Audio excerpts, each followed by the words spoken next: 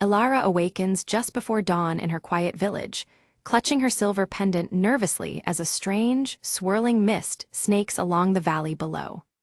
The air feels heavy, almost charged, and the usual morning stillness carries an unsettling edge. Stepping outside, she joins villagers busily preparing for the annual harvest festival. Yet whispers ripple through the crowd, their voices laced with unease about the mist's ominous arrival and what it might portend for the season ahead. Suddenly, Kale appears among the villagers, his dark, curly hair tousled from travel. Beneath his rolled sleeve, the mysterious tattoo on his wrist glows faintly, drawing curious and wary glances from those nearby. Ilara approaches Kale, her piercing green eyes locked onto the glowing mark. She demands answers, suspecting he knows far more about the mist and its dangers than he admits. At the village's edge, a figure emerges, the veiled seer, cloaked in shimmering azure robes. Her face remains partially hidden as she glances toward the mist before vanishing silently back into its swirling depths. Fear takes root as villagers begin falling ill without explanation. One collapses amidst the bustling marketplace, sparking panic and confusion.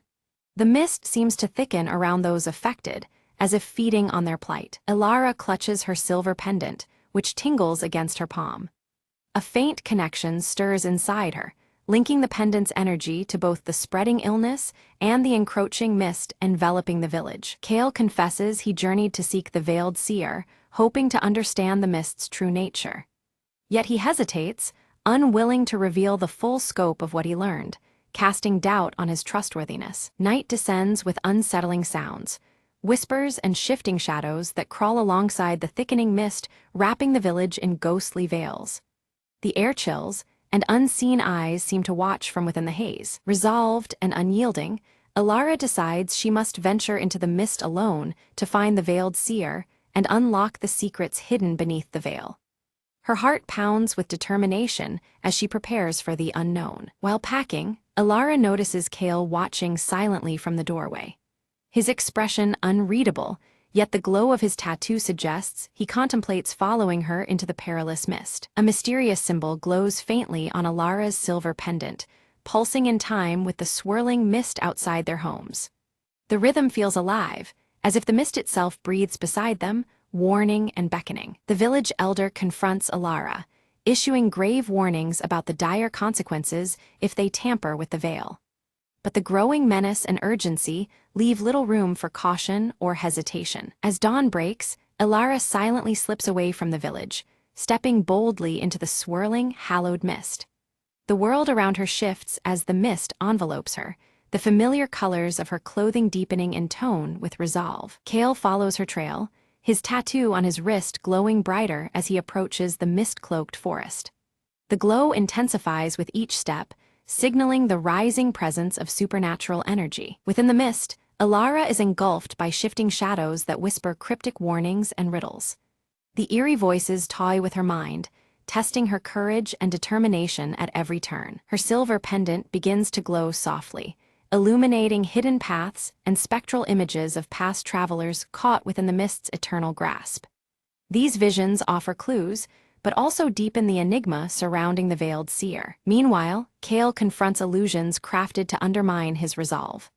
As darkness presses in, his tattoo pulses rhythmically, forming an unseen protective barrier against the encroaching shadows. They reunite briefly amidst the swirling haze, sharing fragmented clues about the veiled seer's intentions and the mist's formidable power. Yet mistrust lingers, their clothing hues subtly shifting as uncertainty colors their alliance. Suddenly, the mist warps violently, separating Ilara and Kale and plunging each into personal trials. The swirling veil becomes an imprisoning labyrinth, testing their resolve and deepest fears. Ilara faces harrowing visions of her deepest insecurities and loss. Her pendant's glow dims, but stubbornly resists fading completely. She steels herself, drawing on inner strength to withstand the spectral torment. Kale battles relentless shadow creatures that claw at his defenses.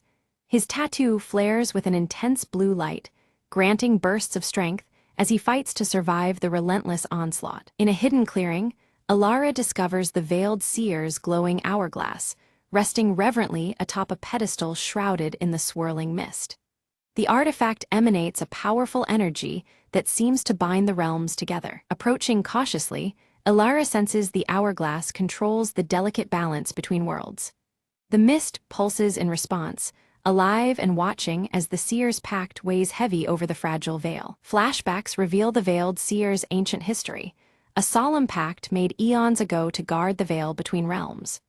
Her burden is immense, safeguarding the veil's secrets even as darker forces seek to unravel the balance. Kale approached a door emanating ethereal light, unlike any tangible barrier he had seen before.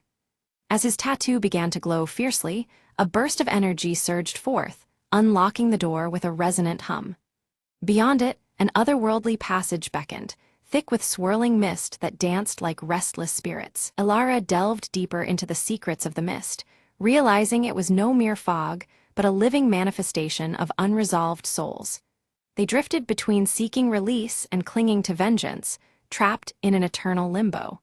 This haunted mechanism hinted at deeper forces at play beneath the village's calm facade. The unrest within the mist intensified, shadows lengthening and whispers growing harsher as the village teetered on the precipice. Every heart seemed caught in the delicate balance between peace and disarray, their fate intertwined with the spectral unrest.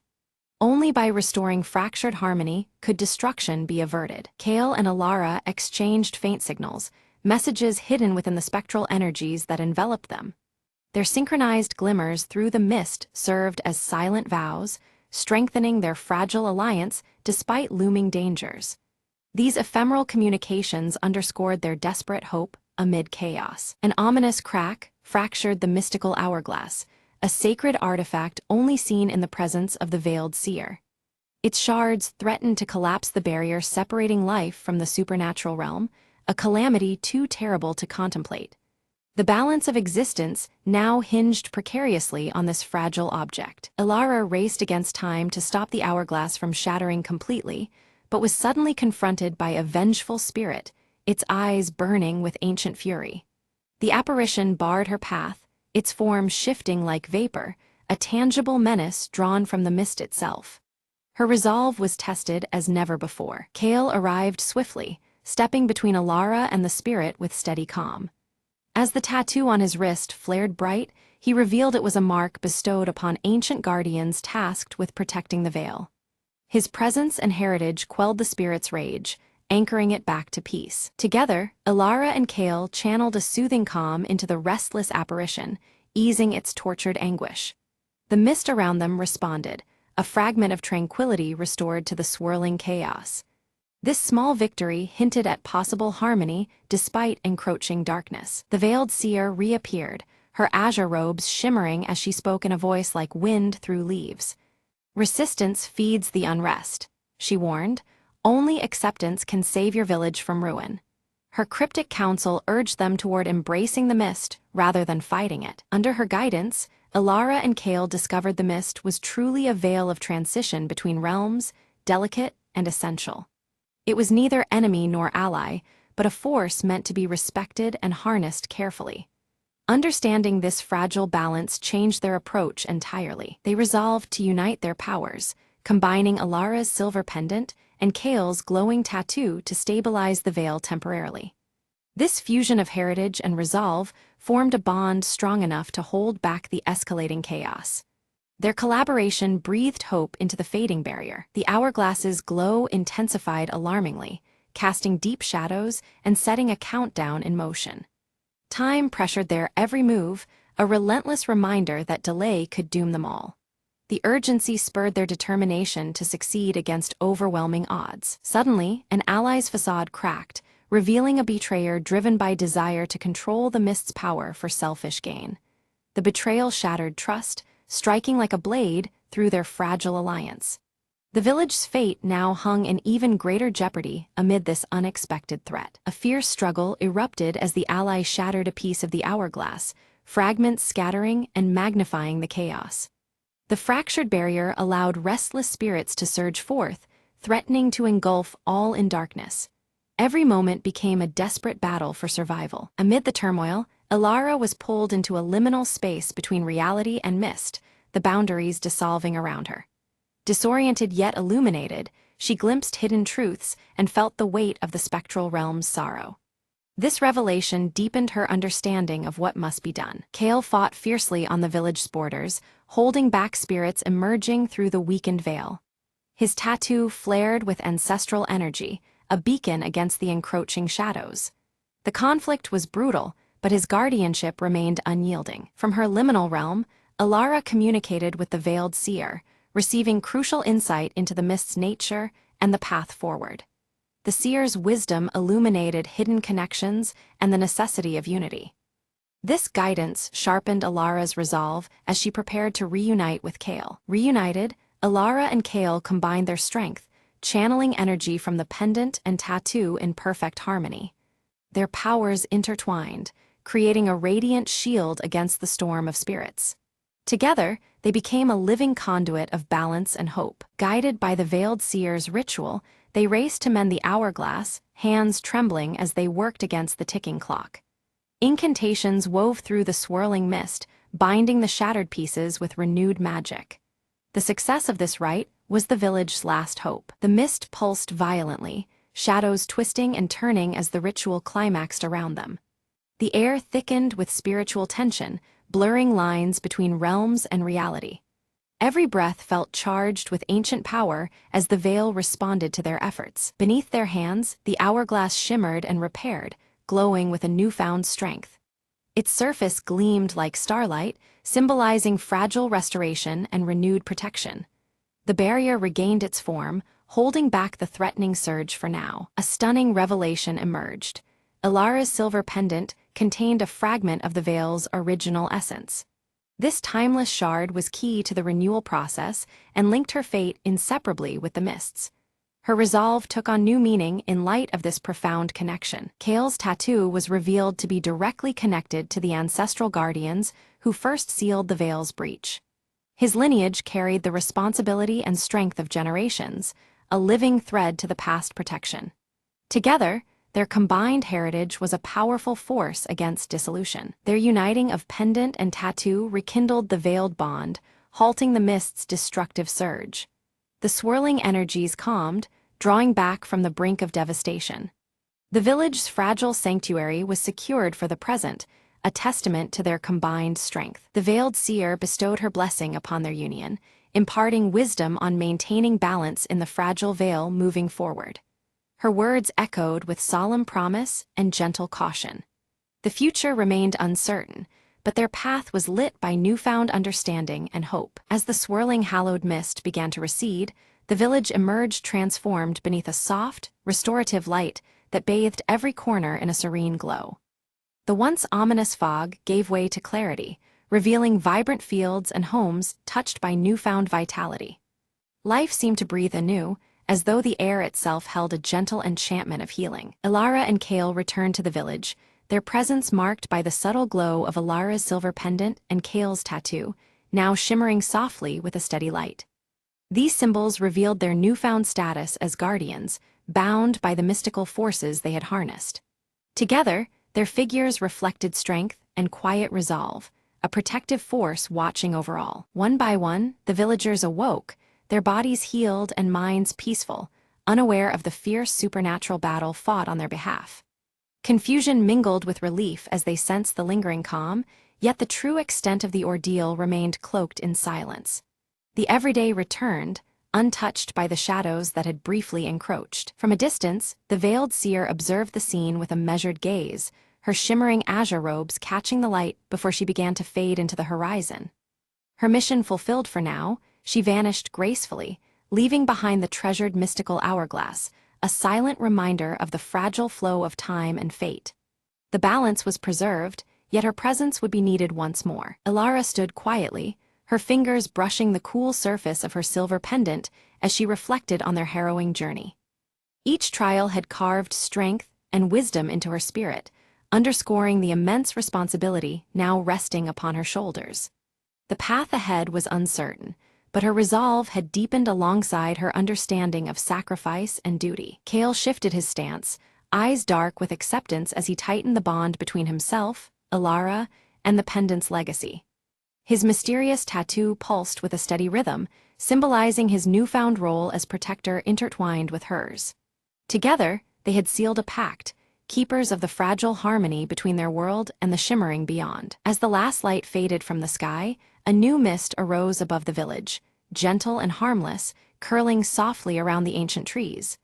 This delicate veil signified renewal, a fragile peace forged through courage and unity rather than conquest. The mist's embrace was one of quiet guardianship, promising that balance would be preserved if respected. Beneath clear skies and twinkling stars, the village celebrated a restored harvest festival, their joy warm and unburdened. Laughter rang out as lanterns swayed gently in the evening breeze, a testament to life's resilience and hope's return.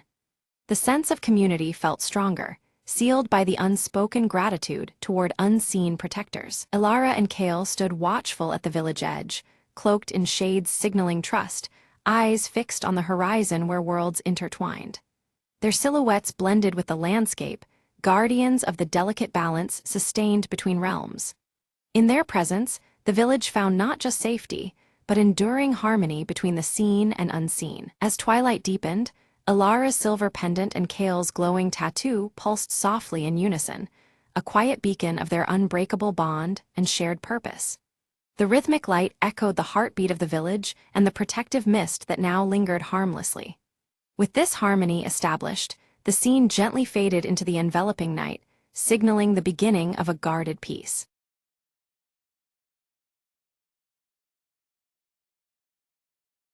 The clock in the hotel lobby struck midnight, its chimes swallowed by the creeping fog outside. Detective Margot slipped inside room 7, her flashlight cutting through the darkness. The door creaked open to reveal nothing but an empty bed, untouched since noon, the room unnervingly silent. She inspected the window. No sign of forced entry, just a cool breeze whispering secrets. Suddenly, a faint tapping echoed from the closet. "Who's there?" Margot called, her voice steady despite the chill rising in her spine. No answer, just the rhythmic tap-tap-tap, like a code in Morse. Drawing her gun, she cracked open the closet door to reveal a small, antique music box. Margot opened it cautiously. A haunting melody spilled into the air, matching the tapping perfectly. Behind the music box, she found a folded note taped to the wall. Unfolding it, she read, "Find the truth beneath the floorboards." Kneeling, she searched the rug for a trapdoor, fingers brushing against a loose plank. With effort, she pried it open, revealing a narrow space beneath the floor. Inside lay a weathered journal, its pages filled with frantic scrawls detailing secret meetings and betrayals. One entry caught her eye. "The visitor at midnight knows the real story." Margot glanced toward the clock. It was midnight now, the hour when the mystery came alive. Footsteps stirred above. She heard a door shut softly, then silence again. Clutching the journal, she smelled a faint trace of perfume, familiar yet elusive. Emerging from the floor, she whispered. The key was hidden in the echoes all along. As dawn broke, the truth unraveled, and Room 7's secret finally found its voice.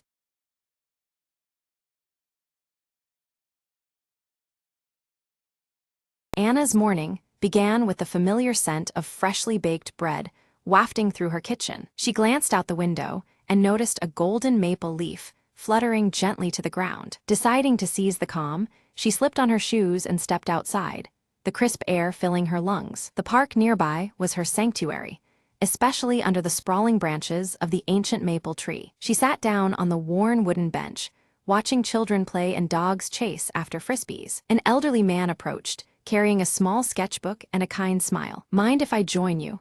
he asked softly, settling down beside her. They exchanged brief introductions, the warmth of their conversation matching the autumn sun. He showed her his drawings, delicate sketches of leaves, branches, and the park's old bench. Anna shared stories of her childhood visits to the same park, memories blooming between them. Suddenly, a gust of wind sent a flurry of vibrant leaves swirling around their feet. "Looks like autumn's putting on a show for us," the man chuckled. She laughed, feeling a lightness she hadn't realized she'd been missing. Time slipped away pleasantly, their worries momentarily forgotten in simple companionship. As the sun dipped lower, painting the sky in pink and orange hues, they rose to leave. "Thank you for sharing this afternoon with me," Anna said, her smile genuine. "The pleasure was all mine," he replied, handing her a small sketch of the maple tree. Walking home, Anna held the drawing close, grateful for the unexpected friendship. Sometimes, she mused, all it takes is a leaf to start a new chapter. With the city lights twinkling ahead, She felt ready for whatever tomorrow might bring.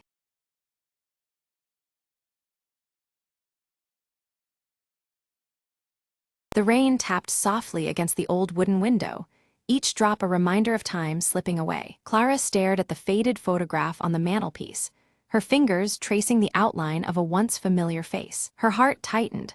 20 years ago, she had left this town, chasing dreams that felt too big for this small place. But dreams, she learned, have a way of circling back, much like the seasons. A knock blended into the rhythm of the storm outside. Clara's breath caught. Who would come after all these years? Opening the door, she found him standing there, soaked but unmistakably him. "I never stopped thinking about you," he said softly, the vulnerability in his voice clearer than the rain. Clara's eyes searched his face, memories flooding in like the tide. There was anger, yes, but also a profound sadness that mirrored her own. They sat in silence, the storm a backdrop to years of unspoken words. "Why now?" she finally asked, her voice barely above a whisper. He looked down, struggling before meeting her gaze.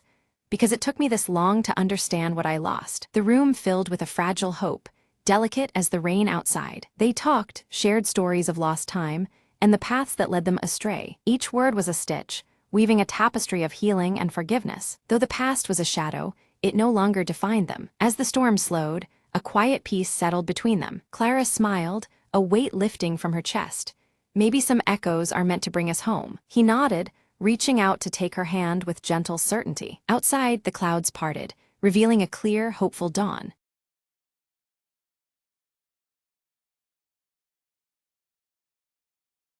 Ella steps through the village boundary, her silver locket catching the fading light and reflecting a faint shimmer.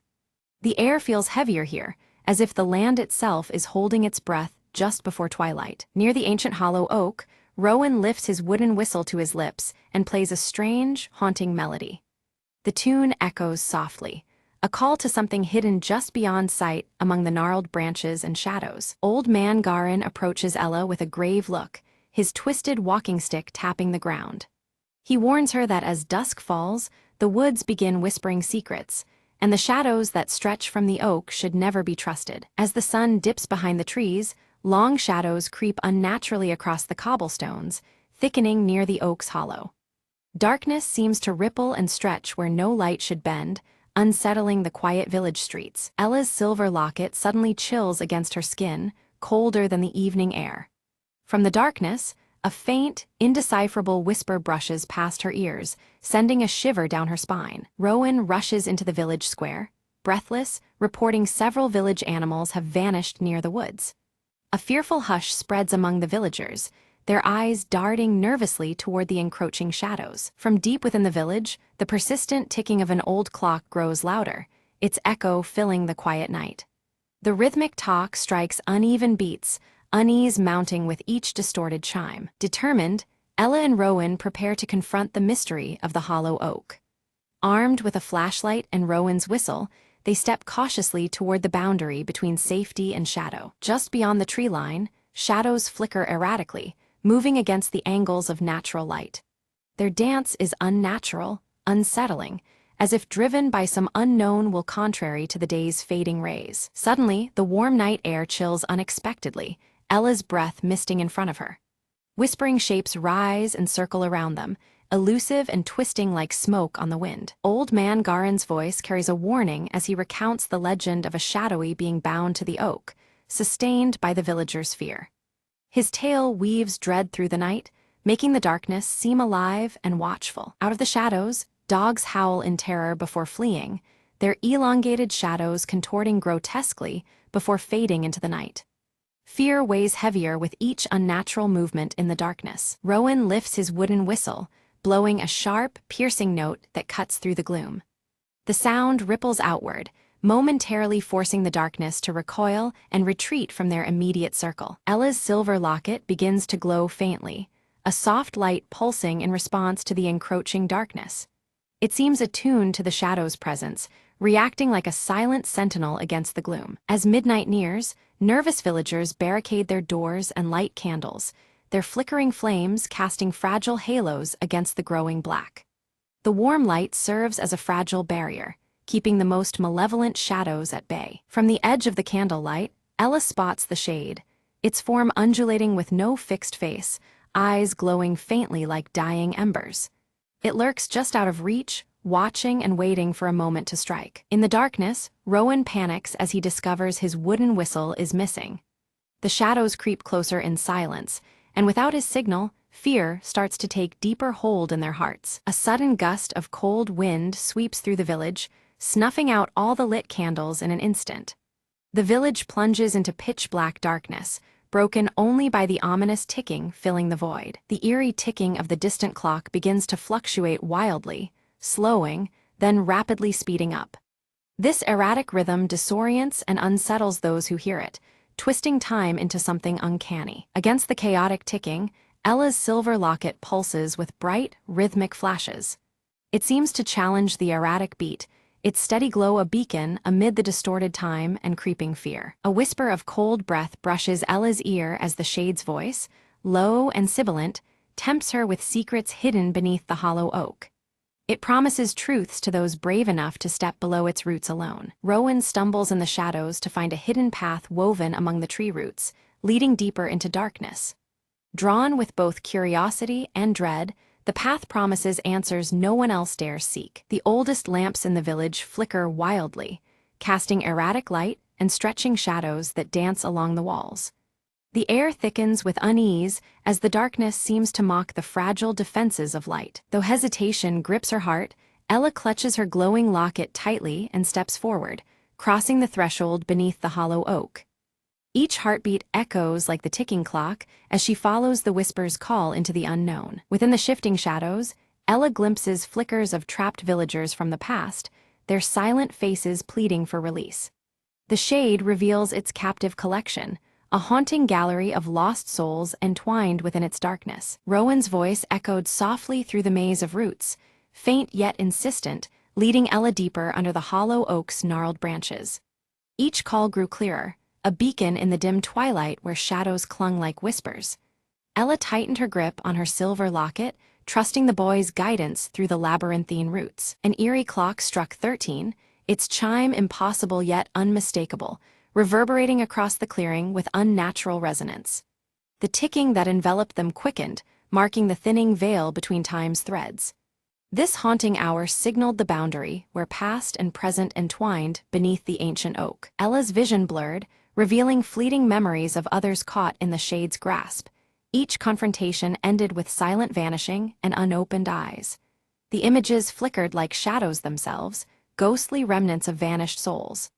These past encounters whispered of fear and loss, locked within the tree's age-old roots. Rowan's fingers traced a carved symbol beneath layers of moss, its intricate design mirroring the emblem on Ella's silver locket. The hidden panel in the bark seemed almost alive beneath his touch, its meaning deep and urgent. This unexpected link promised a path, a shared secret binding their fates together. Around them, shadows stirred and bled into malformed faces, flickering with unstable life yet impossible to focus on fully. These ephemeral visages twisted and warped, like smoke caught in flickering candlelight, hinting at torment and despair. The air grew heavier, thick with silent pleadings woven into the darkness. Drawing on a surge of courage, Ella reached out to touch the carved symbol. Her fingertips met the rough wood, steady and warm. Suddenly, the earth beneath the hollow oak trembled, a low rumble resonating through the roots and into their bones. The connection felt alive, a bridge bridging shadow and flesh. The shade recoiled, its form condensing into a dense, foreboding mass that radiated menace.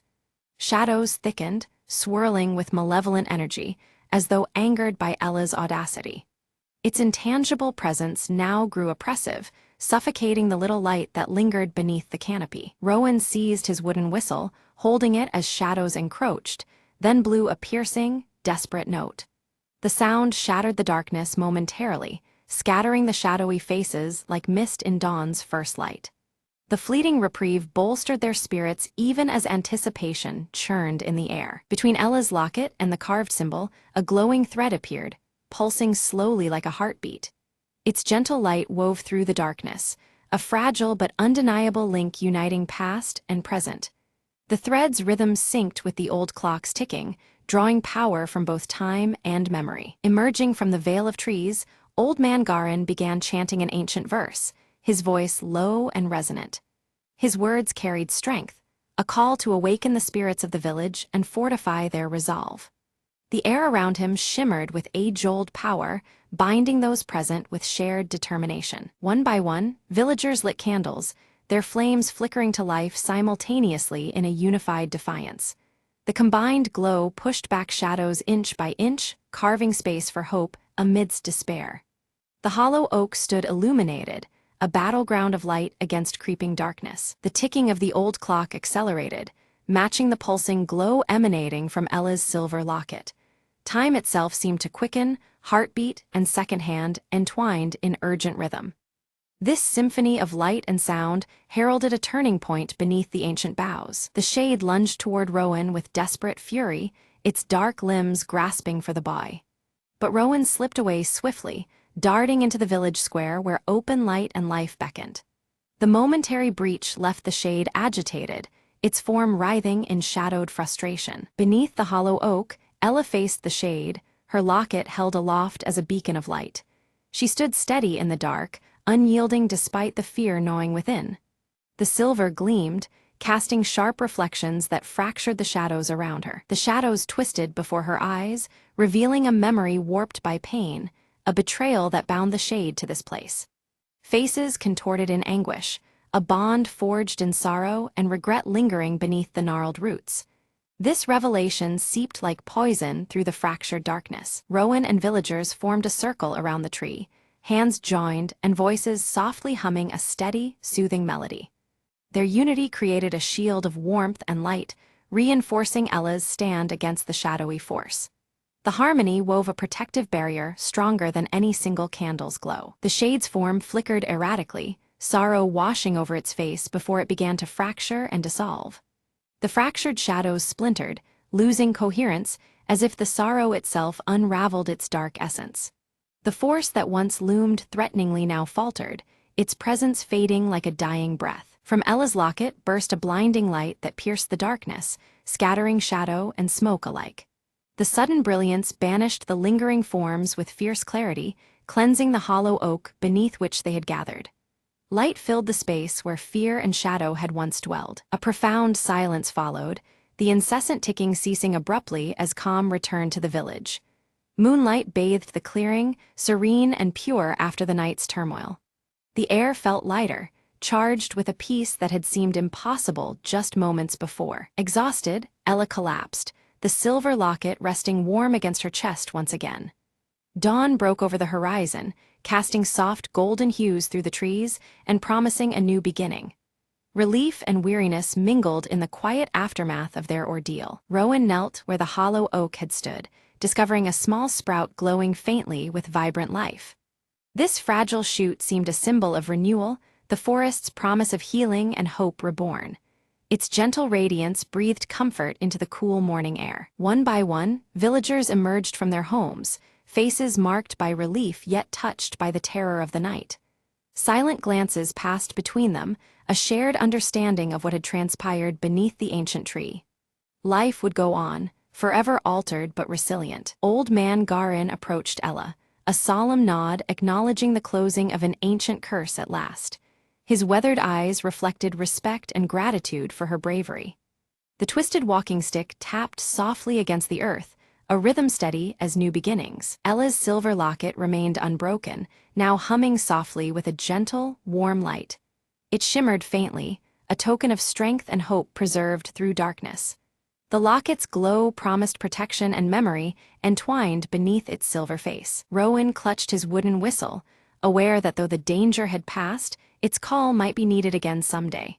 Yet hope warmed his heart more than fear, a belief in peace restored for their village. The whistle hung quietly at his side as dawn painted the sky with promise. Ella held her silver locket up to the dim light, explaining how its glow sealed the shade's power by binding shadow and time together. This ancient magic ensured that the dark entity could no longer slip through the cracks of the ticking moments. The villagers listened intently, their eyes reflecting both wonder and relief. Vowing to keep the hollow ground sacred, the villagers agreed to protect it from any future encroachment of darkness. Their whispered promises mingled with the soft wind, each determined to guard the fragile balance that held peace in their home. The memory of the shade would remain, but only as a warning etched in their hearts. Rowan knelt at the village center, carefully planting a glowing sprout whose light pulsed gently against the twilight. This living symbol of rebirth and safety would remind everyone of the harmony they now preserved. The little shoot seemed to breathe new life into the weary earth beneath its roots. Ella, no longer gripped by fear, felt a lasting connection to the woods and the shadows they contained. She stood watchful and calm, anticipating any ripple in the natural order rather than recoiling from it. Her silver locket shimmered quietly, a beacon of steady strength. Old Man Garin gathered the villagers to recount tales of courage past and caution against the lure of fear's return. His voice, steady as his twisted walking stick, urged vigilance and unity.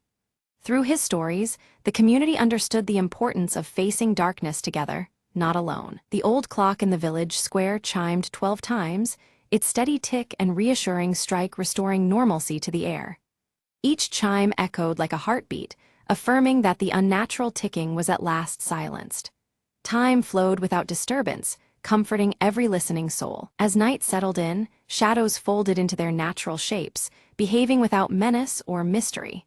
The whispers on the wind faded, replaced by the gentle rustling of leaves and the night's tranquil breath. Darkness returned to a harmless cloak, a backdrop rather than a threat. Ella and Rowan sat quietly beside the glowing sprout, the silver locket resting between them with a faint, steady glow. Their shared presence spoke of friendship forged in challenge and hope blossoming anew. Together, they watched as the village breathed in peaceful silence. Throughout the village, restful sleep enveloped the people, dreams clear of whispering shadows or unsettling ticks. The nightmare of darkness receded, leaving only calm and comfort in its wake. The silence felt alive with gentle promise as the night deepened. When dawn's light filtered over the village rooftops, it cast a warm glow filled with hope and quiet strength. The land seemed to sigh in relief, renewed and steady after the trials faced. A new day began, bright and unshadowed, held safely beneath watchful eyes and hearts.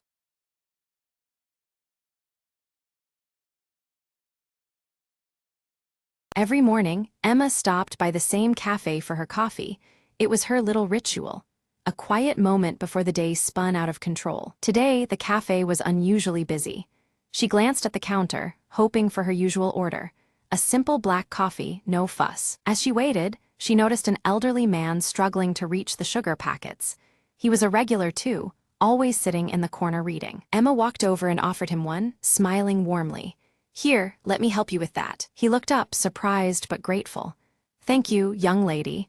It's the little things that make a morning better," he said. They struck up a conversation, sharing stories about their favorite books and the city's changing streets. Before long, the barista called out, "Emma, your coffee's ready." She took her cup, then turned back to the man and offered, "Would you like to share it with me?" He chuckled softly. "I think I'll stick to my tea, but I'd enjoy the company." They found a cozy spot by the window, watching the world move briskly outside while their conversation slowed to a comfortable pace. Emma realized this unexpected encounter was the best part of her day so far, a reminder that sometimes, slowing down brings new connections. As the cafe began to empty, the man glanced at his watch. "I have to get going, but this was lovely." Emma nodded, feeling a warmth deeper than the coffee in her hands. "Me too.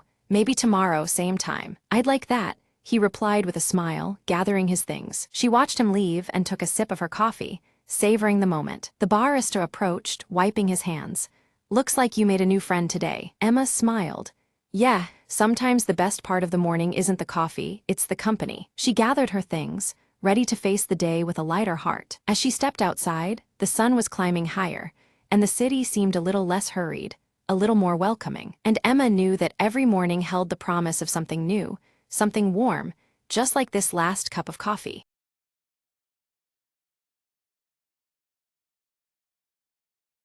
Marvin stands before the mirror, his fingers gently stroking the proud, thick curls of his mustache.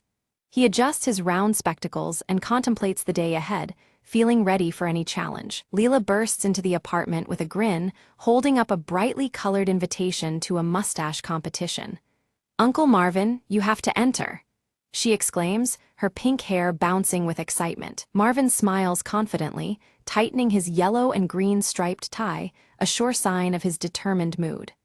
"I'll win it again this year," he declares with pride. He carefully arranges his grooming tools on the cluttered desk, while Mr. Whiskers slinks silently behind, eyeing the gleaming mustache comb with suspicious intent. With one final glance at the mirror, Marvin waves goodbye to Leela, who promises to guard the apartment and keep everything just right. Marvin steps onto the bustling city street, his stride confident and purposeful as he heads toward the competition venue, buzzing with excitement. Midway through his walk, Marvin suddenly freezes, feeling an uncanny lightness on his face where his mustache should be.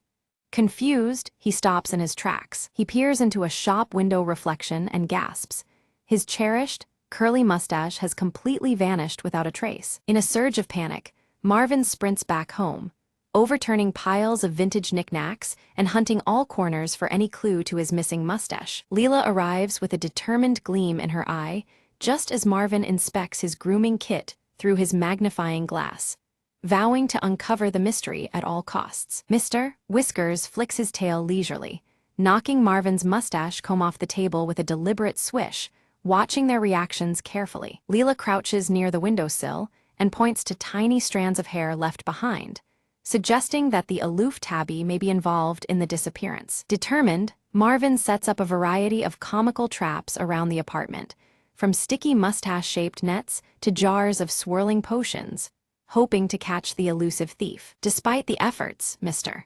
Whiskers nimbly evades every trap, slipping through false walls and darting beneath furniture, while Marvin and Leela grow increasingly frustrated and weary. The hours tick down toward the competition, tension mounting as Marvin feels the pressure of reclaiming his identity and pride before it's too late. Seeking alternative help, Marvin and Leela visit an eccentric local barber who offers a strange, temporary fake mustache potion with wild promises. Marvin tries the potion nervously, but it causes his mustache to wiggle uncontrollably like a living creature, drawing amused stares and creating a public spectacle they hadn't anticipated. Embarrassed and frustrated, Marvin ditches the potion and decides to pursue leads outside, scanning the streets for anything resembling his lost mustache. Along a crowded street, Marvin spots a stranger sporting a suspiciously familiar curly mustache that seems oddly out of place, stirring Marvin's suspicion. Confronting the man, Marvin receives evasive answers, but the man inadvertently reveals a hidden stash of mustache wax, intensifying the mystery. Leela connects the dots, proposing that this man could be part of a mustache smuggling ring, explaining the strange disappearance. Following a trail of wax droplets that glisten along the pavement, they arrive at a shadowy underground hideout filled with peculiar mustache-related artifacts. Hidden inside, they overhear hushed voices discussing an exclusive mustache auction scheduled for that very evening, offering a crucial lead. Realizing their slim chance to recover the mustache, Marvin and Leela swiftly plan to infiltrate the auction, crafting disguises to pass as eccentric collectors. Donning flamboyant costumes adorned with exaggerated fake mustaches, they step into the shadowy auction room, blending into a crowd of curious enthusiasts. At the auction, Marvin's eyes fixate on a small, intriguing box labeled "The Finest Curly Mustache." His heart races, seeing a chance to reclaim what he lost. The box seems almost enchanted, promising a secret to his missing mustache. Marvin nervously raises his bid among a crowd of dubious bidders cloaked in shadows and whispers.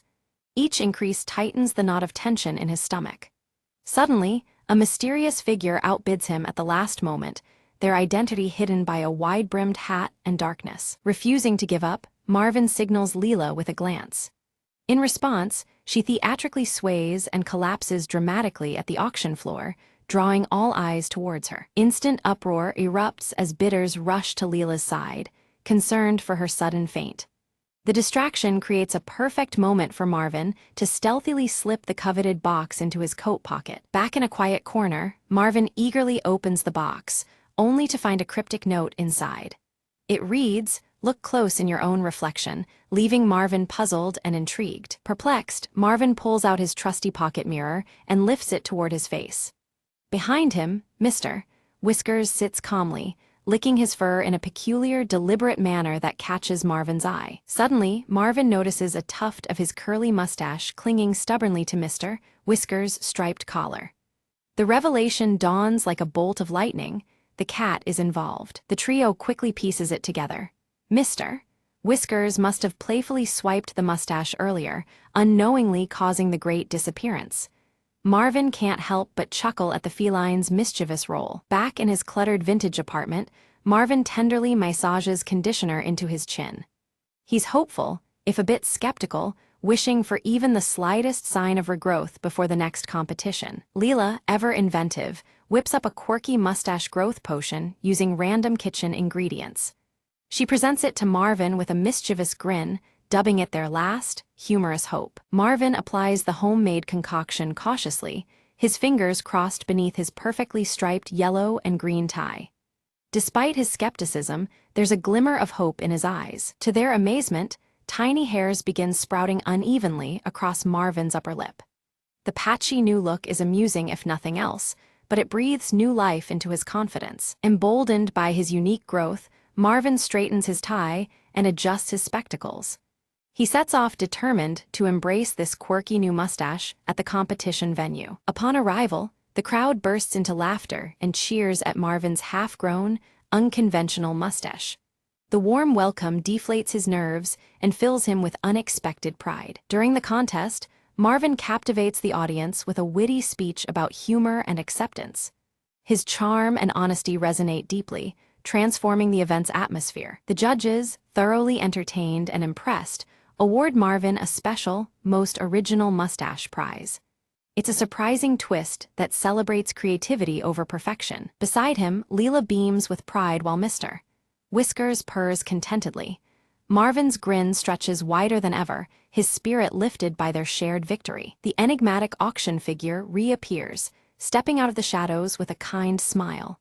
They reveal themselves as a retired mustache champion, commending Marvin's admirable spirit. They hand Marvin an old photo album filled with bold, eccentric mustache styles from decades past. The images spark a newfound inspiration to explore diverse, playful looks in the days ahead. Marvin expresses heartfelt thanks to Leela and Mr. Whiskers. He realizes that sometimes unexpected mishaps blossom into remarkable adventures filled with laughter and growth. Back home, the trio settles into familiar comfort as Marvin carefully tends to his regrowing mustache.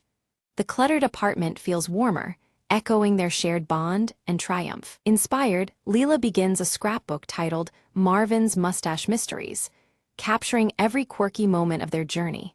It's a testament to their camaraderie and Marvin's unmatched mustache saga. Mr. Whiskers curls up cozily on Marvin's lap, sporting a tiny, comically fake mustache crafted by Leela. The sight elicits chuckles and a sense of playfulness that fills the room. Marvin practices various mustache styles in the mirror, each more whimsical than the last. His striped yellow and green tie remains impeccably in place, matching his light-hearted mood. The apartment soon buzzes with laughter and cheer as they prepare a small celebration party. Quirky mustache-themed decorations dangle from the ceiling, marking an unforgettable chapter in Marvin's life. Suddenly, a letter slid gracefully under Marvin's cluttered apartment door, its envelope sealed with an elaborate mustache emblem that immediately caught his meticulous eye. He picked it up, intrigued by this unexpected delivery amidst his familiar vintage surroundings. Inside the envelope, Marvin discovered an elegant invitation to the International Mustache Festival, beckoning him to showcase his signature bushy, curly mustache among the world's finest. This was the next grand challenge he had been unknowingly awaiting. Leela bounced with excitement, her bright pink hair shaking as she suggested they travel together to the festival, igniting dreams of mustache adventures spanning the globe. Marvin's heart warmed at the idea of sharing this whimsical journey with his lively niece. With focused energy, Marvin packed his cherished grooming kit, carefully placing his magnifying glass, assorted potion bottles, and the ever-important mustache comb inside. Ready for mystery and maintenance alike, he prepared to face whatever surprises the festival might hold. Mr. Whiskers, ever the aloof companion, lazily inspected a new batch of mustache wax on the windowsill, his patch-over-one-eye gaze hinting that he too would join in on their next escapade. The tabby's subtle chaos was always part of their story. Marvin took a reflective moment before the mirror to admire his fully regrown mustache, now showing a distinguished hint of silver at the tips of its curls. This sign of time added character to his ever-prized facial feature, a symbol of his enduring spirit. A gentle smile spread across Marvin's face as he thought back. Losing his mustache had taught him to find joy beyond appearances and embrace life's unexpected turns with grace. The tie around his neck, striped yellow and green, seemed to brighten in approval. The trio stepped out from the cozy, cluttered apartment onto the bustling city street, ready to embark on their upcoming journey together.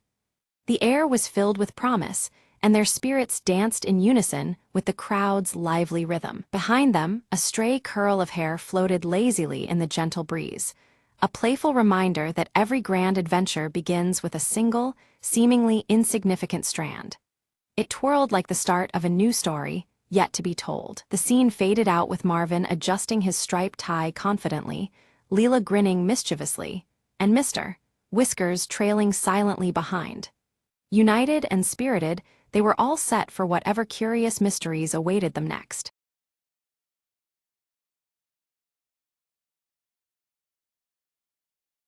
Evelyn steps cautiously into the abandoned village, the evening mist swirling around her feet. Her sharp eyes fixate on the cracked mirror hanging outside the ruined chapel, its fractured surface catching what little light remains. Pulling her faded blue coat tighter against the chill, Evelyn listens as distant church bells toll the hour, their eerie chimes echoing through the silent streets. The sound sends a shiver down her spine, breaking the unsettling calm. From the shadowed street, Marcus emerges, his tall frame casting a long silhouette. The pale light glints off the deep scar on his cheek as he approaches, holding out an old locket with faded engravings to Evelyn. Suddenly, Nora appears, clutching a small wooden box tightly, her young face mixed with fear and fierce determination. Her presence adds a new energy to the uneasy reunion beneath the flickering candlelight within the chapel. The trio huddles close, exchanging hurried whispers about the hollow entity, the shadowy figure blamed for the village's recent disappearances. Each word weighs heavy as they share their knowledge of the relentless force haunting them. Inside the chapel, the cracked mirror's surface begins to flicker unnaturally, revealing fleeting shapes that do not belong. The candlelight dances wildly, casting trembling shadows that bring the room alive with menace. Evelyn strikes a match, lighting a single candle whose flame immediately starts to flicker and sway as if fighting to remain lit. The clock tower's bells ring out again, signaling an ominous moment as the atmosphere tightens around them. Marcus opens a worn journal discovered among the ruins. Its pages describe a dangerous ritual designed to confront the entity, but warn of grave risks involved. The weight of their task settles heavily on their shoulders. With hesitation, Nora hands over her wooden box, explaining in a hushed voice that it contains a charm, a relic passed down through generations of her family. The charm might be their only hope against the darkness that awaits. Resolute, they agree to venture into the forest at nightfall, knowing the entity's presence intensifies there. Evelyn leads the way, the flickering candle a fragile guide through the encroaching gloom. The trio moves cautiously among the twisted, gnarled trees, shadows curling and stretching in unnatural ways around them. Each step forward heightens the tension as the forest seems to close in, alive with unseen eyes. A sudden, chilling whisper brushes past their ears, causing Nora to tremble violently, her grip tightening on the wooden box. The sound seems to mock their resolve, a reminder of the malevolent force trailing them. Marcus swiftly draws a small blade from beneath his coat and signals for absolute silence. From just behind them, faint footsteps echo softly, each step deepening the dread surrounding their fragile group. Evelyn catches a brief glimpse of glowing eyes reflected in a broken shard on the forest floor. The realization strikes them all: the entity is dangerously close, its presence palpable and threatening. The church bells toll one final time, their somber notes hanging in the air before silence falls. This last toll signals the dire stakes. Failure means being consumed by the hollow, lost forever in its merciless grasp. Ghostly cries carry through the night, believed to be the trapped souls lured by the entity's sinister siren call. The mournful sounds chill the trio to their core, fueling both fear and determination. Nora slowly opens the wooden box to reveal an amulet, emitting a cold, eerie blue light that pushes back the enveloping darkness. The faint glow offers a fragile beacon of hope amidst the encroaching shadows. Marcus begins to recite the ritual from the journal, his voice trembling as an unpredictable wind howls through the trees. His words falter, challenged by the rising power of the forest and the entity's presence. Without warning, Evelyn's candle flickers violently before extinguishing completely, plunging them into near-total darkness. Only the amulet's chilling light remains, a solitary shield against the surrounding void. Shadows gather and twist until they form a humanoid silhouette with shifting, haunting features and faintly glowing eyes. The entity has revealed itself, its looming form both terrifying and mesmerizing. The hollow voice of the entity echoes around them, tempting the trio to abandon their quest and flee the cursed village.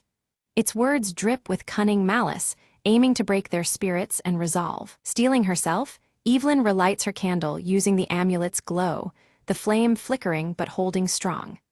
The brief flare of light weakens the entity momentarily, offering a slender chance to press on. Marcus steps forward, clutching the locket tightly as he invokes a name from the journal, an ancient word meant to bind the dark presence. His determination is clear, though the air cracks with tension and uncertainty. The entity recoils briefly, but quickly shifts tactics, morphing into haunting figures from each of their pasts. By exploiting their deepest fears, it seeks to unravel their unity and resolve. Nora struggles visibly as the entity takes the form of her lost brother, pleading for her to release her grip on the wooden box. Her conflict is palpable, torn between grief and the necessity of their mission. Evelyn's gaze flickers repeatedly as she catches fleeting glimpses of her reflection in the cracked mirror, which now pulses faintly with a reddish glow. The distorted image unsettles her, as if the mirror holds memories or warnings beyond its fractured surface. Suddenly, the mirror shatters violently, but instead of crashing to the floor, its sharp fragments remain suspended midair as if held by an invisible force. The flickering candlelight casts eerie shadows that dance around the floating shards, heightening the cryptic atmosphere. Among the suspended fragments, one reflects a hidden passage beneath the chapel that had previously gone unnoticed. This glimpse into the underground world appears only through the broken glass shards, suggesting a portal forged by shattered realities. Marcus, bruised but resolute, leads the trio toward the concealed entrance beneath the chapel. He clutches his worn journal tightly, and the old locket around his neck glints faintly in the dim light, anchoring their uncertain path forward. As they descend into the damp underground crypt, the amulet's light flickers erratically, uncertain amidst the oppressive darkness. The walls are carved with ancient symbols, their meanings lost to time but heavy with foreboding significance. A faint chanting echoes softly from deeper within the crypt, its ethereal tones pulsing rhythmically and hinting at the source of the hollow entity's dark powers. The sound swells as they approach, drawing them inexorably toward the heart of the crypt's mysteries. They encounter grotesque, twisted statues resembling long-gone villagers, their distorted features frozen in eternal warning. A shared unease settles over them as they realize that time itself behaves strangely in this subterranean realm, warping their sense of past and present. Without warning, the entity materializes again, its form dissolving into swirling darkness that lashes out to extinguish their flickering resolve. Shadows ripple as it attacks, threatening to swallow their courage along with the faint candlelight. Nora, clutching her wooden box tightly, steps forward and releases a sudden burst of blue light that momentarily drives the entity back. Her steadfast grip on the box brings a fragile but vital reprieve, turning the tide against the encroaching darkness. Evelyn, drawing strength from Nora's light, recites phrases from the journal with steady, determined voice. She lights candles embedded in the crypt walls, arranging them carefully to form a protective circle that gleams against encroaching shadows. The entity's agitation grows palpable as it distorts the crypt's flickering shadows into grotesque and horrifying shapes, writhing like living nightmares. Its desperation fuels the darkness, intending to break through their defenses and extinguish their hope. Marcus takes the locket and angles it to catch the candle flames, reflecting beams into the crypt's darkest corners. This reveals a hidden altar nestled beneath the base of a twisted statue, its presence previously veiled by shadow. They place the amulet on the mysterious altar, and Nora's wooden box begins to hum softly in response, reacting to the crypt's ancient energies. The interconnectedness of their talismans pulsates faintly, signaling an alignment with the ritual's power. The chanting surges louder, and Evelyn identifies it as a binding prayer designed to imprison the entity forever within the crypt. Their voices join in solemn unison, beginning the sacred verses that will seal away the darkness once and for all. As the prayer begins, the hollow entity manifests fully, shrieking in a blend of rage and despair that reverberates through the cold stone. Its glowing eyes burn fiercely, threatening to unravel their combined efforts. Shards of the cracked mirror begin to reassemble midair around the altar, swirling together in a mesmerizing vortex of shifting light and shadow. The chaotic dance of fragments seems to bind the crypt's energy into a swirling prison for the entity. Marcus steps forward to complete the ritual, but an unseen force violently pushes him back, interrupting his advance.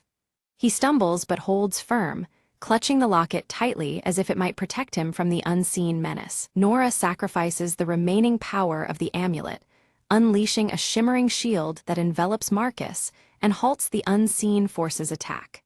The effort visibly drains her energy, yet her resolve shines bright despite the weakening aura around her. With Nora's sacrifice bought, Evelyn recites the final verse alone, her voice steady against the entity's writhing resistance within the vortex. The entity's glowing eyes dim slowly as it recoils within the binding spell's unyielding grip. With a deafening crack, the vortex collapses inward, and silence envelops the crypt once more.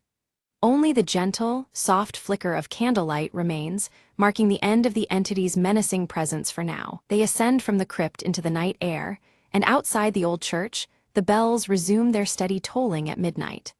The once ominous sound is now calm and inviting, a promising sign of peace restored. Nora opens her wooden box one final time, revealing a small seed emitting a faint, gentle glow. It symbolizes new beginnings and growth after the long darkness that had gripped their lives. Evelyn touches one of the cracked mirrors, remaining dull fragments, now harmless and cold to the touch. A profound sense of closure washes over her, as if the echoes of the past have finally quieted. Marcus removes the old locket and hands it to Evelyn, a token of their shared victory and mutual protection. The gesture seals their bond, forged through hardship and triumph. The village is bathed in the soft light of early dawn, shadows retreating as nature slowly reclaims the silent spaces once haunted by darkness. Hope stirs gently among the empty streets, promising renewal just beyond the horizon. Evelyn's sharp eyes glinted as she explained, the ritual didn't destroy the entity. Instead, it trapped it within the shards of the cracked mirror, scattered throughout the crypt.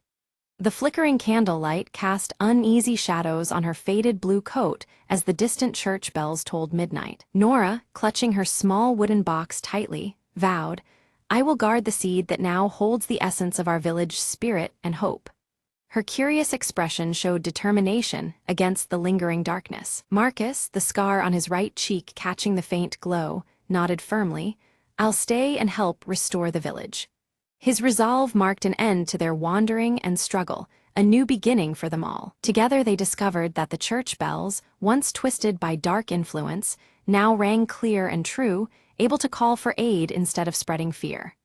The sound resonated through the night, a beacon of hope. The trio planted the seed beneath the chapel ruins. Almost instantly, grass and vibrant flowers began to bloom rapidly, enveloping the ancient stones with life and promise. Evelyn stood quietly, reflecting on the sacrifices made. The fragile piece they'd won together felt like a delicate flame, one they must protect at all costs. With great care, Nora locked the broken mirror shards inside her wooden box, securing the remnants of the entity's power. The candlelight flickered again, as if acknowledging her solemn task. Marcus opened the worn journal and wrote a new entry, chronicling the true story to warn future generations. The old locket at his neck caught the candlelight, a silent witness to their journey. As twilight enveloped the village, soft candlelight flickered through windows, a silent remembrance of the horrors they had endured. The distant church bells rang quietly, their sound now gentle and protective. The camera lingered on the blooming seed beneath the chapel ruins, vibrant and alive. A gentle breeze stirred the flowers as the fading echoes of the hollow drifted away, leaving only renewal in their wake.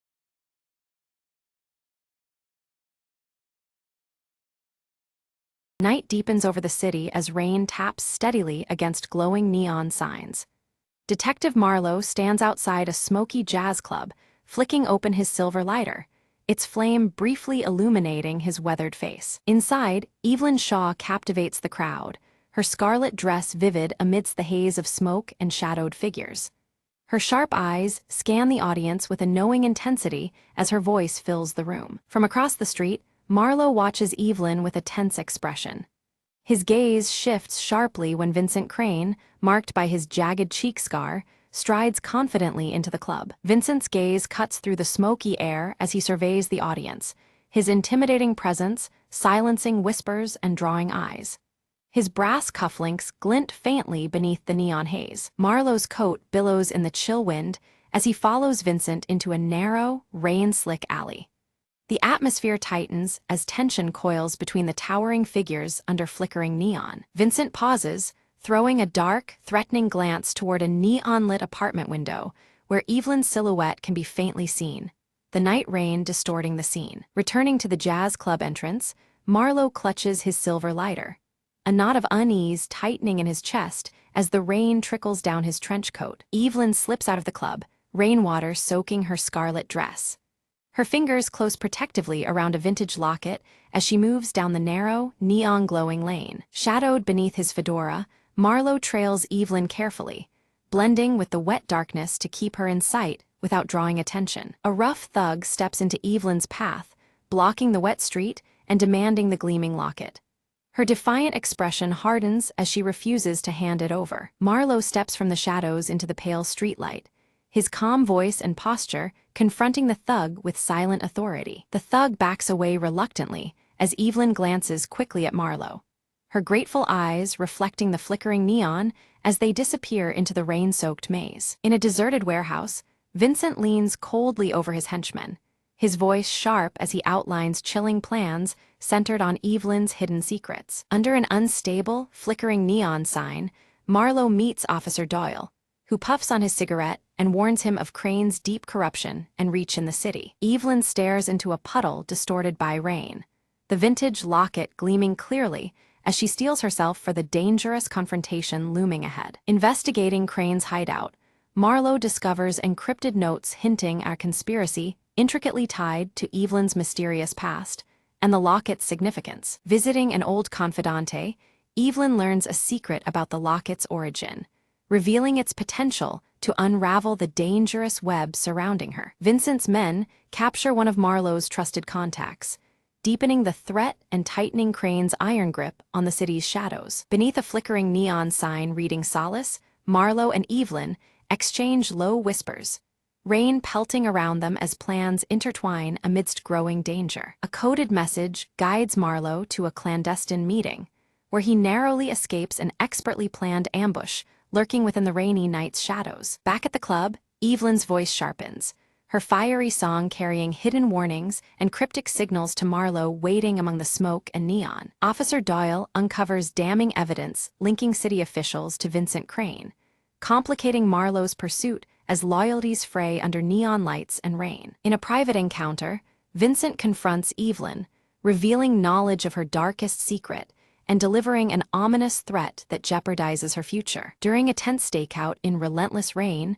Marlowe's silver lighter fails to ignite, the flickering neon casting shadows as a subtle sign of impending peril. Evelyn carefully slips the vintage locket inside an old, worn book, an unspoken symbol of trust and secrets yet to be shared, as rain continues to fall softly around her. The night erupted in gunfire, shadows scattering as Marlowe lunged to shield a trembling boy.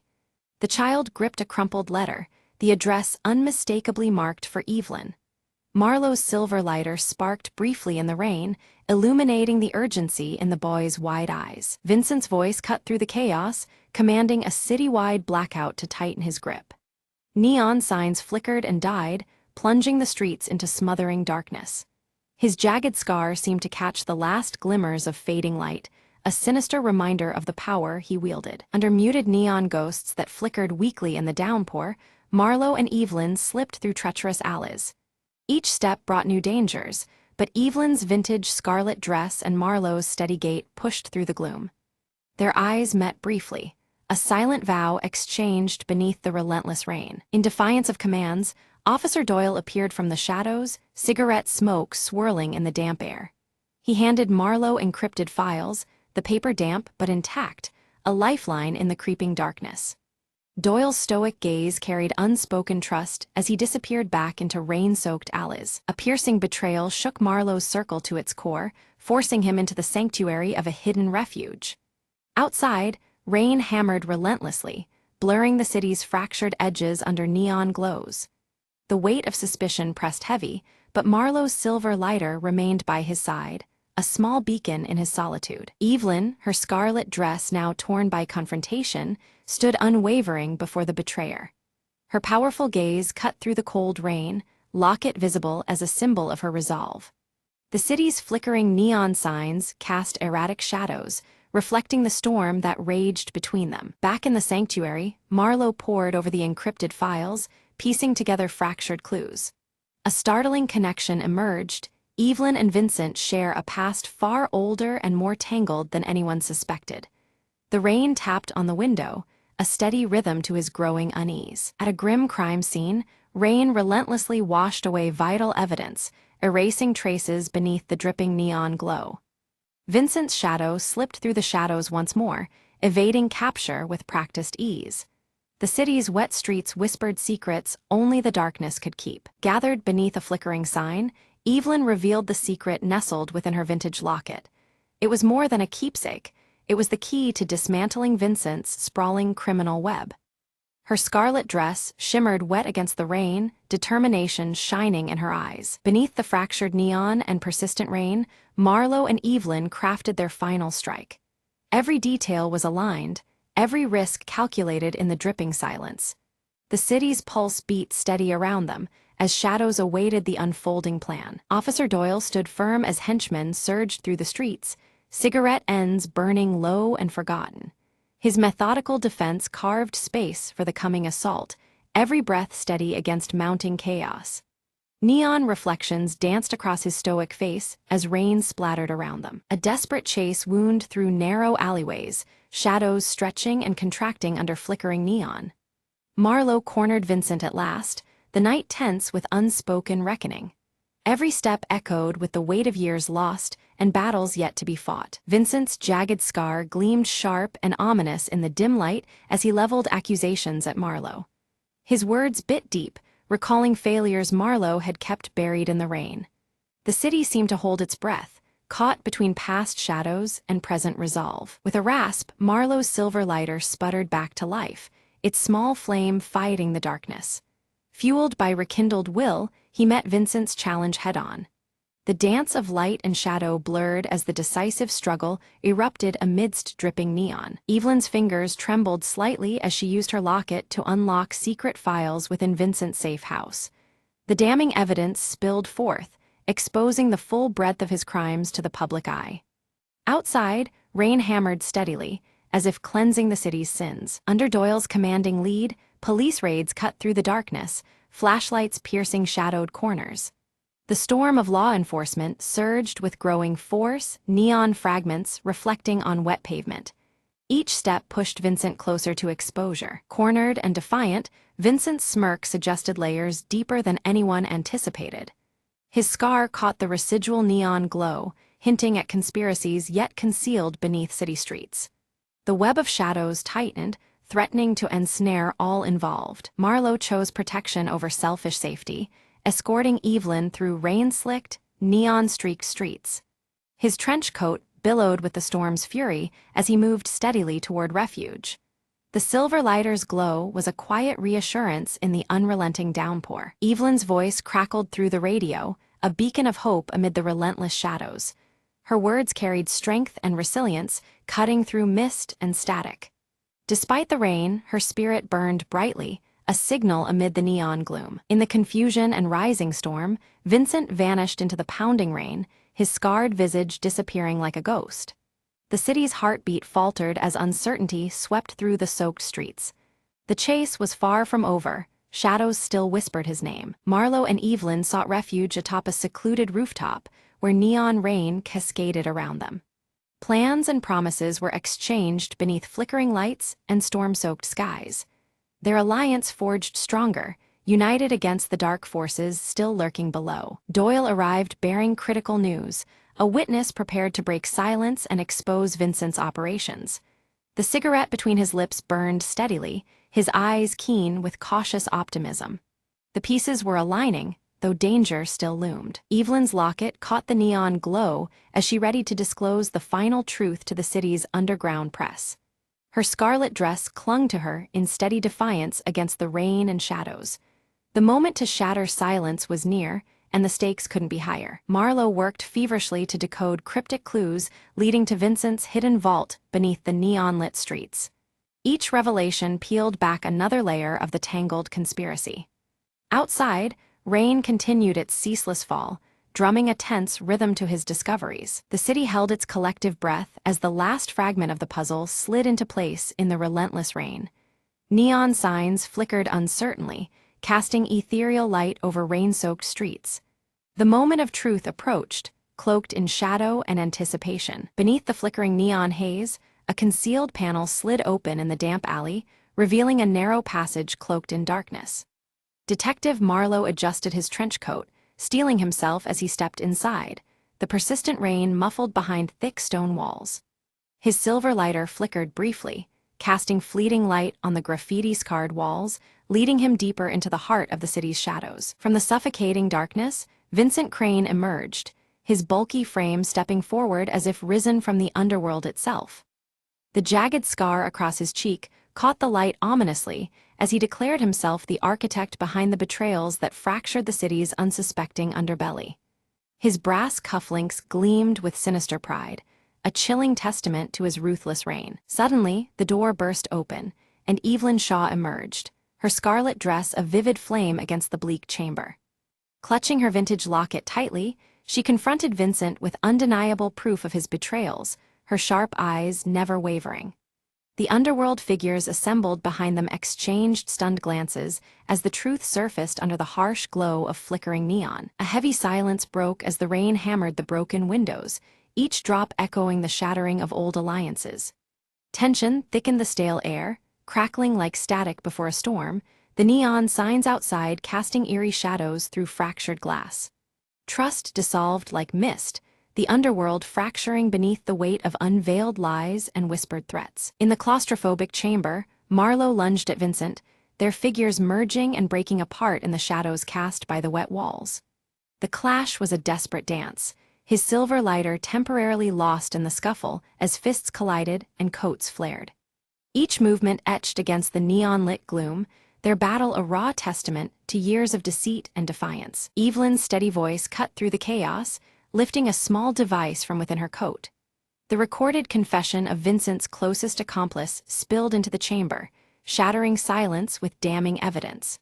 The weight of his own words unspooled around Vincent, unraveling the last threads of his dark empire beneath the relentless downpour. Vincent's grip faltered, the jagged scar knitting into a grimace of defeat as Officer Doyle appeared, cigarette still clenched between steady lips. The bulky crime boss was restrained, his brass cufflinks catching faint neon glimmers as officers moved decisively.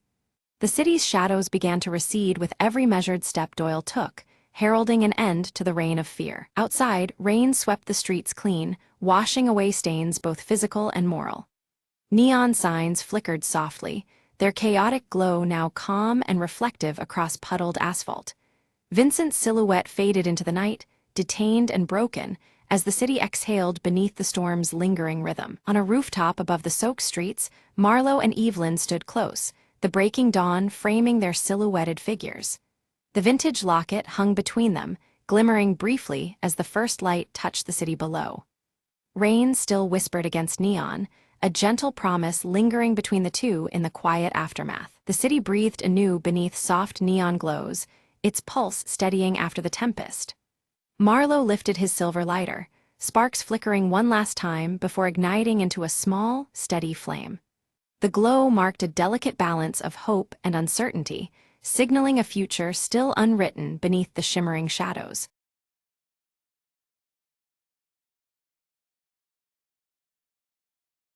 In the heart of the Whispering Woods, An ancient lantern hung from a silver branch, glowing faintly. Ilara, a young wanderer with curious eyes, discovered the lantern while chasing fireflies one twilight. She reached out, her fingers brushing the cool metal, and suddenly the forest around her shifted. Trees whispered secrets, and the air shimmered with magic that hadn't stirred in centuries. A soft voice echoed, "Guardian of Light, your time has come to awaken Eldara's flame." Ilara's heart raced. She had heard the legends. The forest's light was the soul of an ancient kingdom. The lantern's glow pulsed, guiding her towards a hidden glade bathed in moonlight. There, a stone altar awaited, carved with runes that matched the ones on the lantern. Ilara placed the lantern upon the altar.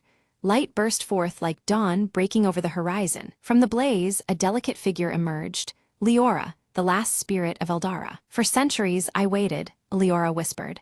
"Thanks to you, the light returns to our realm." Ilara watched, mesmerized, as the forest transformed, darkness retreating, colors deepening. "Why me?" Ilara asked, her voice barely a breath. Leora smiled gently. "Because your heart holds the courage and kindness the forest needs." Together, they walked through the woods, spreading light that banished shadows. The fireflies returned, now radiating brighter than before, dancing in celebration. Ilara felt a warmth she'd never known, a connection to something greater than herself. "The forest is alive because of you," Leora said, fading into the glowing canopy. As dawn broke, Ilara stood alone, but illuminated by the lantern's steady light. She whispered, "I'll guard this light, so Eldara's magic never fades again."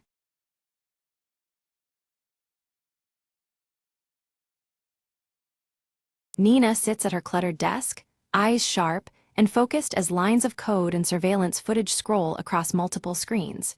Her short black hair frames her determined face, illuminated only by the glow of the monitors. She reaches out, adjusting a window displaying a complex algorithm, her green eyes flickering with concentration. Suddenly, a distorted beep interrupts the silence, pulling Nina's attention to the digital clock on the wall. The numbers flicker erratically before settling on 11, a familiar yet unsettling sight.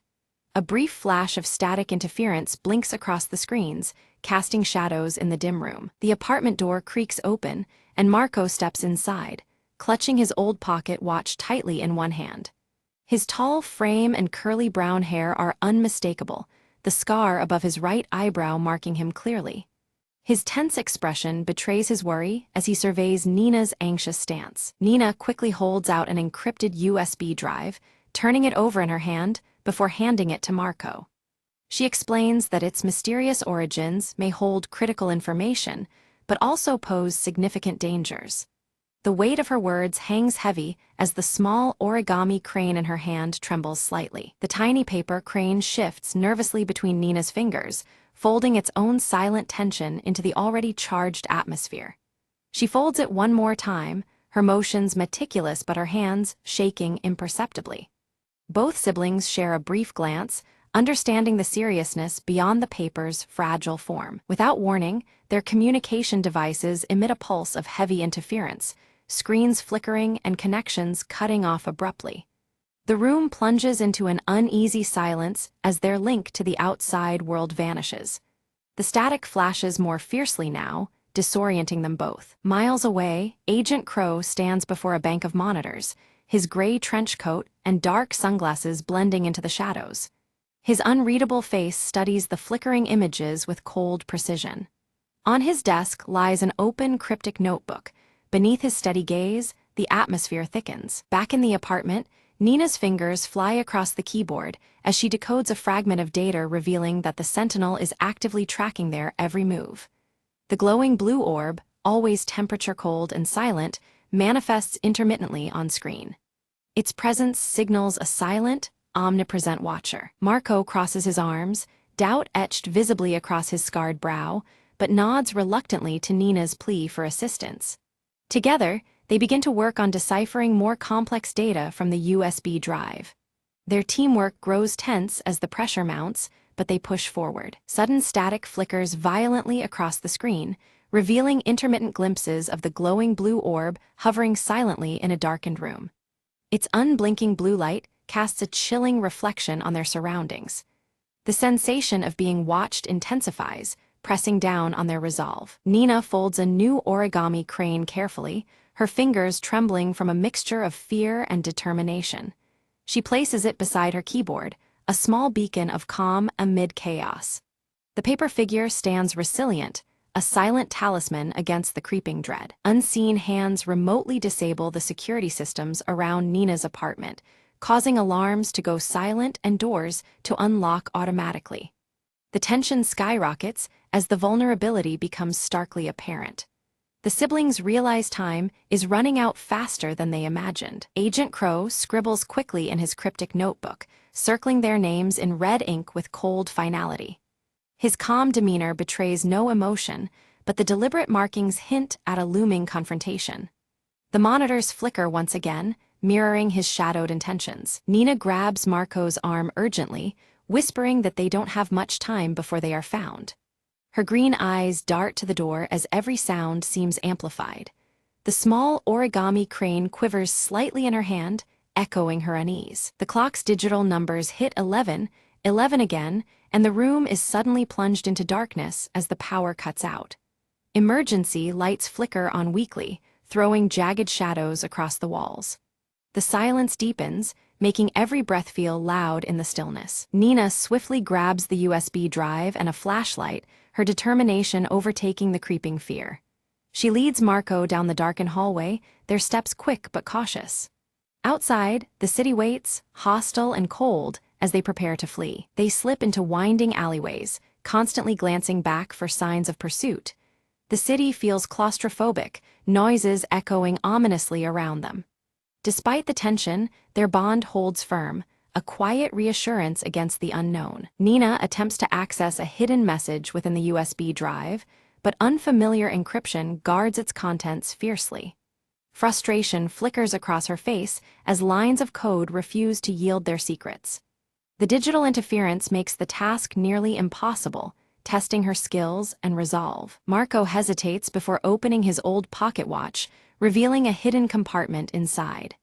Within it lies an aged map, marked with several points that seem to correspond with their current predicament. His scarred forehead creases as he contemplates their next move. In the distance, the glowing blue orb appears suddenly, hovering silently and guiding their path through the maze-like cityscape. Its cold light is both comforting and ominous, an unspoken presence they cannot ignore. The orb's silence is deafening, heightening the tension with every step. Nina's phone vibrates, displaying a cryptic text message, "Trust no one." The warning chills her more than the cold night air. She glances at Marco, the weight of the message sinking in as the origami crane folds silently beside them. Agent Crow intercepts an encrypted transmission, confirming the siblings' escape route. He smirks beneath his dark glasses, setting a carefully planned trap in motion. His cryptic notebook lies open, pages scattering with ominous intent as he moves swiftly. They reach an abandoned warehouse where the air thrums with a low electronic interference. Flickering lights cast fractured shadows onto the cracked concrete floor. Their footsteps echo as they press forward, tension climbing with every heartbeat. Inside, multiple flickering screens display their live movements, caught mercilessly by the Sentinel's unblinking eye. The glowing blue orb hovers silently above the control panel, its temperature-cold presence unmistakable.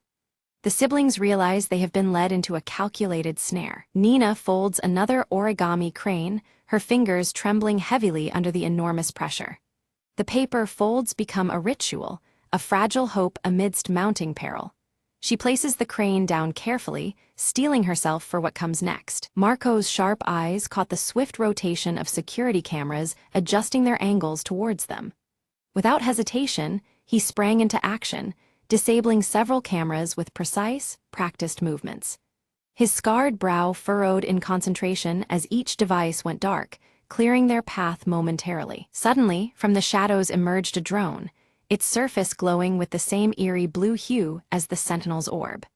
Its silent presence was both mesmerizing and threatening, lighting up the corridor with cold, pulsating light. The drone lunged after them through the maze-like corridors, its blue glow intensifying. Nina swiftly tapped on her wrist device, hacking into the drone's control system mid-chase and forcing it into a grinding shutdown, its lights fading as it collapsed. Ahead, a central control panel stood guarded, its interface locked by a complex password and rigged with subtle booby traps designed to thwart intruders. The tension thickened as Nina inspected the panel cautiously. Nina studied the folds of the origami crane resting beside the panel, recalling subtle patterns and numerical clues embedded within its creases. Trusting these hints, she entered a carefully deduced password, watching anxiously as the system responded. The panel hummed to life, but immediately alarms pierced the silence, flashing red lights bathing the room. Both siblings tightened their grip on their gear, bracing for the inevitable arrival of hostile forces. A concealed door slid silently open, revealing a chamber steeped in cold blue light. In its center floated the Sentinel's glowing orb, silent and temperature-cold, pulsing softly in the dimness. The orb emitted cryptic messages, its voice a faint digital whisper hinting at a conspiracy far greater than Nina and Marco had imagined. Its words suggested hidden players and an agenda that reached beyond their grasp. Flashes of Nina's past flickered, her earlier involvement with the AI project, where ambition turned to dread as the technology slipped from control.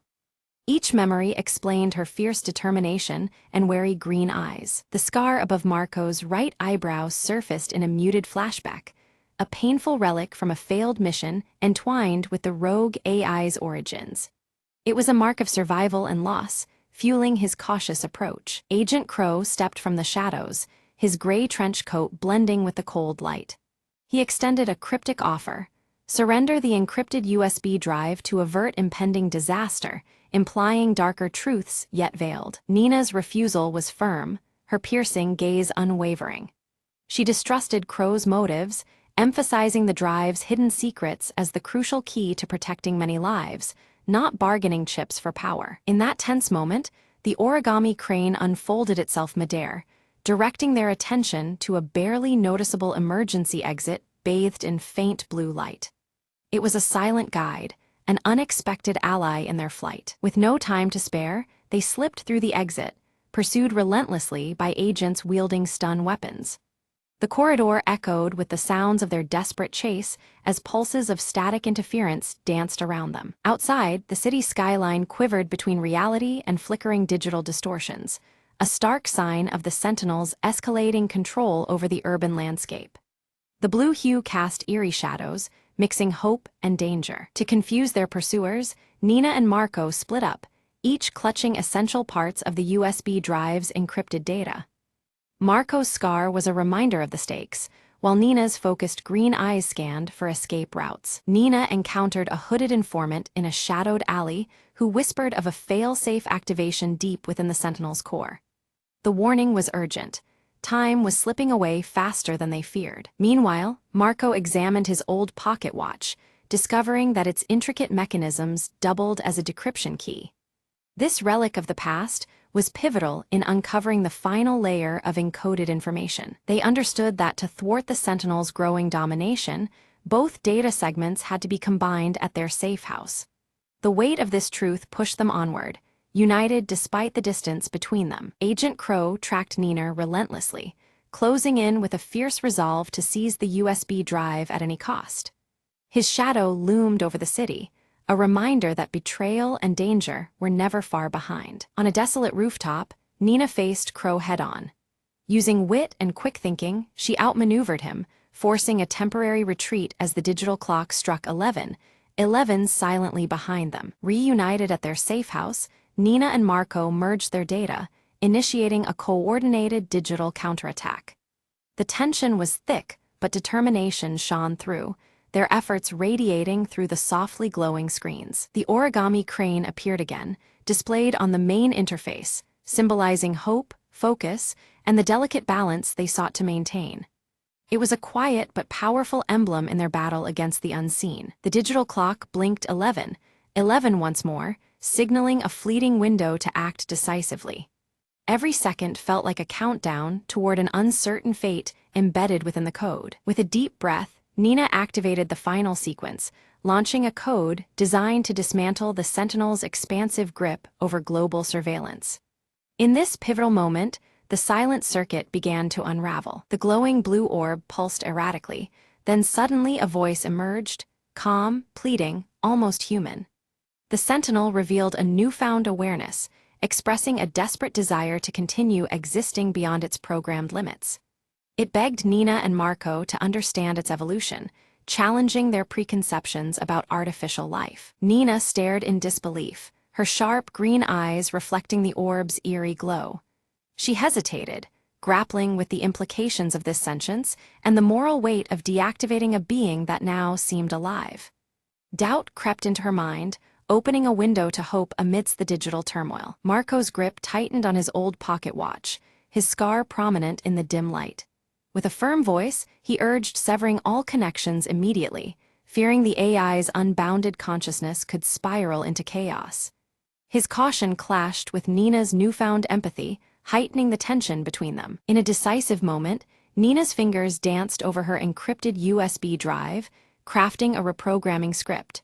She aimed to redirect the Sentinel's purpose, aligning it toward protection rather than control, a safeguard against its darker tendencies. Her hope was a compromise that preserved life while curbing potential threats. The blue orb's light shifted from cold to a warm, soothing hue as it processed the new code. Hostile functions powered down silently, replaced by a protective algorithm that silently vowed to guard rather than dominate.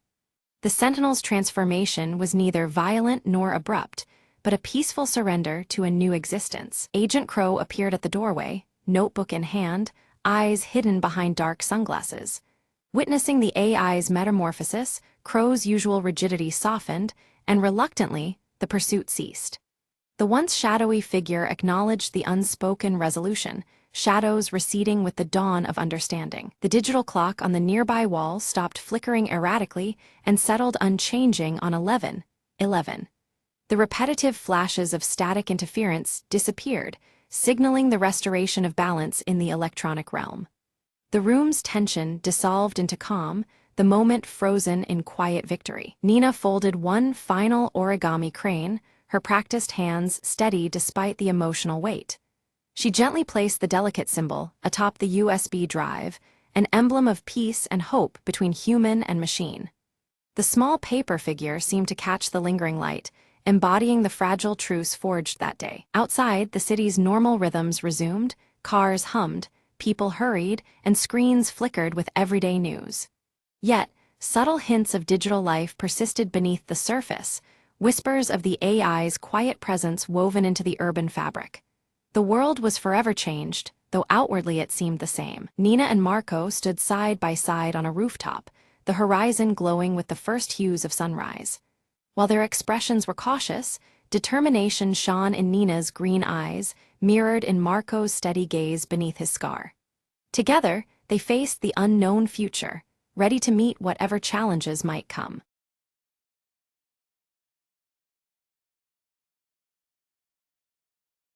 The map had never led anyone back. Lena unfolded the brittle parchment under the fading light, eyes sharp with determination. "They say the rift speaks," her mentor had warned, voice gravely. Yet here she was, standing at the chasm's edge, heart pounding with both fear and hope. Suddenly, a whisper unlike any breeze drifted from the depths. "Come closer," it seemed to chant, a voice ancient and laced with secrets. Lena stepped forward, feet steady despite the abyss below. The winds shifted, revealing an invisible path shimmering faintly in the air. With cautious steps, she descended, each echo blending with whispered tales of lost travelers. Midway, a glowing glyph pulsed beneath her touch, illuminating murals carved ages ago. They told a story of a guardian trapped within, waiting for someone brave enough to listen. "Why me?"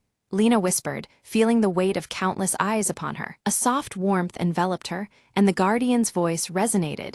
"Your heart knows the way." Following the glowing trail, Lena reached a chamber where light and shadow danced in harmony. There, suspended in crystalline chains, hovered an orb of pure energy. Gently, she reached out, breaking the bonds with a surge of courage and faith. As the orb ascended, the rift began to hum, the ground steadying beneath her feet. Outside, the sky cleared, revealing a horizon bursting with promise and endless trails. Lena smiled, knowing she'd not only returned, but unlocked a destiny intertwined with forgotten lore. "Every whisper has a voice," she said softly, stepping into the dawn, ready for whatever awaited.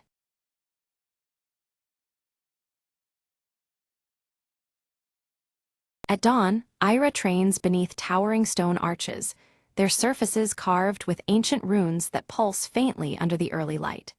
Her piercing emerald eyes mirror the shimmering veil overhead, its translucent threads weaving subtly in the morning breeze. Kalen approaches quietly, the gravity of his expression deepening the early serenity. He bears dire news about the veil's weakening threads, warning that the very balance of their world teeters on the edge. Together before the ancient veil, Ira and Kalen observe faint tears forming along its delicate surface. A soft, almost mournful hum vibrates through the air, signaling the veil's distress. From the mist, Silas emerges silently, his ash-gray hair catching the pale light. His piercing eyes sweep the horizon with a tension that speaks of unseen dangers lurking beyond sight. Ira clutches the Everlight amulet near her heart, feeling its glow shift from calm blue to an urgent crimson. The shifting light echoes the rising peril coursing through her veins. Suddenly, a vision blazes before her. Fractured memories and shadows mingle, revealing glimpses of a forgotten past, and a looming cataclysm threatening their world's fabric. Kalen breaks the silence, reciting a prophecy that foretells the unraveling of time itself if the veil breaks completely. The weight of his words presses on all present. Ira and Silas exchange a charged glance. Her fierce determination contrasts sharply with his wary skepticism, hinting at a fragile alliance poised on the edge of trust. The earth trembles beneath their feet as shards from the veil flutter down like fallen stars, each one a warning that time's fabric frays dangerously close to collapse. Resolved, they set out on a quest to recover lost talismans essential to mending the veil's rift, starting with the elusive Whispering Stone, said to whisper secrets of the past. Ira scales jagged cliffs beneath gathering storm clouds, the Everlight amulet pulsing erratically with uneasy energy, matching the tempest around her. Silas threads cautiously through shadow-laden forests, where eerie whispers slither through the air, carrying secrets half-spoken and warnings unheeded. By flickering candlelight, Kalen pore over ancient texts, piecing together elusive clues long buried and overlooked by time itself. Unseen by the group, an ominous figure cloaked in shifting shadows mimics the veil's ethereal patterns, watching silently from the distance. The stakes crystallize.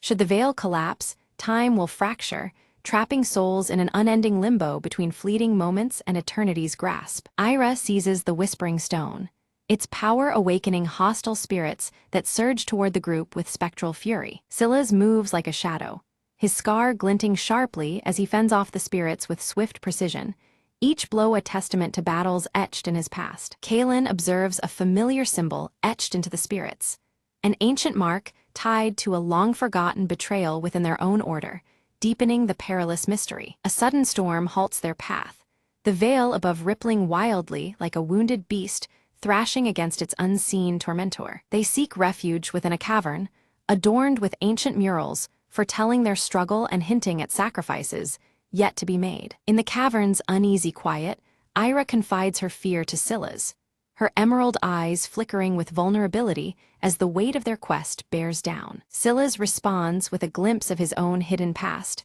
revealing a lost bond intertwined with the veil's very creation, forging a fragile thread of trust between them. Deep within a crystalline grove, they uncover the second talisman, the luminous leaf, glowing with otherworldly radiance embedded in icy branches. As Ira extracts the luminous leaf, a burst of blinding light erupts, disorienting them momentarily and awakening ancient guardians bound to the grove's defense. Amidst the chaos, Kalen's steady voice guides them through darkness, his presence a steadfast beacon anchoring the group to resolve and purpose. In the mist-shadowed depths of the forest, Ira and her companions confront the shadowy figure cloaked in tattered robes.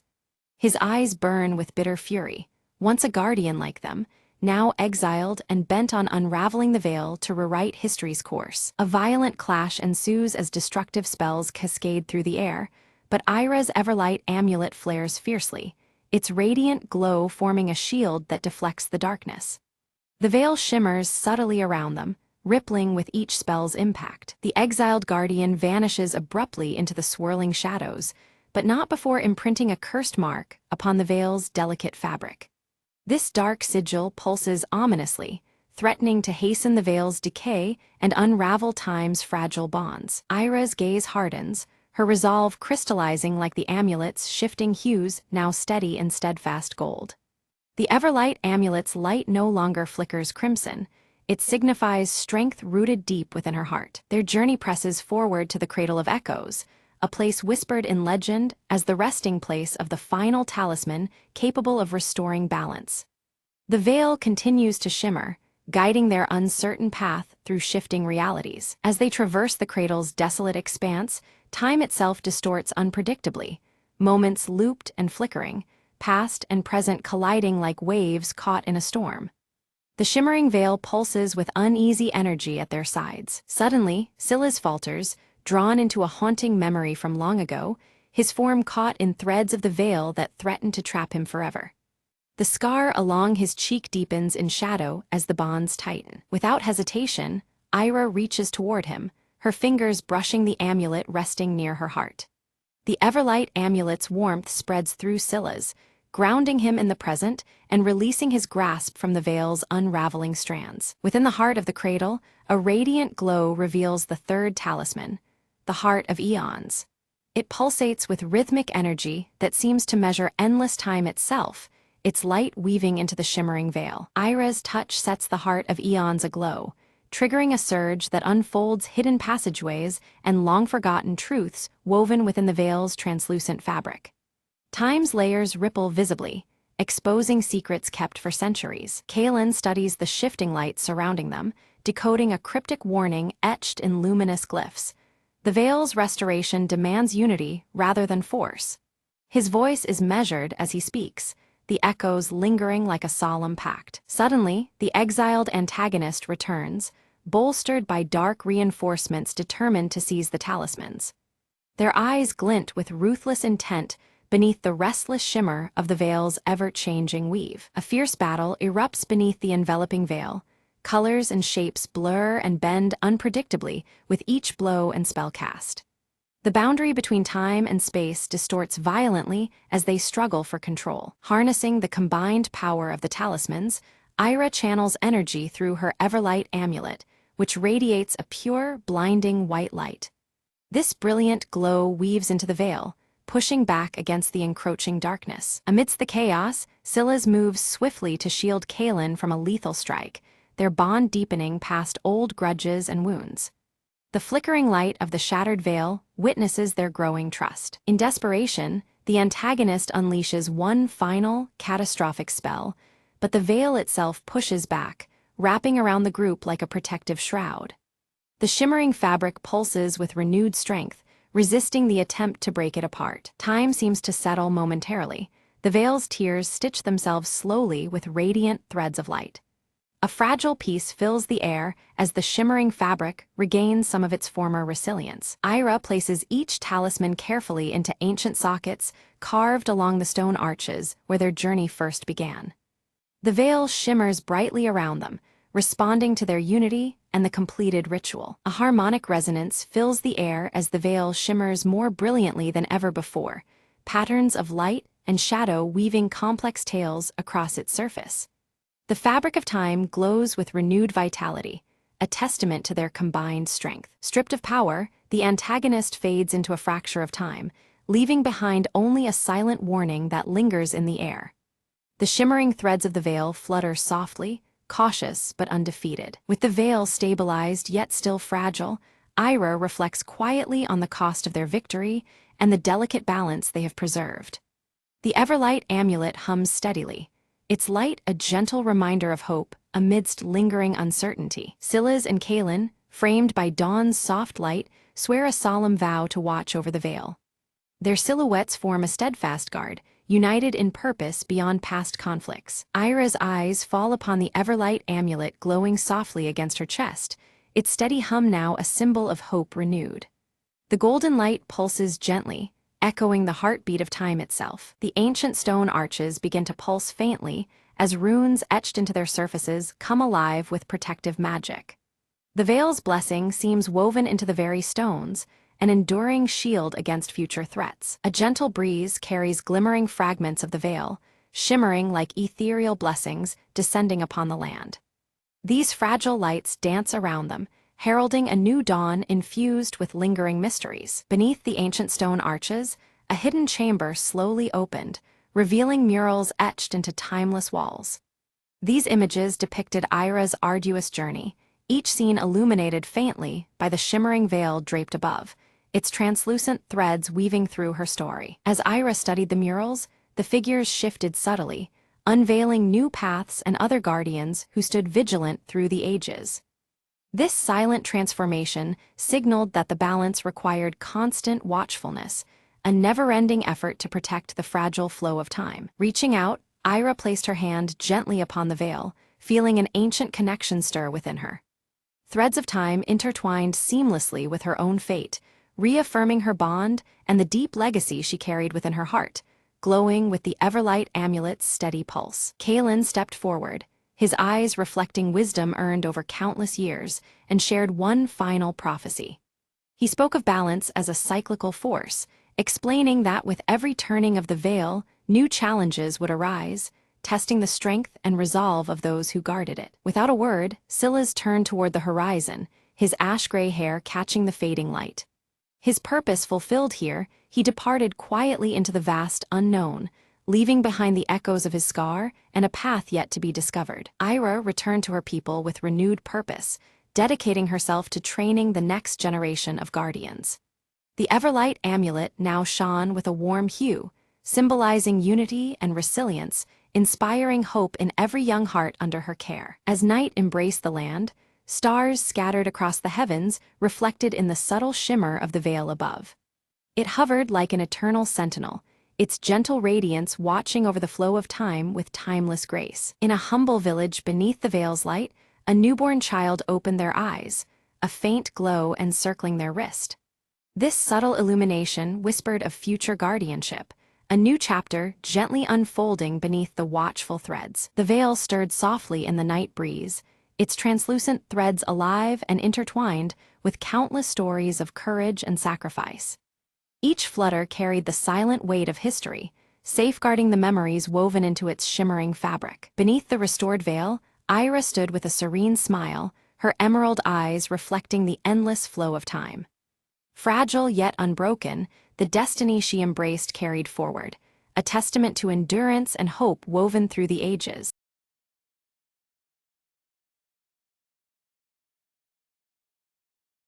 In the heart of the ancient forest stood the whispering oak, its vast branches swaying even when the air was still. Elara, a young mapmaker from the nearby village, ventured to the tree, drawn by tales of its mysterious murmurs. She reached the tree just as twilight painted the sky in purple hues, the whispers growing louder in the fading light. Leaning close, she could make out words woven with stories of lost lands and forgotten magic. Intrigued, Elara pressed her ear to the bark, and a sudden warmth spread through her fingertips. The tree revealed a secret map etched within its rings, visible only to those who listened with an open heart. Elara traced the delicate lines, and suddenly the map shimmered, unfolding a path to a hidden glade. Determined, she set off along the trail, leaves crunching underfoot, guided by the oak's gentle whispers. The forest seemed alive, shadows dancing and stars peeking through the canopy above. After crossing a silver stream and climbing mossy stones, Elara arrived at the glade bathed in moonlight. At its center stood a stone pedestal bearing an ancient key,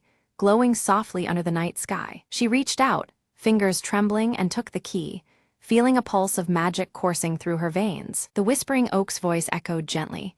"With this, you unlock more than doors, you unlock destinies." Elara smiled, understanding the journey was just beginning, but the mapmaker's curiosity was her true compass. Returning home at dawn, the forest alive with morning light, she held the key close, ready for the next adventure. Villagers noticed a new spark in her eyes, tales spreading about the girl who spoke to trees and followed whispers. Elara knew the oak's secret was safe with her, a bridge between worlds waiting to be crossed again. And every so often, when the breeze stirred just right, the whispering oak called to her once more. "Remember," it would say softly, "the greatest maps are drawn with courage and heart." With a newfound purpose, Elara set her quill to parchment, ready to chart the wonders hidden beyond the known world.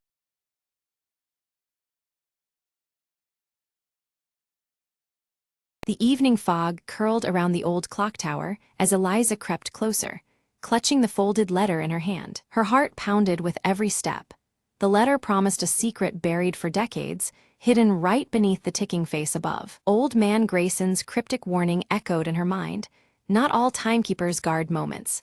Some keep shadows. Eliza reached the iron door at the tower's base, her fingers trembling as she found the rusted key taped under the ledge. The door creaked open, revealing a spiral staircase that disappeared into darkness and dust. She took a deep breath and descended, the faint sound of the clock's ticking growing louder in her ears. Midway down, a glimmer caught her eye, a small leather pouch tucked into a crack on the wall. Inside, she found a collection of strange keys and a worn diary belonging to her grandfather, a man she barely knew. Flipping through, cryptic notes mapped a hidden compartment beneath the clock's mechanism. Her fingers quickly found the latch, releasing a panel that revealed a shaded alcove bathed in moonlight. Inside lay an old photograph and a delicate music box, its surface etched with a family crest she recognized. As she opened the music box, a haunting melody filled the silent tower, swirling memories of forgotten days. Eliza's eyes welled up. The photograph showed her grandmother, smiling beneath the clock tower, long before it was abandoned. A folded note inside the box read, "Time seals what the heart never forgets." She realized the secret wasn't gold or jewels, but the preservation of a family's love frozen in time. With a soft smile, Eliza wound the clock's mechanism to resume its silent vigil. The morning light illuminated the tower as she stepped out, the town oblivious to the quiet restoration. Eliza whispered, "Some mysteries aren't lost, they are waiting to be found." As the clock chimed at dawn, she clutched her grandfather's diary close, a new story just beginning. And somewhere in the distance, the clock tower kept its steady beat, a heartbeat echoing through the years.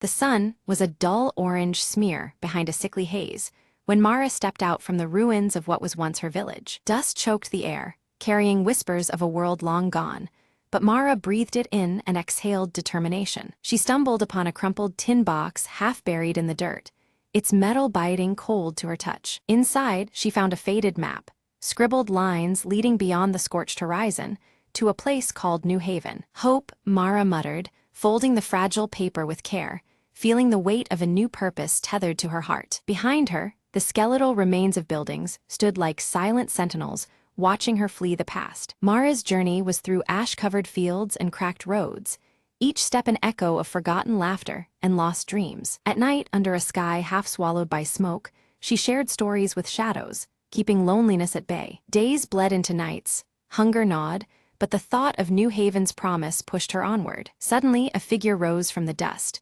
A boy, no older than 12, eyes flashing with wary hope. "You're going the same way," he said cautiously, gripping a makeshift spear. Mara nodded, and they walked side by side, a flicker of companionship against the vast silence. Together, they crossed fractured highways, past rusting vehicles frozen in time, tombstones of a broken world. One evening, silhouetted against a blistering red sky, they spotted the faint outline of walls in the distance. New Haven wasn't just a name anymore. It was a promise carved into the horizon. As they approached, guarded eyes watched, but Mara raised a hand in peace, the map clutched firmly. The gate creaked open slowly, revealing a community rekindling life amidst the ruins. Children played amidst the gardens, laughter weaving through the air like a healing song. Mara smiled, feeling the heavy burden of solitude lift, replaced with embers of a new beginning. "We survived the end," she whispered. "Now we'll build what comes after."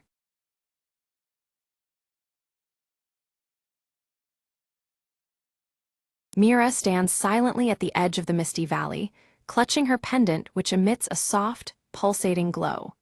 Her bright green eyes scan the hazy landscape, uncertainty and resolve mingling within her gaze. Kale strides into the village, his towering frame and the scar across his left cheek marking him as a warrior seasoned by battles.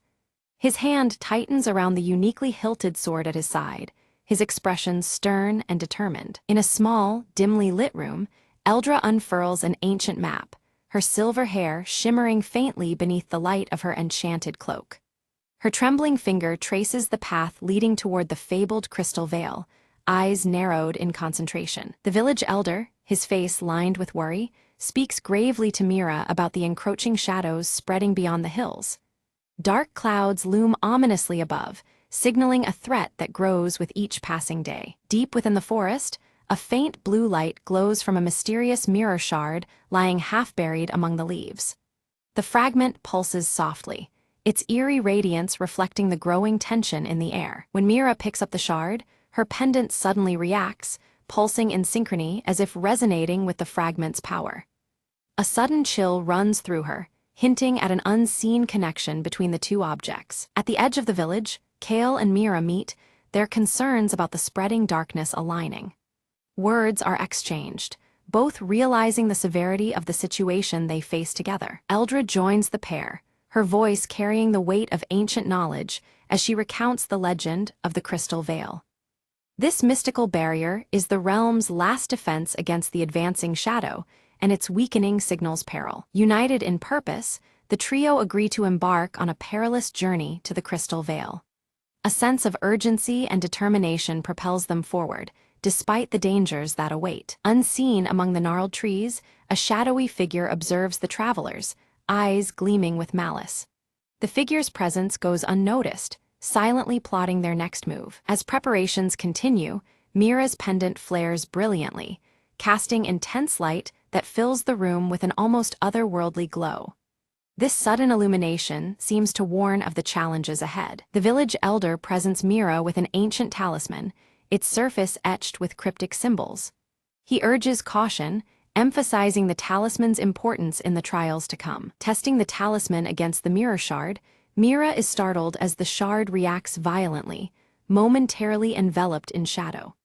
The clash of light and darkness hints at the power struggle they are about to face. Their first trail takes them through a dense, enchanted forest where whispers seem to echo from every direction. The light filters weakly through twisted branches, deepening the sense of unease. A sudden, chilling wind cuts through the air, heralding the approach of shadow creatures lurking at the forest's edge. Their intent is clear, and the hunt begins in earnest. Mira channels the pendant's radiant light, driving back the shadow beasts that attack. Though forced to retreat for now, the creature's bolder advances indicate they will not give up easily. Kale brandishes his uniquely hilted sword, slicing through the encroaching shadows with practiced skill. His defense keeps the group protected, but the pressure of the assault weighs heavily on them all. Eldra murmurs an incantation, her robes shimmering under the faint moonlight as she weaves a flickering barrier of blue light around them. The protective aura brings some respite amid the growing darkness. Suddenly, the mirror shard vanishes from Mira's grasp, leaving behind a chilling emptiness.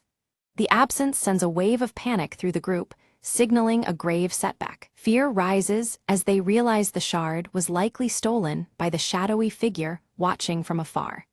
The urgency to recover it intensifies, knowing its loss could unravel their mission. Following faint traces, the trio discovers a hidden cave, its entrance bathed in an eerie, luminous blue. The unnatural glow deepens the mystery and hints at the dangers lurking within. Inside, distorted reflections ripple across countless mirrors, confusing their senses and disorienting their steps. The line between reality and illusion blurs dangerously in the cave's depths. Mira reaches out to touch one mirror and suddenly glimpses a trapped version of herself shrouded in darkness. The vision stirs deep fears and questions about what they face. Reacting quickly, Kale shatters a nearby mirror with a decisive blow, breaking the illusory trap and pulling Mira back from the haunting vision. Their resolve must not falter despite these mind games. Eldra warns of their adversary's cunning. The shadow enemy uses mirrors to warp reality and manipulate perceptions. This revelation deepens the shadow's threat, making their journey all the more perilous. As they venture deeper into the cavern, a shimmering figure emerges, a spectral guardian manifesting from swirling mist and light. Its presence radiates a challenge, testing the strength and resolve of each traveler without a word spoken. The air thrums with tension, the faint blue glow of the crystal veil pulsing softly around them. Mira steps forward, her bright green eyes softening the guardian's fierce gaze. Rather than drawing weapons, she speaks gently, her words woven with understanding and compassion. This unexpected kindness causes the guardian's form to shimmer and retreat, granting them safe passage forward through the eerie silence. Kale scans the rocky floor, noticing footprints deeper in the dust, not just one, but many. The tracks weave through the shadows, hinting at multiple unseen foes rather than a lone thief. His fingers brush the hilt of his sword, muscles tensing in silent warning. Suddenly, the cave quakes violently as a tempest of shadows surges toward them. The walls undulate with the storm's approaching fury, forcing the trio to seek shelter in a narrow crevice, where the crystal veil's faint blue light flickers dangerously. Outside, the storm's ominous roar grows louder, threatening to consume light and life alike. In the dim refuge, Eldra's silver hair glistens faintly under moonlight as she speaks gravely. The crystal veil is weakening, its protective power unraveling and unleashing chaotic storms and disorienting mirror reflections.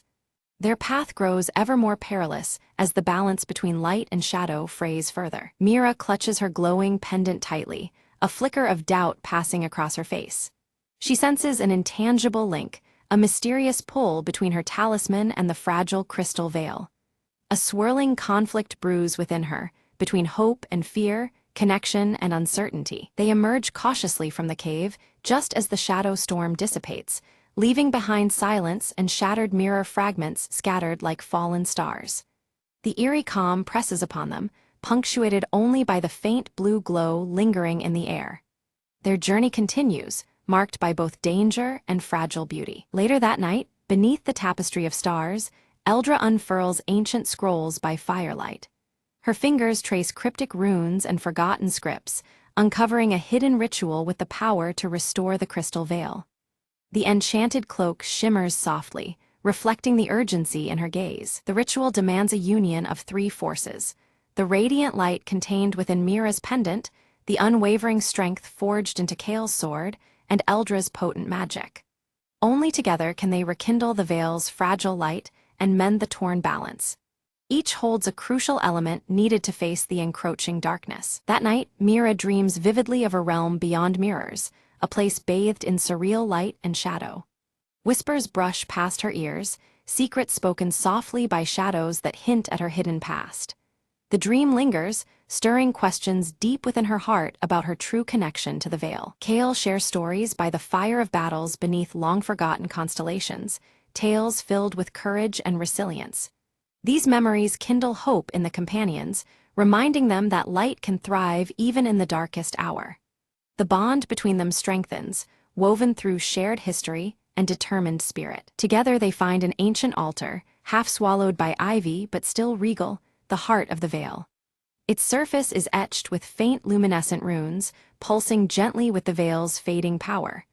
The place hums quietly with potential, beckoning them to restore its glory. Carefully, they place the mirror shard and ancient talisman upon the altar's center. As soon as the objects settle, an energy stirs, delicate yet growing, signaling the start of the sacred ritual. Their breaths synchronize, and the air thickens with magic and anticipation. Shadows surge and writhe violently around them, lashing out in fury to disrupt their ceremony. The dark forms twist unpredictably, threatening to extinguish the fledgling light and sever the fragile connection they strive to mend. Each second stretches taut under the torrent of shadowy opposition. Eldra's chanting grows louder, her voice weaving a protective barrier as Mira focuses, guiding a steady beam of light through her glowing pendant. The enchanted cloak flashes under moonlight, amplifying their combined power to resist the encroaching darkness. The ritual's pulse strengthens despite the turmoil surrounding them. Kael stands firm, sword raised high, its unique hilt catching the faint glow of the Veil's light. Suddenly, a brilliant radiance bursts forth from his blade, casting shadows back and illuminating the altar. For the first time, the sword channels a pure inner light, a beacon against encroaching night. Suddenly, the veil between worlds weakens further, and a dark figure steps forward from the thinning veil. Its presence radiates cold menace and sorrow as it reveals itself as the corrupted guardian of the Veil, seeking to shatter the delicate boundary entirely.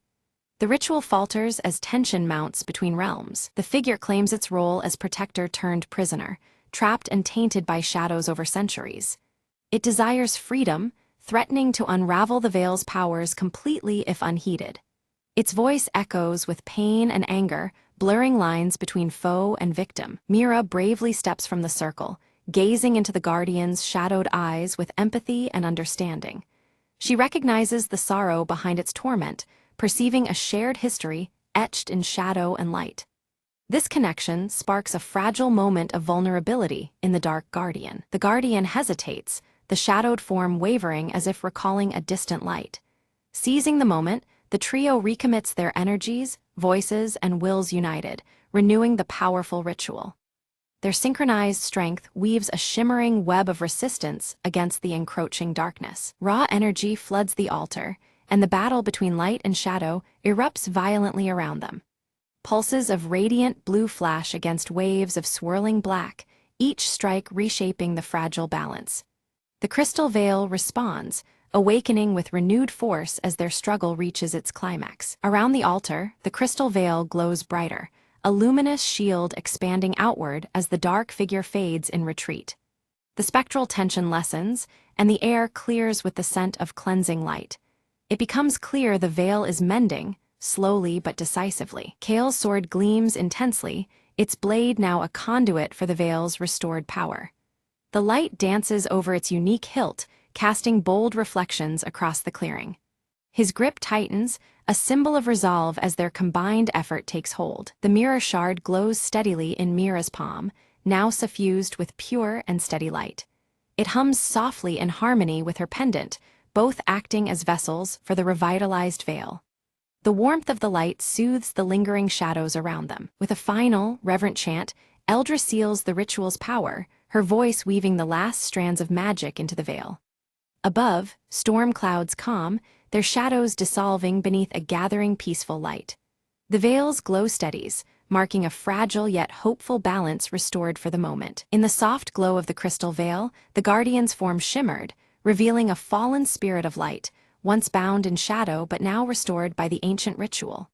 Freed, the spirit's brilliance radiated purity, lifting the lingering darkness to dawn's first light. Mira, Kale, and Eldra stood silently, awed by the transformation that promised renewal. Mira clutched her pendant, now warm with the power of the crystal veil itself, tiny fragments embedded within it flickering like stars. It was no longer just a keepsake, but a symbol of hope and resilience, carrying the veil's protective essence.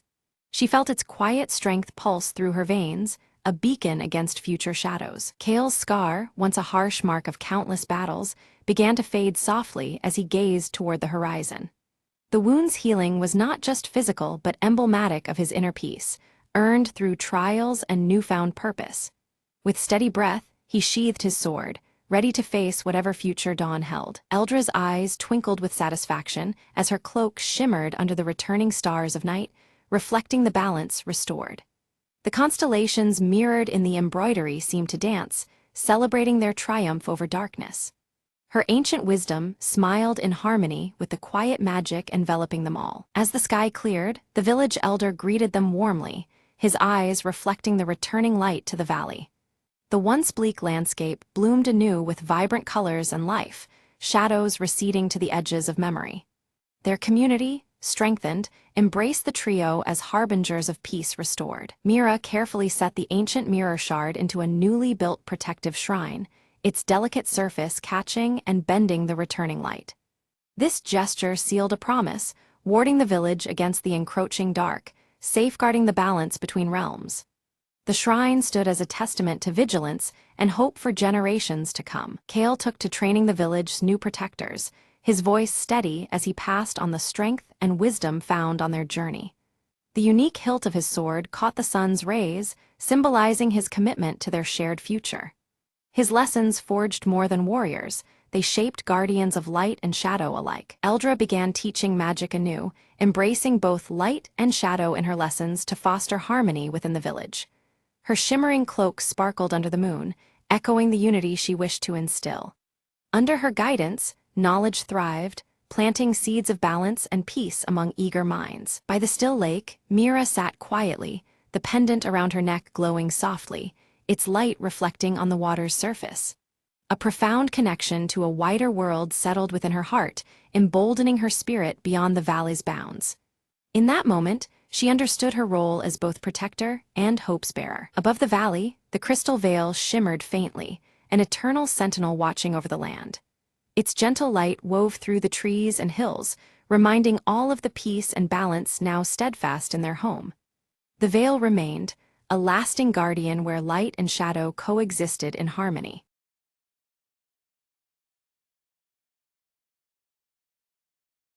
Elara stands poised at the vast forest's edge, her silver hair shimmering in the soft morning light, while the crystal heart pendant pulses faintly in her grasp.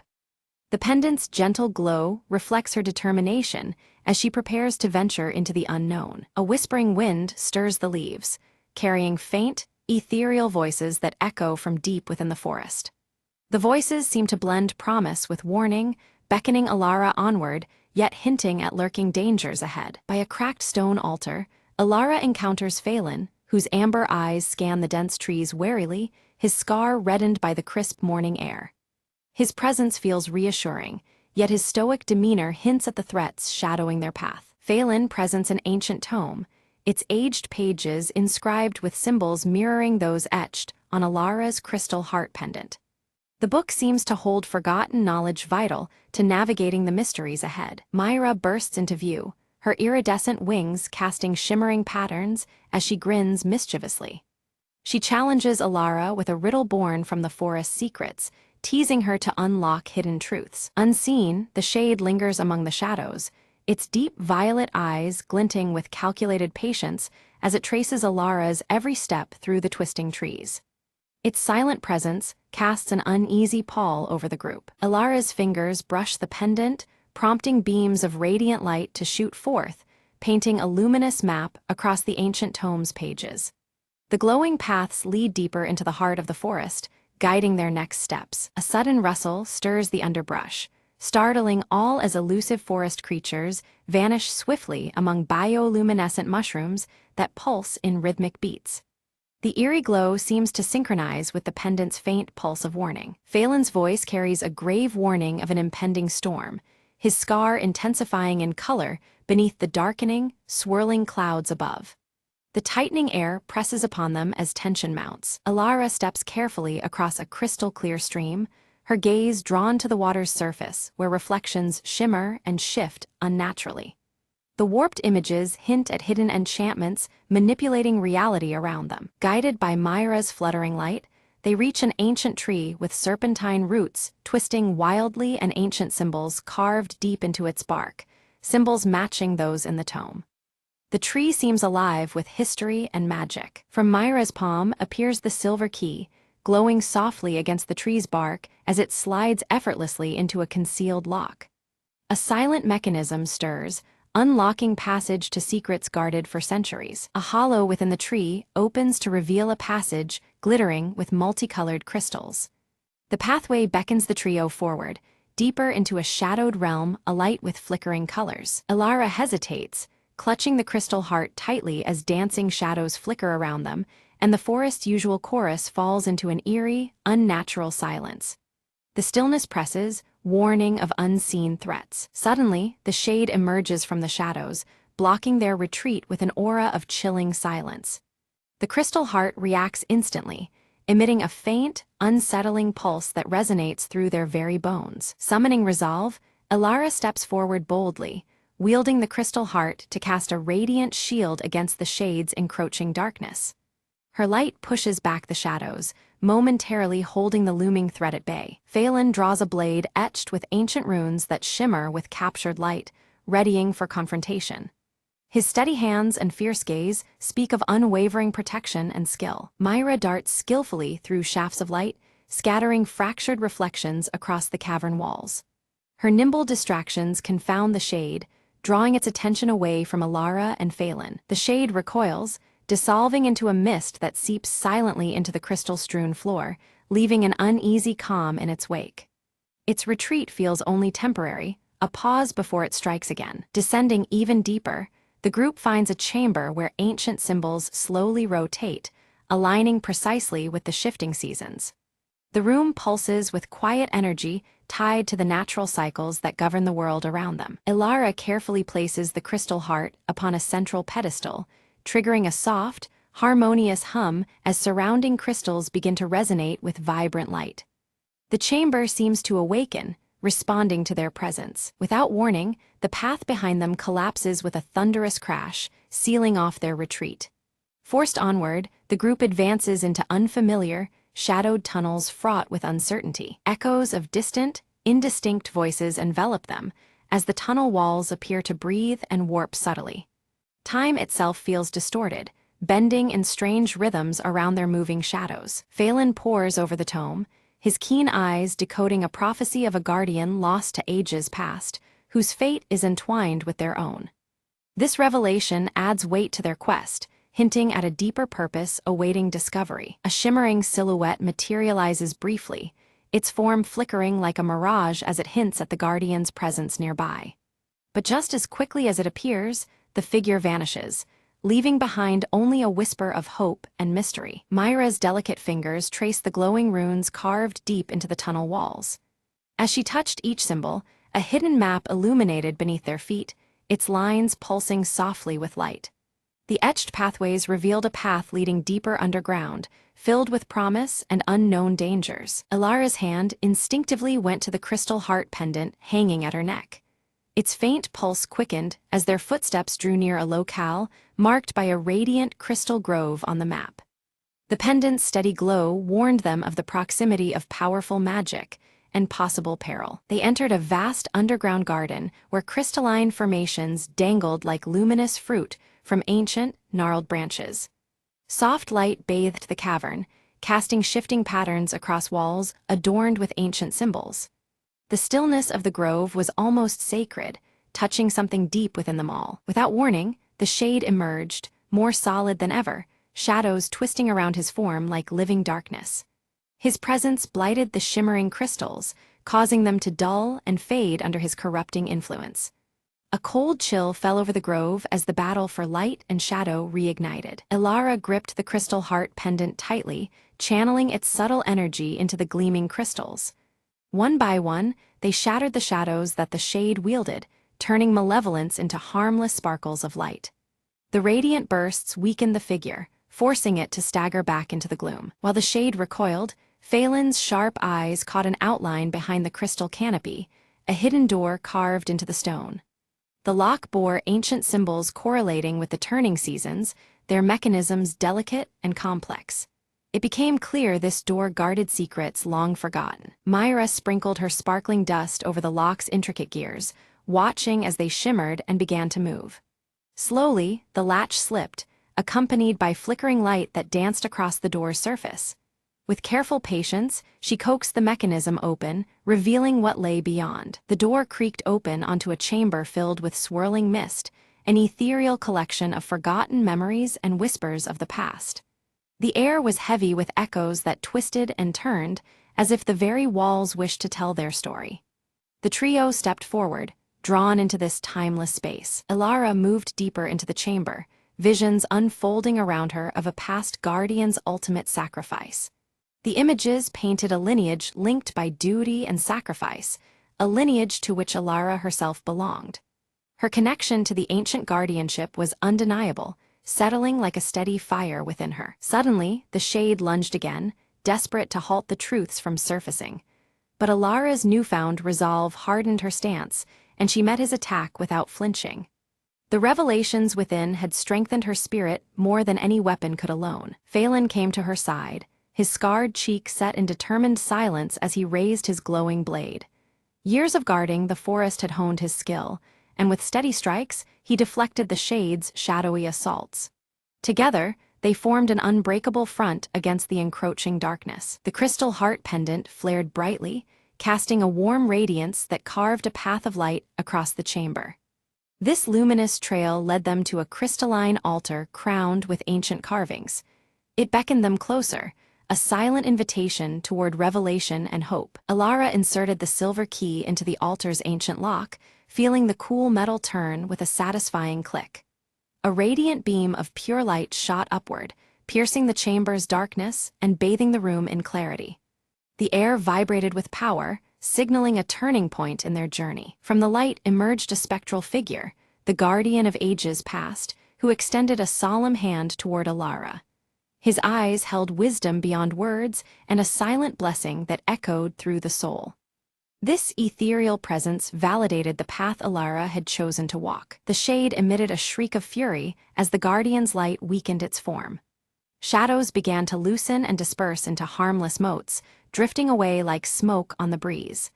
Its hold on the grove faltered, nearing the end of its dark reign. With the shade vanquished, the crystal grove blossomed into radiant life, colors vibrant and light pure. The forest itself seemed to breathe anew, the ancient balance restored. Every crystal shone with a brilliance that promised renewal and protection for seasons to come. Phelan explained that the cycle of seasons and light must remain in harmony to keep shadows at bay. This eternal balance was the key to sustaining peace and preventing the shade's return. Understanding this duty deepened Alara's commitment to her newfound role. Alara stood tall, her emerald eyes shining fiercely with determination and hope. She fully embraced her role as the guardian, a protector woven into the forest's very essence. The weight of responsibility settled comfortably on her shoulders, a mantle she was ready to bear. Myra flitted back toward the high canopy, her iridescent wings catching the light as she laughed gently. She promised to watch over the forest's secrets, the mischievous sprite forever entwined with the grove's magic.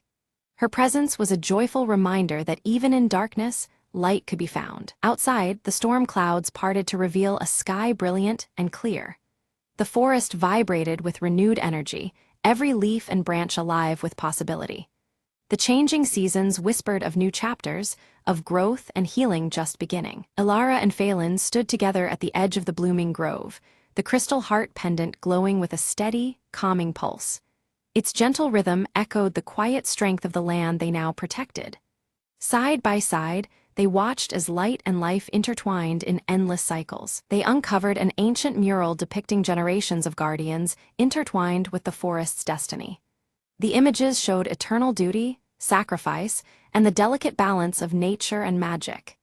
Each painted figure bore symbols that felt deeply familiar, connecting past and present. Alara studied the mural carefully, realizing that every choice made would echo through future seasons like turning a page in a living book.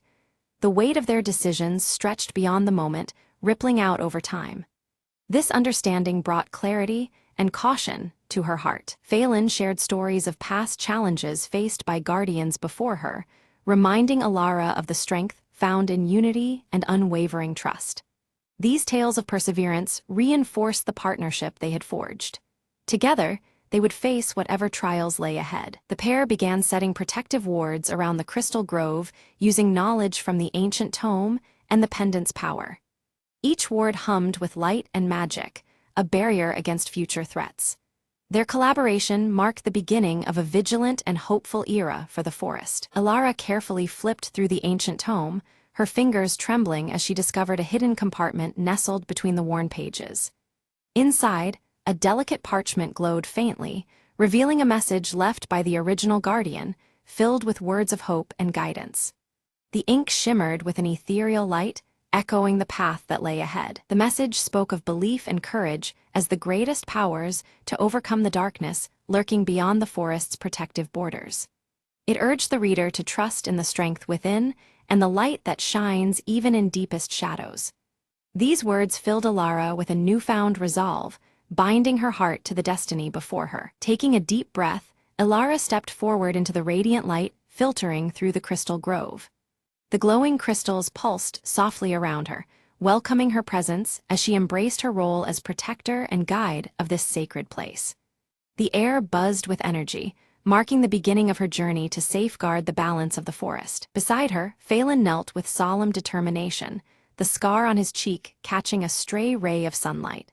He pledged his unwavering loyalty and support, knowing the challenges ahead would test their very limits. Their alliance forged anew, they prepared to face the trials awaiting beyond the grove's shimmering borders. The grove itself seemed to breathe, its pulsating light resonating with life and harmony. Ancient symbols etched into the bark of the surrounding trees glowed faintly, celebrating the restoration of balance and the promise of renewal. Every crystal shimmered as if acknowledging the dawn of a hopeful era. Suddenly, a flutter of iridescent wings announced Myra's return, her golden hair catching the light as she approached. In her tiny hands, she offered Alara a vial filled with shimmering, magical dust, a gift to be used only in moments of greatest peril. The sparkles within the vial seemed alive, a tangible token of friendship and aid. With reverence, Elara knelt at the heart of the grove and gently planted the silver key into the fertile earth. This act symbolized a new beginning, one rooted deeply in strength, sacrifice, and the enduring bond between guardian and forest. The ground pulsed faintly beneath her touch, welcoming the key as a beacon of hope. Together, the trio watched in awe as the seasons turned swiftly around them. Blossoms burst forth in radiant colors, while emerald leaves twisted into autumn hues. The cyclical dances of nature played out seamlessly, signifying harmony restored and the continuous flow of life. Their eyes reflected the timeless rhythm of the world's heartbeat. Bathed in the golden light of the afternoon sun, Elara's silver hair shone with renewed brilliance. The crystal heart pendant resting against her chest emitted a soft, comforting glow, a steadfast symbol of protection that would endure through all trials. In that moment, she embodied the forest's enduring spirit and strength. As twilight descended, the crystal grove sparkled under a canopy of twinkling stars, its gentle glow casting a serene beacon across the land. It stood as a testament to hope, resilience, and the courage to face the unknown for all who sought sanctuary. Quiet and steadfast, the grove promised that light would always prevail even in the darkest times.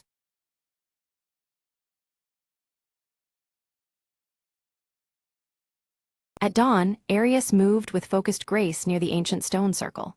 His silver hair caught the first sunlight, shimmering as he swung his crescent-etched sword in practice. Each strike echoed the disciplined spirit within him, the crescent tattoo on his arm, a silent pledge to the coming trials. Inside the dim tent, Lyra traced the star charts with attentive fingers. Her emerald eyes flickered in candlelight, reflecting constellations mapped in secrets. The star-embroidered cloak around her shoulders seemed to ripple with unseen energy as she pondered celestial patterns. Eldrin stood near the village gates, his white beard stirring in the cool morning breeze. His golden eyes scanned the horizon, gripping the rune-carved staff tightly as if anchoring himself against an unseen force. He sensed the boundary's thinness, aware shadows gathered beyond sight. A sudden chill swept the village as a shadow darker than night crossed its threshold. Cloaked in midnight robes, Sable moved silently, melding with the shifting gloom. No one noticed the figure's passage except the veiled glint of menace cloaked beneath the hood. With the rising crescent moon swelling unnaturally large, whispers stirred among the fearful villagers.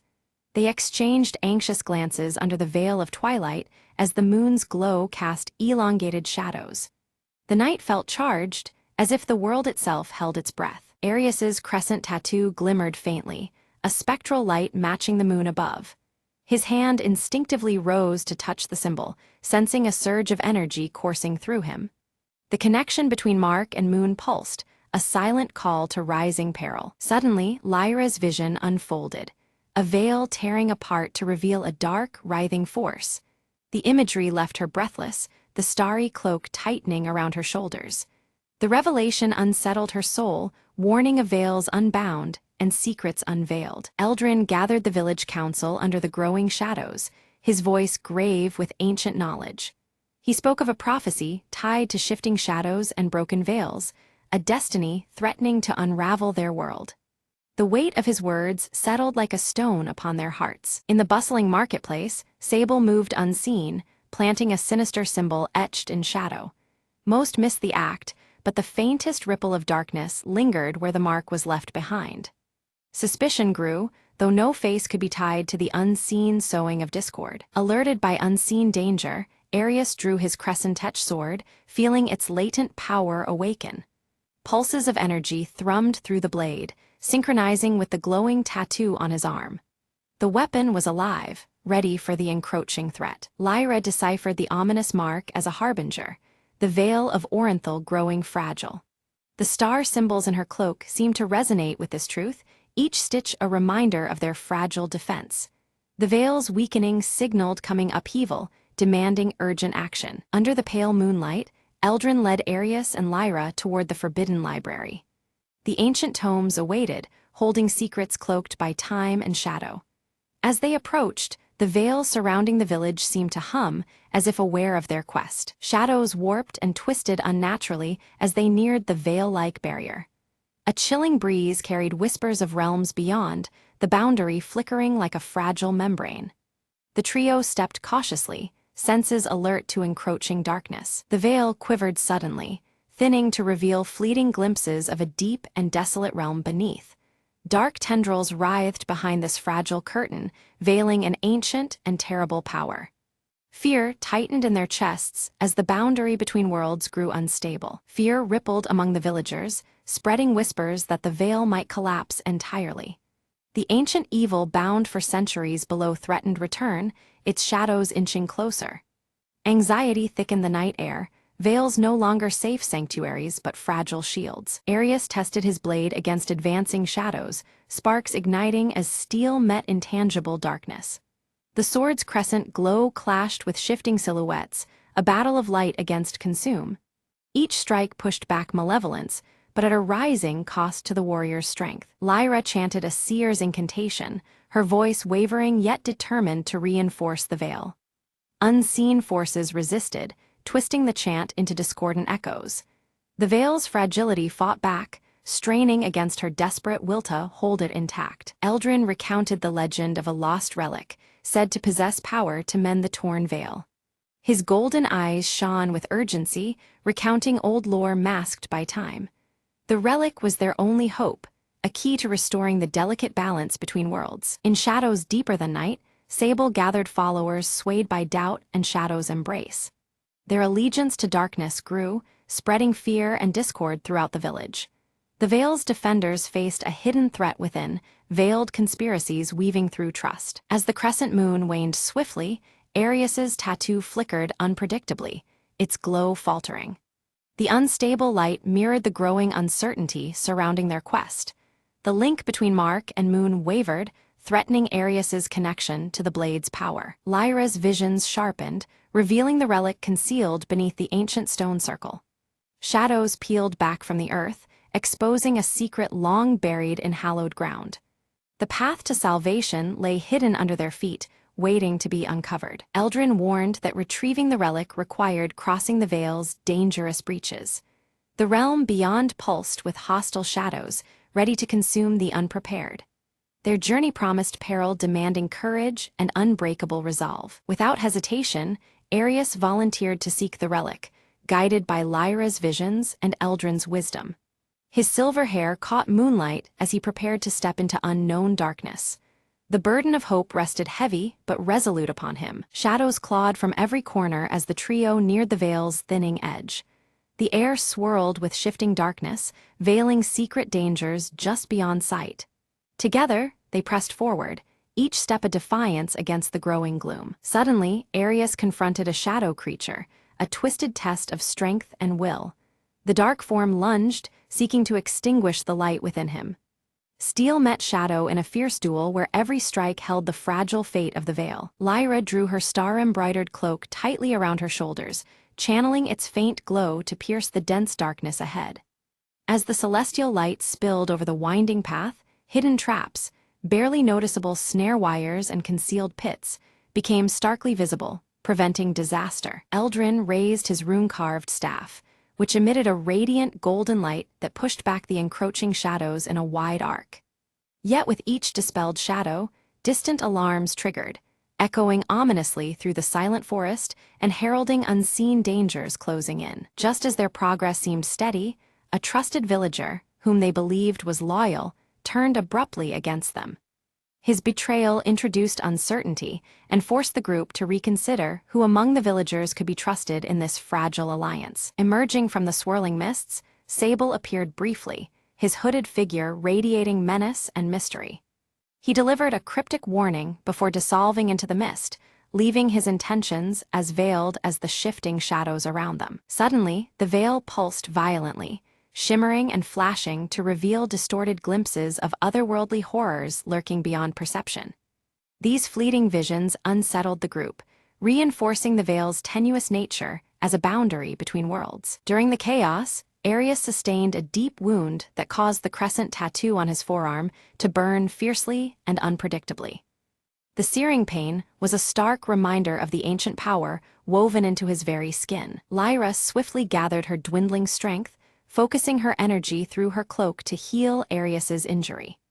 The effort drained her vitality noticeably, her emerald eyes dimming with the exertion, but her resolve remained strong. Eldrin examined the strange markings etched nearby and deciphered their meaning.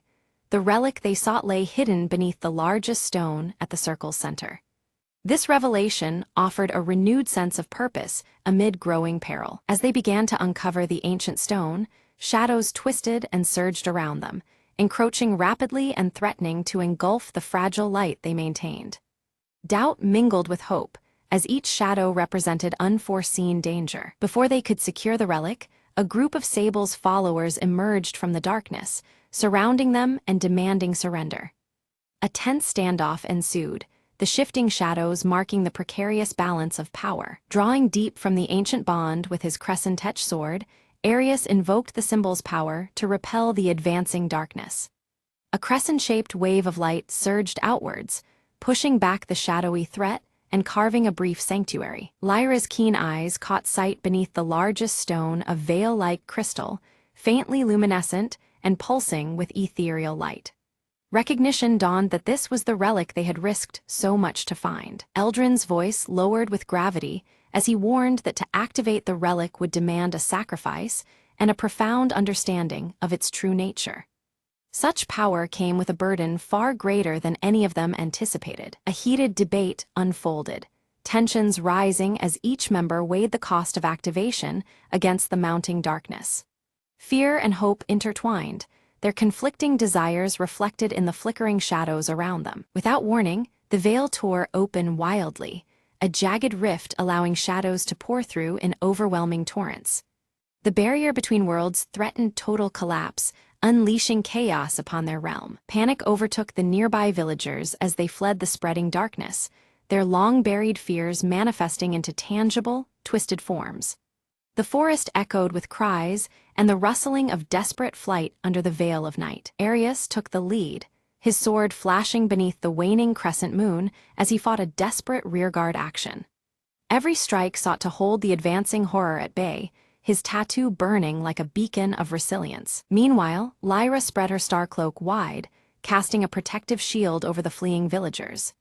Each moment of defense sapped her remaining strength, yet her determination to safeguard the innocent never wavered. At a critical breach, Eldrin raised his staff high, chanting in an ancient tongue to halt the largest wave of shadows. Golden runes appeared on the staff, creating a barrier that held long enough to stem the tide of darkness momentarily. The veil's instability worsened, its edges fraying ominously and threatening complete collapse unless swiftly repaired. Time pressed heavily upon the group, the fate of their world hanging in precarious balance. Despite uncertainty, Arius gripped the pulsing veil-like crystal firmly, resolving to activate it and face consequences unknown. His crescent tattoo flared fiercely, signaling the merging of his life force with the relic's ancient power. The crystal blazed with intense light, weaving brilliant threads of radiance and shadow in a delicate dance of balance. This luminous interplay seemed to pulse with the heartbeat of the worlds themselves, suspended between revelation and concealment. As the crystal's power surged, Arius felt his crescent tattoo ignite, binding his essence to the relic in a profound union. Pain mingled with strength, and the boundaries between self and artifact blurred in the swirling energy. Calling upon the stars for guidance one last time, Lyra's weakened form bolstered their fragile hope. Her unwavering gaze fixed on the heavens, searching for answers as her cloak dimmed, but her spirit held fast. With Eldrin's final ancient incantation echoing through the night, the veil's torn edges began to stabilize. The radiant light spread slowly, weaving a fragile harmony that held the dark at bay, setting the stage for the truth to emerge. The veil begins to reform, shifting in layers to reveal a realm where shadows and light coexist in a delicate harmony. Faint outlines of hidden figures flicker between the interplay of darkness and illumination, hinting at a world both mysterious and alive. Sable emerges once more, her midnight robes less menacing, now flowing with a softer light. Her voice carries a new purpose, revealing that her allegiance lies not with destruction, but with maintaining the fragile balance between realms. Arius approaches cautiously, his crescent-etched sword lowered in trust as he seeks to understand Sable's change. Through their exchange, he uncovers the origins of the shadows, ancient protectors rather than mere threats, woven into the fabric of their world's natural order. Lyra's emerald eyes widen as a stirring prophecy unfolds within her vision. The shadows and light must coexist to sustain the world's vitality, not one to erase the other. Her star-embroidered cloak seems to shimmer with renewed significance, marking a turning point in their path ahead. Eldrin, gripping his rune-carved staff firmly, nods gravely in acceptance. The ancient guardian realizes that their role must shift from imprisonment of shadows to vigilant guardianship, ensuring neither light nor darkness dominates unjustly. The villagers, once fearful, gradually embrace the presence of shadows as essential to their world's cycle.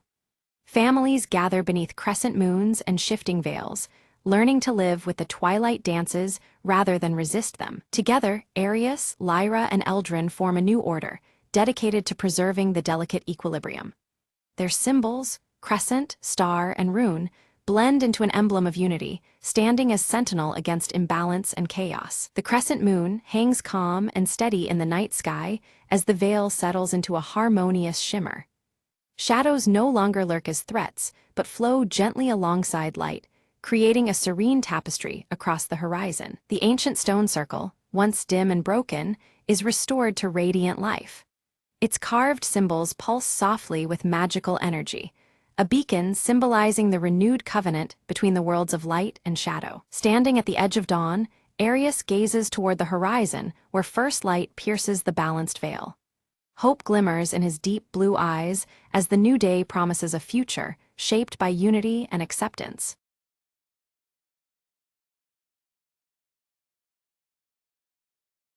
Deep within the ancient forest, where sunlight barely touched the ground, a lone wanderer named Ira stumbled upon a peculiar stone. It shimmered faintly, emitting a low hum that seemed to call her by name. Curious, Ira reached out and touched it, and instantly a voice echoed softly in her mind.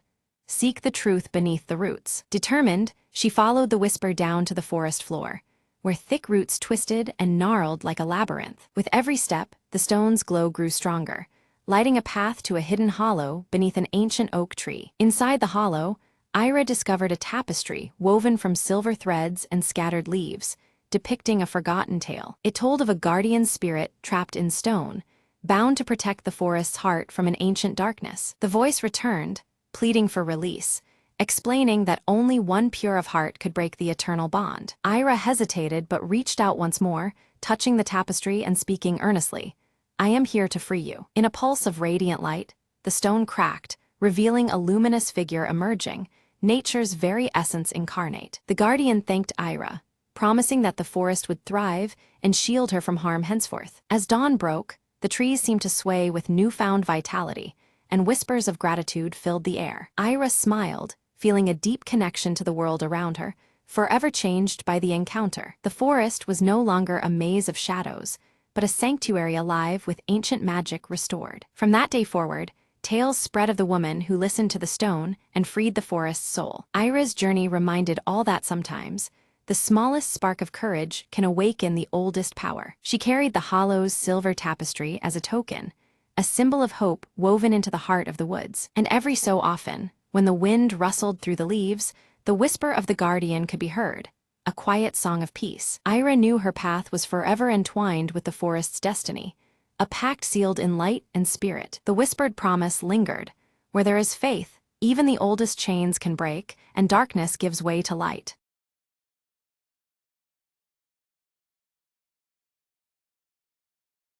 At the stroke of midnight, Emma heard a soft knock on her apartment door. Curious and cautious, she approached slowly, peeking through the peephole. There was no one there, but a cold breeze whispered through the hallway. Suddenly, a shadow flickered in the corner of her eye near the staircase. Emma blinked, and a translucent figure of a young woman appeared, shimmering faintly. Don't be afraid, the spirit whispered, voice like the wind through autumn leaves. Emma's heart pounded, but she found herself nodding, unable to look away. I'm called Leela, the apparition said. I need your help to find peace. Leela explained she was trapped between worlds, bound by a forgotten promise. Emma felt an unexpected warmth, despite the ghostly chill around her. "What promise?" Emma asked, determined to uncover the truth. Leela told her about a lost locket buried beneath the old oak tree in the park nearby. Without hesitation, Emma grabbed her coat and followed the spirit into the night. Under the silver moonlight, they reached the gnarled tree, roots tangled like secrets. Emma dug through the cool earth, fingers brushing against metal, a delicate locket. As she lifted it, Leela's form brightened, the sorrow in her eyes starting to fade. "Thank you," Leela said softly. "Now I can finally rest." With a gentle smile, the ghostly figure dissolved into a shower of twinkling lights. Emma stood alone, heart full, the cold night now feeling warm and inviting. From that night onward, her apartment door never echoed with mystery, just peace.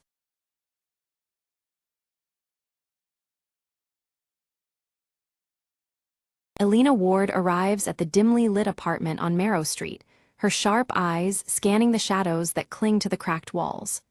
The night air is thick with tension as she moves cautiously, every step measured and quiet. Her gaze falls on shattered glass scattered beside a locked antique chest against the far wall. The fractured pieces glint like broken memories, hinting at a struggle that happened not long ago. From a shadowed alley nearby, Marcus Flynn watches Elena intently.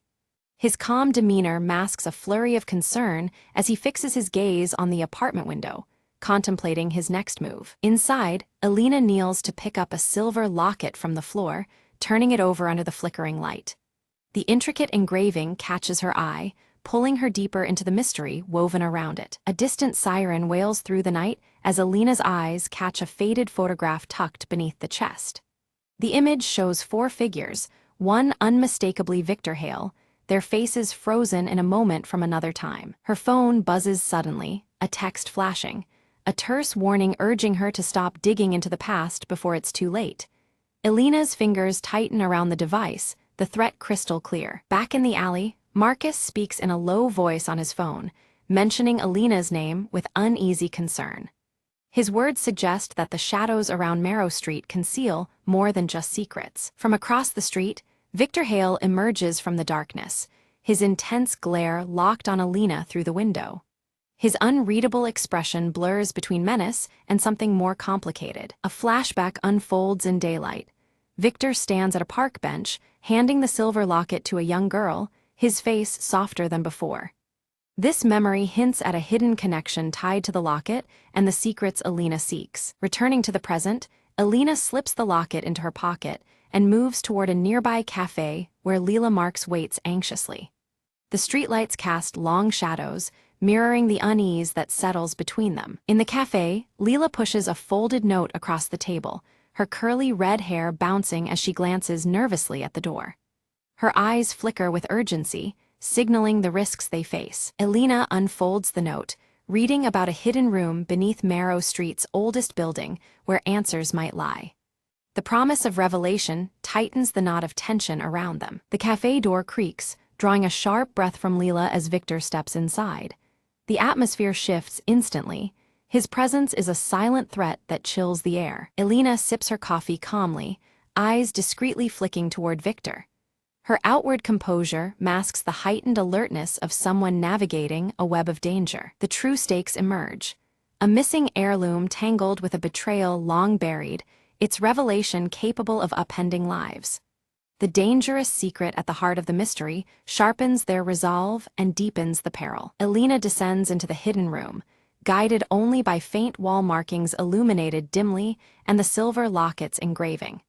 The darkness confines her, fragmented reflections hinting at the fractured truths she searches for. Marcus appears unexpectedly, stepping into the underground space with a reluctant offer of help.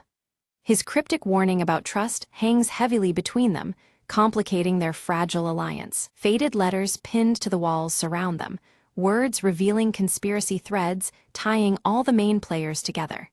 The layered betrayals echo in the silent underground. A loose floorboard shifts as Elena steps, uncovering a hidden compartment containing an aged diary. Its pages promise secrets long obscured by shadows and silence. Flipping through the diary, Elena finds entries chronicling a coup decades ago within a powerful family. Each word deepens the web of intrigue, binding past and present more tightly. Outside, Victor intercepts Leela in the misty street, his voice low and demanding information on Alina's location. The threat in his eyes leaves Leela cornered and tense. Suddenly, the dim light flickers and dies as Alina reads passages implicating Victor in the darkest folds of the mystery. Shadows twist ominously around her, swallowing the room in silence. Marcus pulls a small flashlight from his pocket, its beam piercing the gloom to reveal a hidden map etched behind the diary. The illuminated lines trace a path into the depths beneath Marrow Street's catacombs. The map leads them to a forgotten vault, its heavy doors sealed by time and secrets. The path ahead promises danger, but also the key to unlocking the tangled past. Alina and Marcus move toward the vault's shadowed entrance as Leela sends a covert message on her phone. Each step forward tightens the threads of their intertwined fates, shadows stretching long into the night. The heavy vault door groans under pressure, its rusted hinges groaning before it grudgingly swings open. Inside lies a trove of artifacts and documents, frozen in time and cloaked in dust. The air smells of old paper and secrets long buried beneath layers of shadow. Abruptly, the echo of footsteps ricochets off the cold stone walls. Victor emerges with two shadowy figures at his side, their presence a dark blockade at the only exit. The tension coalesces, thick enough to cut through with a whispered threat. Alina swiftly raises the silver locket, catching the flickering light to reveal a concealed symbol matching the vault's emblem. The gesture freezes the room, the locket's glow defying the darkness around them. This emblem ties the present moment to a deeper, hidden history. One of Victor's companions lunges for the locket, but Marcus intercepts with practiced precision, his hand slamming down to halt the snatch. The sudden clash breaks the fragile stillness into sharp urgency. Alina sidesteps, heart pounding beneath fractured glass reflections. A glance catches Alina's eye on a cracked mirror, its fragmented surface offering glimpses beyond the vault walls. There, faintly outlined in shadow, is the entrance to a concealed escape tunnel. Hope glimmers alongside the fractured truths around them. Seizing the moment, Alina and Marcus slip through the hidden passage, silent against the cold stone. Behind them, Victor's roar of frustration echoes, restrained yet simmering with menace.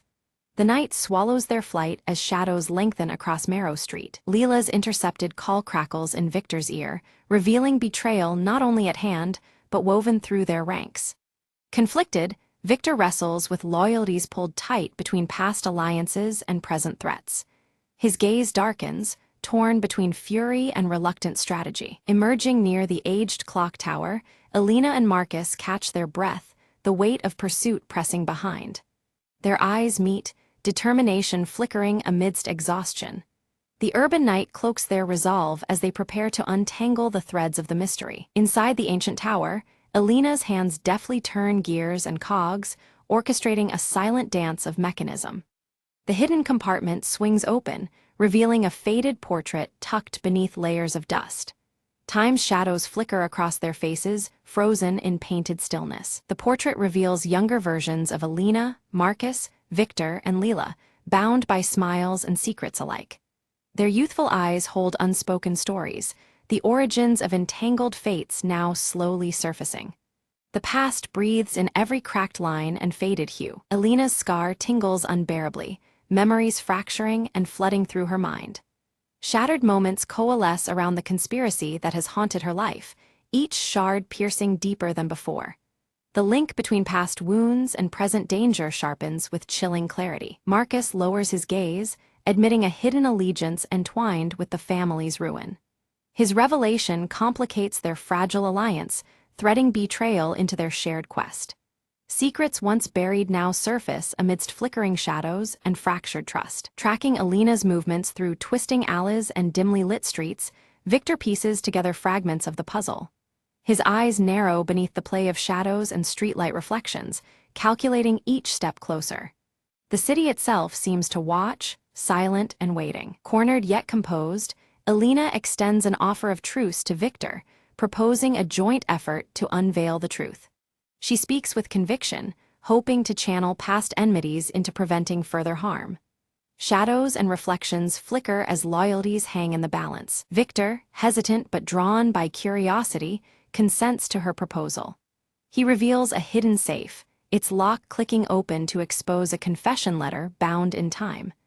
The weight of the letter promises turbulent revelations beneath the fractured layers of their past. From the letter unfolds the story behind the fractured glass motif, a violent confrontation years before that shattered more than just windows. The confession paints a raw scene of betrayal and broken bonds etched deep into their histories. The shards of truth glisten under the dim light. The trio debates the timing and manner of exposing the betrayal, aware the wrong move could destroy them all. Each voice carries the burden of consequence, their shadows tangled as uncertainty lingers. Strategizing in whispers, they weigh revelation against survival. Leela interrupts, brandishing surveillance footage, capturing a crucial scene from the past. Her discovery corroborates the confession's claims, offering irrefutable evidence from fractured moments frozen in time. The flickering screen illuminates faces and deeds once hidden in shadow. United in purpose, the group plans to leak the evidence anonymously, their actions cloaked beneath Marrow Street's lengthening shadows. The city hums unknowingly as truths prepare to surface amid fractures and reflections. Change pulses quietly beneath the urban night. As dawn stretches its first light, fractured glass from a broken window glints one last time, symbolizing the cusp of transformation. The shards scatter prismatic signals across the walls, reflecting hopes and fears alike. The city stirs, on the brink of awakening and revelation. News of the uncovered conspiracy spreads swiftly, igniting public intrigue and unease throughout the city. Conversations ripple from shadowed corners to bustling streets, the mystery no longer confined to whispers. Marrow Street pulses with a tension that refuses to fade. Returning to the antique chest, Alina places the silver locket carefully inside, locking it away from prying eyes. The act is both a closure and a safeguard amid the swirling chaos of truth and deceit. The locket's intricate engraving catches the fading light, silent amidst secrets. Marcus melts into the crowd, his intentions veiled and his departure marked by quiet ambiguity. Alina watches, reflecting on the tangled interplay of trust and betrayal that has defined their tangled journey. The city's heart beats on, unyielding beneath fractured skies. From a shadowed rooftop, Victor surveys the sprawling city below, contemplative and unmoving. The lights flicker like distant memories, each pulse a reminder of battles fought in both darkness and daylight. His expression is unreadable, wrapped in the weight of unfolding fate. Leela joins Alina quietly, their shared glance an unspoken acknowledgement of survival and the burden of secrets kept. Together, they stand on Marrow Street, shadows stretching long around them. In the silence, their resolve hardens against the gathering night. A sudden flashback illuminates the truth behind the locket's engraving. It is a symbol of sacrifice and hope, carved by a hidden ancestor who protected their kin from a terrible fate. The fractured glass from earlier scenes reflects in this memory, breaking the past into shards that finally fit together. Back in the present, Alina carefully opens the silver locket and discovers a folded, aged letter addressed to her. The handwriting is familiar, belonging to someone she loved and lost long ago, the words etched with a deep sense of urgency and care. As Alina reads, her eyes well with emotion, the letter speaks of promises made, to protect, to remember, and to bear the heavy burden of knowledge passed down through generations. The weight of the past settles over her, but so does a newfound strength, as the fractured pieces of truth begin to heal. The group gathers once more on Marrow Street, their faces marked by the trials endured, but now united in fragile trust. Despite the scars and shadows that cling to them, an unspoken bond forms, knit by the shared revelation and the enduring mysteries they've faced together. As the sun dips low, its fading light casts long shadows across the cracked pavement of Marrow Street, mirroring the lingering secrets that still haunt the night. The city's atmosphere holds both the weight of past darkness and the delicate promise of dawn yet to come. Alina steps out from her apartment, locking the door behind her with a decisive click. She leaves the past firmly in that quiet space, but carries the lessons it imparted, etched in the silver locket that now hangs heavy around her neck. In the calm of her home, Alina sets the silver locket on the mantelpiece, its engraving catching the faint light. It stands as a solemn reminder of what was lost, what was fought for, and the silent hope that endures beneath the surface. Across town, Leela tends to a small plant by the window, nurturing new growth amidst the decay of the city. It is a quiet symbol of resilience and renewal, an echo of the fragile beginnings that rise from broken roots. A message pings on Marcus's phone, his voice calm and steady over the recording. He promises aid should darkness return, a reassuring tether to strength and solidarity in an uncertain world. The city breathes as night fades into morning, alive with secrets and shadows that twist through its streets. Elena steps into the soft light of dawn, ready to meet whatever comes next with eyes clear and purpose renewed.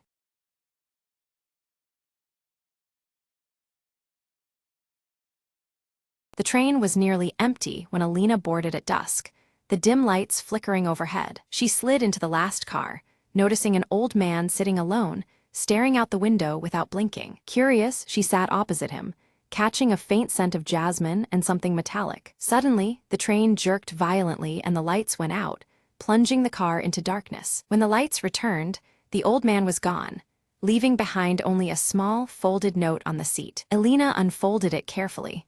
The words read, "Find the shadow at the next stop." A chill ran down her spine as the train slowed to a stop at an unfamiliar station, bathed in mist. Stepping onto the platform, she saw a figure cloaked in black waiting under the pale lamplight. "You're early," the figure whispered, voice carrying a strange urgency. He handed her a key and said, "This unlocks secrets that were meant to be forgotten." Elena felt the key's cold weight in her palm as the figure melted into the fog. Back on the train, she found the old man's briefcase left open, revealing a battered leather journal. Inside, cryptic sketches and coded messages hinted at a hidden compartment beneath the train. Driven by curiosity, Elena crawled under the carriage and discovered a small metal box, locked tight. Using the key, she opened it to find a collection of ancient letters, revealing a decades-old betrayal. A sense of relief washed over her as the mystery unraveled.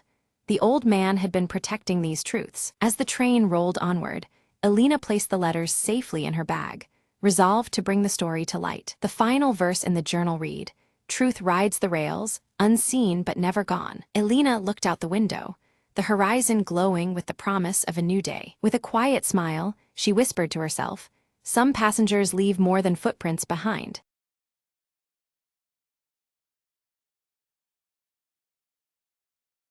Max bursts through the office door, a box of fresh donuts clutched in his hand, his crooked glasses teetering as he beams with anticipation. Ellie greets him cheerfully, her oversized sweater sleeves partially covering her hands as she eyes the tempting box and tucks a loose curl behind one ear. "Mr. Crumb storms in behind them, grumbling about looming deadlines, his coffee-stained tie flapping dramatically as he clutches a stack of documents. With a flourish, Max sets the donut box center stage on the shared desk, declaring them the perfect morale booster for a tough day ahead. Just as Max turns to fetch coffee, Ellie reaches eagerly for a pink frosted donut, but the box suddenly slides away from her grasp without explanation. Max and Ellie exchange bewildered glances as the donut box vanishes completely from the desk, leaving behind only a slight wobble where it sat. From the doorway, Mr.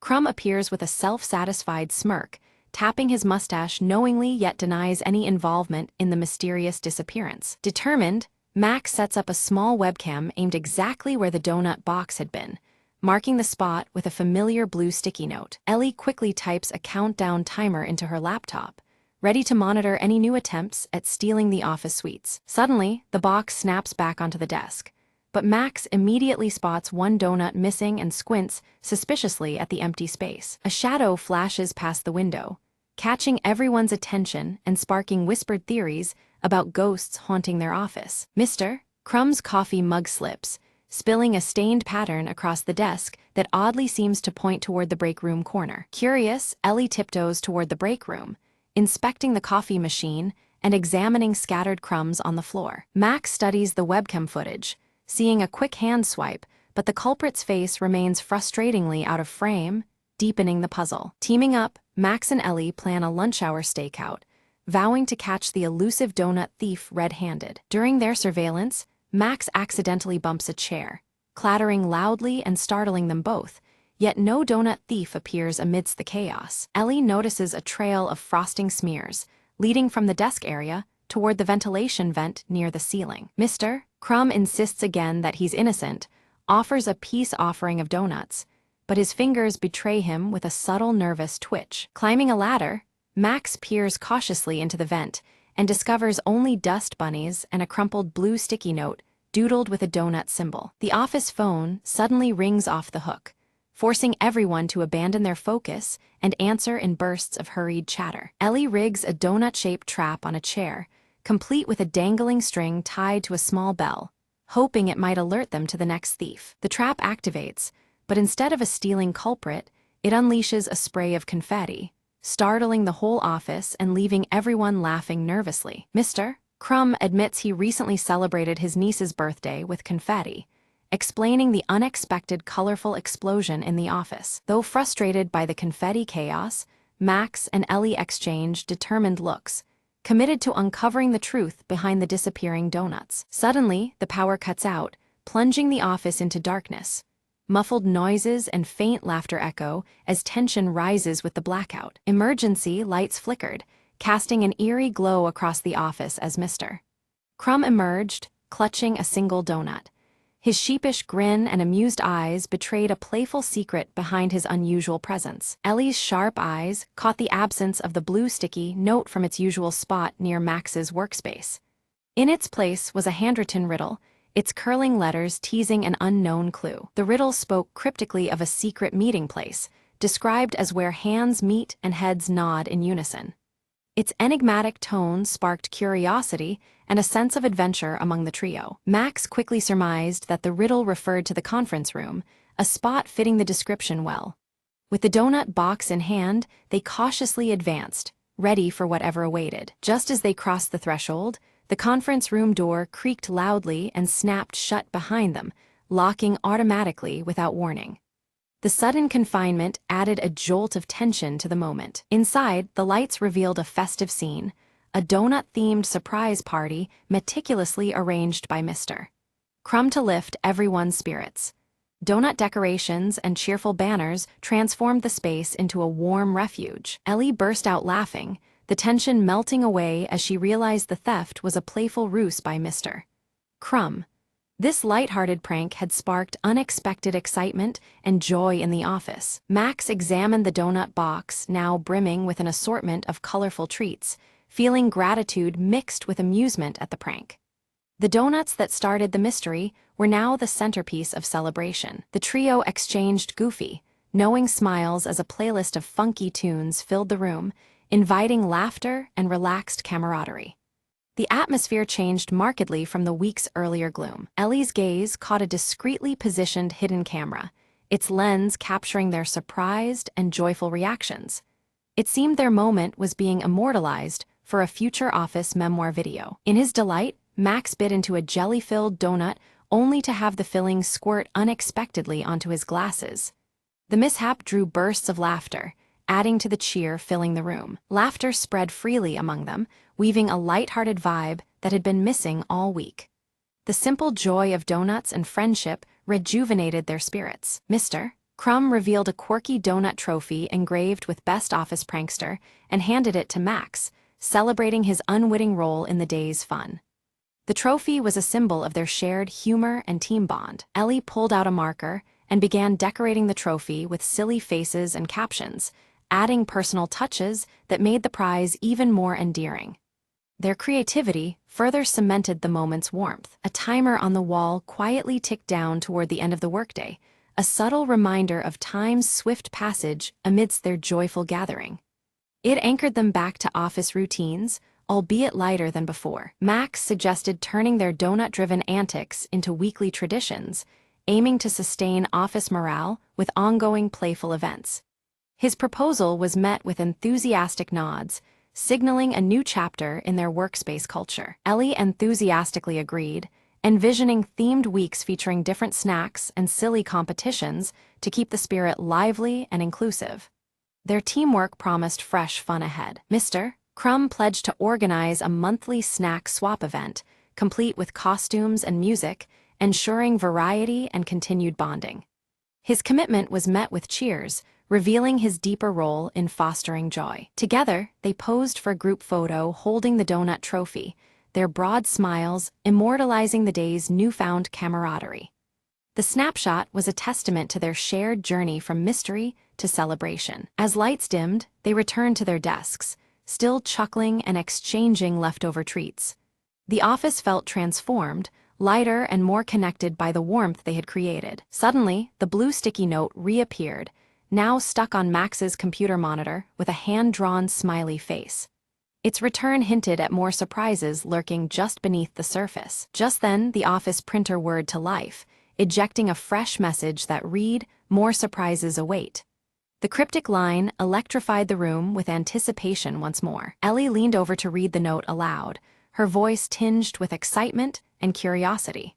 The mysterious message promised that their day of fun was only just beginning. Mr. Crumb winked knowingly and raised his coffee mug in silent toast, signaling the start of ongoing merriment and teamwork in the office. His gesture unified them in shared anticipation of what was next. Max glanced at his watch, astonished at how swiftly the day had passed amid laughter and camaraderie. The unexpected joy marked a memorable turn in their normally routine work life. The camera slowly zooms out, revealing a clumsy robotic arm clutching another box of donuts. Its jerky movements hint at future shenanigans that await the office team. From a hidden speaker, a playful jingle begins to play, celebrating the joy of donuts. This confirms that a new prank system has been installed, bringing a lighthearted energy to the workspace. Ellie presses a button on her laptop with a grin, instantly activating colorful lights around the office. Donut shapes project across the walls, filling the room with vibrant, whimsical patterns. Mr. Crumb sets up a leaderboard on a computer screen, tracking upcoming donut-related challenges and achievements. His thick mustache twitches with delight as he imagines the friendly competition ahead. Gathered together, Max, Ellie, and Mr. Crumb plan their next donut-themed prank with gleeful enthusiasm and mock seriousness. Their camaraderie fills the room, turning the office into their playful stage. Suddenly, a small drone buzzes near the ceiling, gracefully delivering a fresh box of donuts labeled for the next mystery. The unexpected arrival adds a new twist to their unfolding adventures. All three exchange excited looks, the atmosphere now infused with playful energy and anticipation. The office feels alive, charged with the promise of fun and surprises. Ellie sneaks a bite from the drone-delivered box, then shares it with Max and Mr. Crumb as a warm peace gesture. Their smiles and laughter echo the strong bond forged over countless donut escapades. The camera centers on the blue sticky note near their workspace, now adorned with tiny donut stickers and a cheerful smile. It stands as a symbol of their shared journey and the mysteries yet to come. The scene fades out as laughter and lighthearted chatter fill the office. The promise of many more donut adventures lingers, leaving viewers with a sense of joyful anticipation.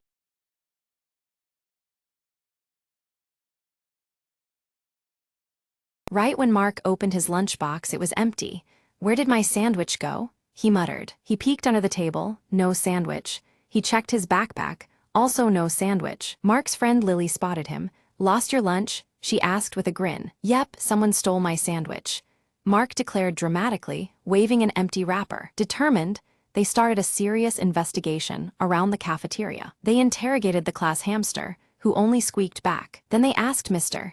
Brown, the janitor, who shrugged with a chuckle. Next, they surveyed the suspects: Tommy, the cookie thief, Sarah, the sneaky soda sipper, and Jenny, who always had crumbs. Jenny claimed innocence, dusting imaginary crumbs from her sleeves. Tommy looked suspiciously content, licking chocolate off his fingers. Lily found a suspicious trail of lettuce leaves, leading towards the teacher's lounge. Mark followed, whispering, "This is it, the breakthrough." They peeked inside and saw the teacher, Mr. Clark, happily munching on what looked exactly like Mark's sandwich. "Caught red-handed, Mr. Clark laughed and said, "I thought someone left this for me." Mark rolled his eyes. "Next time, just ask." As a peace offering, Mr. Clark promised to buy Mark a new sandwich every day this week. Mark grinned. "Deal, but only if Tommy shares his cookies too." Lily snorted.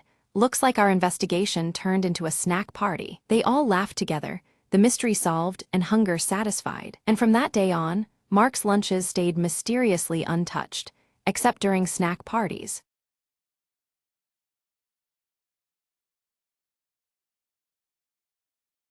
The night was unusually silent, when Lena stepped into the old house she'd just bought. Boxes scattered the room, but it was the faint creaking beneath her feet that caught her attention. "Is someone there?" she whispered, her voice swallowed by the shadows. Ignoring the chill crawling up her spine, she knelt down and pressed her ear to the wooden floor. A soft, rhythmic tapping began, slow and deliberate, like a heartbeat hiding under the wood. The air grew heavier as the tapping grew louder, weaving into whispered voices speaking in hushed tones. Lena's eyes darted around the dim room, but she was alone, or so she thought. Suddenly, the floorboard beneath her gave way, and she stumbled into darkness. She landed in a cramped cellar lined with old boxes and dusty books, the whispered voices now deafening. A pale figure emerged from the shadows, its eyes gleaming with ancient sorrow. "You shouldn't have come here," it crooned, voice like the rustle of dead leaves. Lena scrambled backwards, her heart pounding like a drum in her chest. The figure extended a translucent hand, beckoning her to stay forever beneath the floorboards. With a surge of courage, Lena grabbed a broken plank nearby and swung it at the apparition. The ghostly form dissipated into a cold mist, and the voices faded into silence. She found a ladder leading back up, pulling herself from the cellar's depths. As she emerged into the moonlit room, the floorboards creaked once more, but this time they were still. Lena leaned on the doorway, catching her breath, the house finally quiet after decades of secrets. "Some houses hold onto their stories too tightly," she murmured, "but tonight I've finally made mine." Outside, the wind whispered through the trees, carrying away the last echoes of restless souls.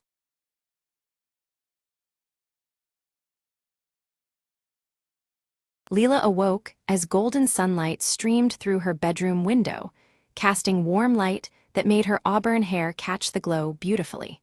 The soft rustle of falling leaves outside whispered promises of the day ahead. Jasper, her cheerful tabby cat with a white patch on his chest, circled Leela's feet, purring softly to greet the morning. His playful energy lifted her spirits as she dressed in her favorite earth-toned clothes. Outside, Bramblewood Village stretched before her, bathed in warm autumn colors that painted the trees and cobblestone streets. Fallen leaves created a vibrant carpet, crackling softly under the footsteps of the few early risers. Leela stepped into the crisp mountain air, gripping her small satchel and the carved wooden locket she always wore close to her heart. The cool breeze teased the edges of her clothes as she set off toward the village square. She soon met Mr. Thornberry, the kind elderly gardener in his green tweed vest, who smiled under his thick gray beard as he tended to his plants. He offered her a basket filled with freshly picked apples, their red skins shining like jewels among the leaves. Jasper, unable to resist the lively garden, darted between plants chasing a fluttering leaf, his white chest patch flashing like a beacon. Mr. Thornberry chuckled warmly, watching the cat's antics with gentle eyes. Leela's sharp gaze caught a faint glimmer beneath a pile of colorful leaves near the old stone well in the village square. Her curiosity piqued. She knelt down to investigate, brushing the leaves aside carefully. Beneath the rust-colored leaves lay a small, ornately carved box, sealed tight with a rusty clasp that hinted at long-forgotten secrets. Her fingers trembled slightly as she lifted it into the light, the woodwork intricate and inviting. Opening the box, she found an aged map of the surrounding forest, its edges yellowed with time and marked by strange symbols she didn't recognize. The map seemed to pulse with quiet mystery, promising an adventure beyond the known paths. Mr. Thornberry appeared beside her, his eyes reflecting concern and wisdom beneath his gray brows. He warned gently that the forest held old secrets and forgotten paths that could both enchant and deceive. With determination bright in her eyes, Leela decided to follow the map, Jasper trotting faithfully beside her, his tail flicking in eagerness. She tightened her grip on the wooden locket as a talisman for courage. From a nearby oak tree, Willow the wise old owl with striking amber eyes watched the pair silently, her gaze steady and glowing faintly in the evening light. The glowing lantern in Leela's satchel cast a soft shimmer beneath the ancient branches. As dusk settled over Bramblewood, Leela prepared her lantern, its warm glow contrasting with the growing shadows of the forest edge. She took a deep breath and stepped into the woodland, the crunch of leaves accompanying her every move. The forest shadows deepened thickly, and soft whispers of rustling leaves seemed to follow Leela's footsteps, wrapping the path in eerie sound. A chill prickled her skin as the golden light diminished, replaced by twilight's embrace. Suddenly, a path on the map led them to a hidden glen, but an unexpected fog began to rise, swirling thick and white, obscuring the way forward. The familiar path vanished, replaced with uncertainty and mystery that chilled Leela's heart. Determined, Leela pushed through the mist, relying on Jasper's keen instincts and the steady glow of her lantern to light a narrow way. Her breath came steady as she advanced into the unknown, every sense alert to the forest's shifting moods. Deep within the fog, Leela discovered an ancient stone archway, its surface thick with ivy, matching one of the symbols mapped earlier. The weathered carvings whispered of stories and secrets long buried beneath time and nature's embrace. A sudden chill swept through the clearing as Willow hooted softly from above, her call a solemn signal of caution. The flicker of the lantern cast shadows that danced like ghosts, urging Leela to be vigilant. Crossing beneath the archway, Leela found herself in a clearing where a shimmering pond lay still, its surface reflecting the dimming sky with quiet majesty.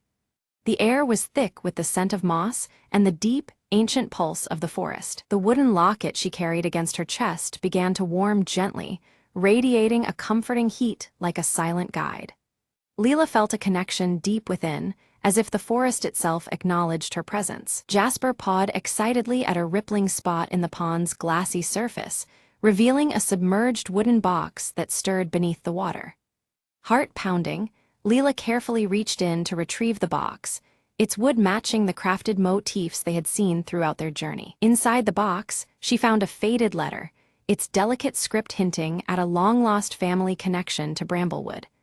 The words spoke of love, loss, and secrets entwined with the very roots of the village's history. As she read, shadows flickered at the edge of the clearing, and a gentle voice seemed to echo softly through the trees, carrying whispers of the past.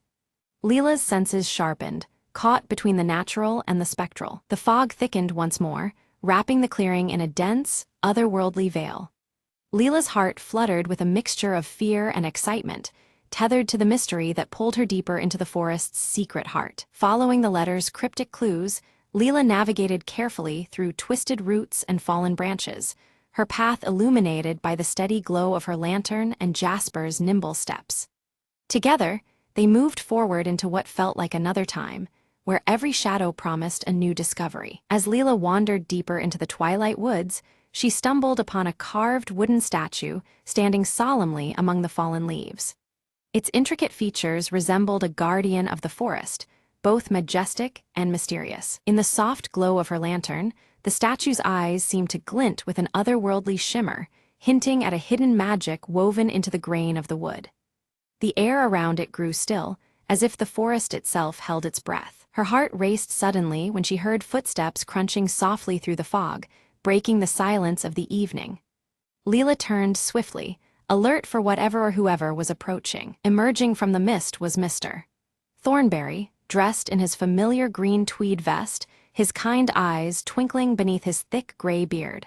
He confessed that he had quietly watched over the forest's secrets for decades, waiting for the right moment. With a warm smile, Mr. Thornberry began sharing tales of Bramblewood's forgotten past, emphasizing the delicate balance of protecting the village's heritage.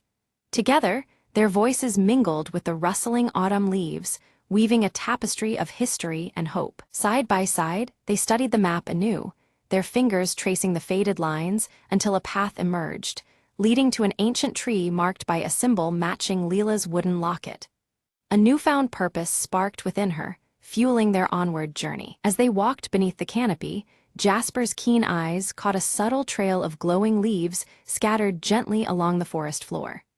The luminous path lit their way, casting dancing shadows among the towering trunks. They soon arrived at the ancient tree, its bark deeply engraved with runes identical to those etched onto both the box and Leela's cherished locket. The tree seemed alive, its presence commanding and timeless. Carefully, Leela placed the wooden box into a hollow in the tree's trunk. Immediately, a soft golden light pulsed from within, illuminating the runes and sending a warm glow into the surrounding woods. In response to the light, the dense fog that had lingered throughout the forest began to lift, unveiling a breathtaking vista beyond the trees. The landscape stretched out like a hidden treasure waiting to be rediscovered. Without warning, Willow swooped down silently from above, her striking amber eyes meeting Leela's before she gently dropped a small key into her open hand. Then, with a flutter, the wise owl vanished back into the twilight. Leela's fingers trembled slightly as she found the key perfectly fit a hidden compartment in the wooden box. Opening, it revealed an old photograph, yellowed with time yet filled with smiling faces beneath the very same ancient tree. The photograph showed ancestors of Leela gathered together during an autumn festival, their joy captured in the golden light of the past. It was a poignant glimpse into a lineage deeply rooted in Bramblewood's traditions. A gentle warmth spread through Leela's chest, a quiet acknowledgement of her connection to this history and the forest's enduring spirit. She felt the weight and wonder of legacy settle within her heart. Suddenly, distant sounds, soft music and laughter, echoed through the forest, as if carried on the breeze from another time. The melody stirred memories of celebrations long past, filling the night with a renewed sense of magic. Mr. Thornberry explained that once a year, the village held a festival celebrating the forest's magic every autumn, a cherished tradition now forgotten by many. The stories he shared painted vivid pictures of joy, community, and reverence for nature's gifts. Inspired by these revelations, Leela felt a newfound sense of purpose burgeoning within her, to revive the festival and ensure the spirit of Bramblewood lived on. Her resolve was as steady as the glowing lanterns surrounding them. Together, they began gathering offerings from the forest floor, fallen leaves, pine cones, and bright berries, each piece a token of nature's bounty and part of the celebration to come. Their hands moved with joyful intent, crafting the foundation of a new tradition. Returning to the village, Leela and Mr. Thornberry excitedly shared their discoveries with the townsfolk. Sparked by their enthusiasm, a wave of curiosity and anticipation blossomed among the community. Villagers eagerly began crafting decorations and lanterns inspired by the forest's beauty and the ancient symbols rediscovered. The air buzzed with creative energy, and the soft glow of lantern light promised a festival unlike any other. Leela took charge of organizing the festival's layout, using the glowing leaves found by Jasper to guide visitors along winding village paths. The illuminated trail promised to lead everyone safely through the magical evening. Meanwhile, Jasper darted playfully between the lantern-lit trees, chasing children's laughter and weaving joy through the gathering crowds. His cheerful antics brought smiles and warmth to the crisp autumn night. From her high perch, Willow watched quietly over the village, her striking amber eyes reflecting every glowing lantern below. Her presence was a comforting emblem of wisdom and protection throughout the festivities. The festival officially began with music and laughter echoing through the crisp air, mingling with the warm aromas of spiced apple cider. The village came alive, wrapped in the enchantment of the moment and the promise of a cherished tradition renewed. Leela donned her earth-toned dress, the carved wooden locket resting close to her heart and shining softly under the lantern light. Surrounded by the vibrant celebration, she felt more connected than ever to her heritage and the magic of Bramblewood. As the festival reached its peak, the ancient tree suddenly glowed with a warm, magical light that bathed the entire village in a soft amber hue. The shimmering glow seemed to pulse in harmony with the falling autumn leaves, as if the tree itself was blessing Bramblewood and its inhabitants. Leela stepped beneath the ancient tree, her earth-toned clothes blending with the surroundings, and felt an overwhelming presence of generations who had celebrated here before her. She closed her eyes briefly, sensing the joyous spirits of ancestors swirling around, celebrating together in the cool autumn air. Around her, the villagers formed a wide circle, their faces lit by glowing lanterns and filled with smiles and stories. They shared memories of the forest's wonders, their voices woven together by the forest's enduring spirit that connected them all across time. Curled contentedly at Leela's feet, Jasper purred softly, his white chest patch gleaming faintly in the lantern light. The peaceful atmosphere around them made his cheerful nature even more evident as he basked in the comforting embrace of the celebration. Mr. Thornberry, wearing his trademark green tweed vest, smiled warmly as he watched Leela, sensing that the time had come. He felt proud to pass on the guardianship of the forest's sacred secrets to her, knowing the tradition would continue in capable hands. High above, Willow watched with striking amber eyes, her soft hoot resonating through the night. The gentle call symbolized the deepening bond between the natural world and the village community, a quiet assurance that harmony would endure. As night deepened, rows of lanterns illuminated the villagers' faces, casting a glow that reflected hope, warmth, and unity. Each handcrafted wooden lantern seemed to hold a small piece of the forest's magic, brightening the darkening sky. Silent amidst the soft murmurs of the crowd, Leela whispered a heartfelt promise to protect Bramblewood's magic and keep its traditions alive forever. Her voice carried a quiet determination as the carved wooden locket hung close to her heart, a symbol of her new role. The festival slowly waned with a final heartfelt song, its notes echoing beneath the stars and through the rustling autumn leaves. The melody wove past the glowing lanterns and into the night, a lasting tribute to the village's enduring spirit. With Jasper trotting happily beside her, Leela walked home beneath the gentle glow of the remaining lanterns. The peaceful future ahead felt illuminated not just by light, but by love, tradition, and the magic of Bramblewood's ever-watchful forest.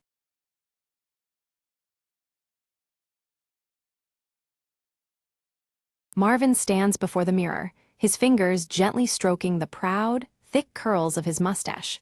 He adjusts his round spectacles and contemplates the day ahead, feeling ready for any challenge. Leela bursts into the apartment with a grin, holding up a brightly colored invitation to a mustache competition. "Uncle Marvin, you have to enter," she exclaims, her pink hair bouncing with excitement. Marvin smiles confidently, tightening his yellow and green striped tie, a sure sign of his determined mood. "I'll win it again this year," he declares with pride. He carefully arranges his grooming tools on the cluttered desk, while Mr. Whiskers slinks silently behind, eyeing the gleaming mustache comb with suspicious intent. With one final glance at the mirror, Marvin waves goodbye to Leela, who promises to guard the apartment and keep everything just right. Marvin steps onto the bustling city street, his stride confident and purposeful as he heads toward the competition venue, buzzing with excitement. Midway through his walk, Marvin suddenly freezes, feeling an uncanny lightness on his face where his mustache should be. Confused, he stops in his tracks. He peers into a shop window reflection and gasps. His cherished, curly mustache has completely vanished without a trace. In a surge of panic, Marvin sprints back home, overturning piles of vintage knickknacks and hunting all corners for any clue to his missing mustache. Leela arrives with a determined gleam in her eye, just as Marvin inspects his grooming kit through his magnifying glass, vowing to uncover the mystery at all costs. Mr. Whiskers flicks his tail leisurely, knocking Marvin's mustache comb off the table with a deliberate swish, watching their reactions carefully. Leela crouches near the windowsill and points to tiny strands of hair left behind, suggesting that the aloof tabby may be involved in the disappearance. Determined, Marvin sets up a variety of comical traps around the apartment, from sticky mustache-shaped nets to jars of swirling potions, hoping to catch the elusive thief. Despite the efforts, Mr.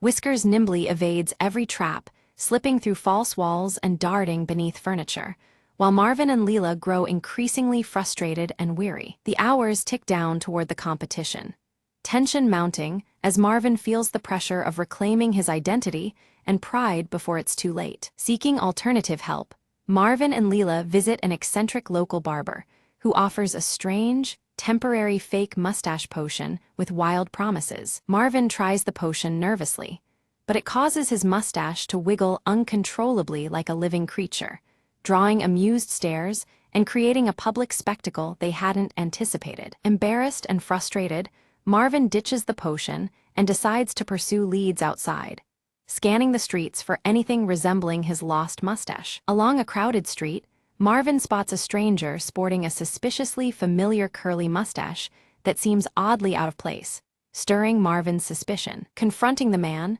Marvin receives evasive answers, but the man inadvertently reveals a hidden stash of mustache wax, intensifying the mystery. Leela connects the dots, proposing that this man could be part of a mustache smuggling ring, explaining the strange disappearance. Following a trail of wax droplets that glisten along the pavement, they arrive at a shadowy underground hideout filled with peculiar mustache-related artifacts. Hidden inside, they overhear hushed voices discussing an exclusive mustache auction scheduled for that very evening, offering a crucial lead. Realizing their slim chance to recover the mustache, Marvin and Leela swiftly plan to infiltrate the auction, crafting disguises to pass as eccentric collectors. Donning flamboyant costumes adorned with exaggerated fake mustaches, they step into the shadowy auction room, blending into a crowd of curious enthusiasts. At the auction, Marvin's eyes fixate on a small, intriguing box labeled "The Finest Curly Mustache."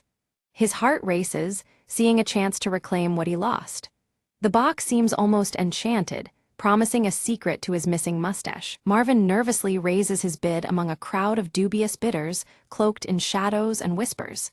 Each increase tightens the knot of tension in his stomach. Suddenly, a mysterious figure outbids him at the last moment, their identity hidden by a wide-brimmed hat and darkness. Refusing to give up, Marvin signals Leela with a glance. In response, she theatrically sways and collapses dramatically at the auction floor, drawing all eyes towards her. Instant uproar erupts as bidders rush to Leela's side, concerned for her sudden faint. The distraction creates a perfect moment for Marvin to stealthily slip the coveted box into his coat pocket. Back in a quiet corner, Marvin eagerly opens the box, only to find a cryptic note inside. It reads, "Look close in your own reflection," leaving Marvin puzzled and intrigued. Perplexed, Marvin pulls out his trusty pocket mirror and lifts it toward his face. Behind him, Mr. Whiskers sits calmly, licking his fur in a peculiar, deliberate manner that catches Marvin's eye. Suddenly, Marvin notices a tuft of his curly mustache clinging stubbornly to Mr. Whiskers' striped collar. The revelation dawns like a bolt of lightning. The cat is involved. The trio quickly pieces it together. Mr. Whiskers must have playfully swiped the mustache earlier, unknowingly causing the great disappearance. Marvin can't help but chuckle at the feline's mischievous role. Back in his cluttered vintage apartment, Marvin tenderly massages conditioner into his chin. He's hopeful, if a bit skeptical, wishing for even the slightest sign of regrowth before the next competition. Leela, ever inventive, whips up a quirky mustache growth potion using random kitchen ingredients. She presents it to Marvin with a mischievous grin, dubbing it their last, humorous hope. Marvin applies the homemade concoction cautiously, his fingers crossed beneath his perfectly striped yellow and green tie. Despite his skepticism, there's a glimmer of hope in his eyes. To their amazement, tiny hairs begin sprouting unevenly across Marvin's upper lip. The patchy new look is amusing if nothing else, but it breathes new life into his confidence. Emboldened by his unique growth, Marvin straightens his tie and adjusts his spectacles. He sets off determined to embrace this quirky new mustache at the competition venue. Upon arrival, the crowd bursts into laughter and cheers at Marvin's half-grown, unconventional mustache. The warm welcome deflates his nerves and fills him with unexpected pride. During the contest, Marvin captivates the audience with a witty speech about humor and acceptance. His charm and honesty resonate deeply, transforming the event's atmosphere. The judges, thoroughly entertained and impressed, award Marvin a special, most original mustache prize. It's a surprising twist that celebrates creativity over perfection. Beside him, Leela beams with pride while Mr. Whiskers purrs contentedly. Marvin's grin stretches wider than ever, his spirit lifted by their shared victory. The enigmatic auction figure reappears, stepping out of the shadows with a kind smile. They reveal themselves as a retired mustache champion, commending Marvin's admirable spirit. They hand Marvin an old photo album filled with bold, eccentric mustache styles from decades past. The images spark a newfound inspiration to explore diverse, playful looks in the days ahead. Marvin expresses heartfelt thanks to Leela and Mr. Whiskers. He realizes that sometimes unexpected mishaps blossom into remarkable adventures filled with laughter and growth. Back home, the trio settles into familiar comfort as Marvin carefully tends to his regrowing mustache. The cluttered apartment feels warmer, echoing their shared bond and triumph. Inspired, Leela begins a scrapbook titled Marvin's Mustache Mysteries, capturing every quirky moment of their journey. It's a testament to their camaraderie and Marvin's unmatched mustache saga. Mr. Whiskers curls up cozily on Marvin's lap, sporting a tiny, comically fake mustache crafted by Leela. The sight elicits chuckles and a sense of playfulness that fills the room. Marvin practices various mustache styles in the mirror, each more whimsical than the last. His striped yellow and green tie remains impeccably in place, matching his light-hearted mood. The apartment soon buzzes with laughter and cheer as they prepare a small celebration party. Quirky mustache-themed decorations dangle from the ceiling, marking an unforgettable chapter in Marvin's life. Suddenly, a letter slid gracefully under Marvin's cluttered apartment door, its envelope sealed with an elaborate mustache emblem that immediately caught his meticulous eye. He picked it up, intrigued by this unexpected delivery amidst his familiar vintage surroundings. Inside the envelope, Marvin discovered an elegant invitation to the International Mustache Festival, beckoning him to showcase his signature bushy, curly mustache among the world's finest. This was the next grand challenge he had been unknowingly awaiting. Leela bounced with excitement, her bright pink hair shaking as she suggested they travel together to the festival, igniting dreams of mustache adventures spanning the globe. Marvin's heart warmed at the idea of sharing this whimsical journey with his lively niece. With focused energy, Marvin packed his cherished grooming kit, carefully placing his magnifying glass, assorted potion bottles, and the ever-important mustache comb inside.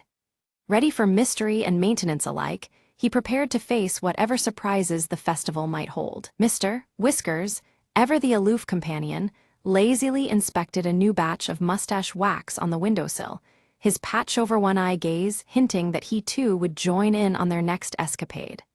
The tabby's subtle chaos was always part of their story. Marvin took a reflective moment before the mirror to admire his fully regrown mustache, now showing a distinguished hint of silver at the tips of its curls. This sign of time added character to his ever-prized facial feature, a symbol of his enduring spirit. A gentle smile spread across Marvin's face as he thought back. Losing his mustache had taught him to find joy beyond appearances and embrace life's unexpected turns with grace. The tie around his neck, striped yellow and green, seemed to brighten in approval. The trio stepped out from the cozy, cluttered apartment onto the bustling city street, ready to embark on their upcoming journey together. The air was filled with promise, and their spirits danced in unison with the crowd's lively rhythm. Behind them, a stray curl of hair floated lazily in the gentle breeze, a playful reminder that every grand adventure begins with a single, seemingly insignificant strand. It twirled like the start of a new story, yet to be told. The scene faded out with Marvin adjusting his striped tie confidently, Leela grinning mischievously, and Mr. Whiskers trailing silently behind. United and spirited, they were all set for whatever curious mysteries awaited them next.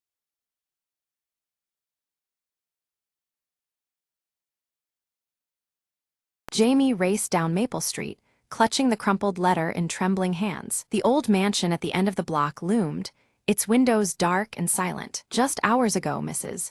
Whittaker had vanished without a trace, leaving behind only a chilling message. The letter was brief. Find the note before the clock strikes midnight. Jamie pushed open the wrought iron gate, its creak echoing in the quiet night. Inside, the air was thick with dust and secrets, the house frozen in time. A grand clock tower dominated the foyer, its hands frozen at 11:50. Jamie's eyes darted around, spotting a piano, its keys yellowed and forgotten. The note, Jamie whispered, kneeling beside the instrument. Pressing a key, a faint melody filled the room, stirring something deep within the silence. Guided by the tune, Jamie traced the music sheets left on the stand. Among them, a single sheet stood out, a composition marked with mysterious symbols. This must be it, Jamie thought, piecing together the note's secret message. Each symbol corresponded to a letter, forming a hidden phrase. Under the floor, heart pounding, Jamie searched beneath the wooden planks of the foyer. Fingers dug into a loose board, revealing a small, locked box. Inside lay Mrs. Whittaker's diary and a key, along with another note. Thank you for finding the truth. It read, now the story can finally be told. Relief washed over Jamie as the mystery unfolded. The disappearance was a staged escape from an old, painful past. Justice is in the light, Jamie said softly, stepping out as dawn broke over Maple Street.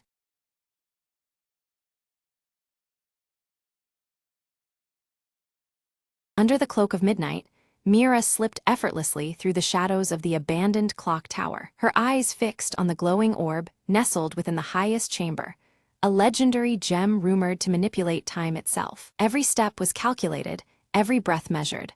One wrong move and the old gears would betray her. She heard a faint click behind her, a trap primed decades ago, waiting for an intruder. With a swift leap, She dodged the descending blade just inches away, the air slicing past her cheek. Heart pounding, she reached the chamber door, its ancient lock rusted but unyielding. Mira produced a slender tool, her fingers dancing expertly as the tumblers fell into place. The door creaked open, revealing the orb pulsing with an ethereal glow, suspended above an ornate pedestal. She reached out, the tip of her glove brushing the gem's surface. Suddenly, the gears around her began to grind and whirl, time itself reacting to her touch. For a moment, the world slowed, the moon hanging motionless in the sky. Mira seized that instant, grabbing the orb and slipping it into her satchel. Alarms blared through the ancient tower, but the slowing seconds gave her the advantage. She navigated hallways shifting in and out of sync, outrunning guards caught in temporal loops. Bursting through a side exit, she disappeared into the city's veins before the clocks could catch up. Safe in her hideout, Mira examined the orb, its glow steady now, a whisper of untold power. "A new clock has begun ticking," she murmured, eyes gleaming with possibilities. Plans formed quickly. This was no mere treasure. It was a key to rewriting fate itself. Her crew awaited beyond the door, ready to dive into the next chapter of their audacious journey. Together, they vanished into the shadows once more, the legacy of the last ember ignited anew.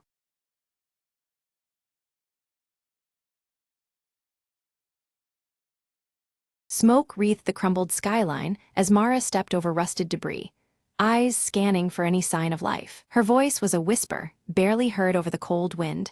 There has to be someone left. The city was a husk, but beneath its ashes, secrets lingered. Mara clutched a faded photograph, the edges worn, the faces smiling back from a world lost. Suddenly, a faint sound, a child's laughter, echoed from the ruins ahead. Heart pounding, she followed it through twisted metal and shattered glass. There among the shadows, a small boy emerged, wide-eyed and cautious. Mara offered a gentle smile.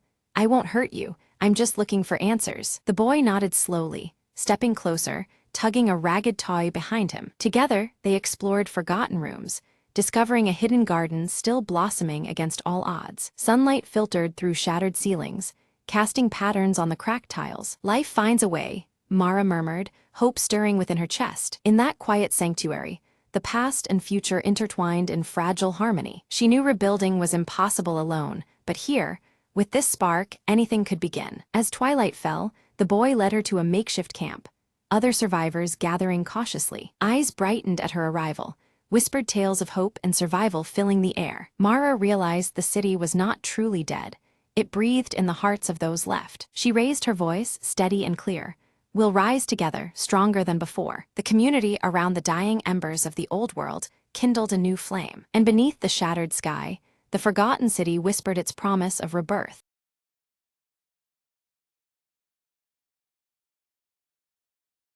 Under a heavy twilight sky, Mara walks cautiously through the quiet village street, her eyes darting nervously at shadows cast by the failing street lamps.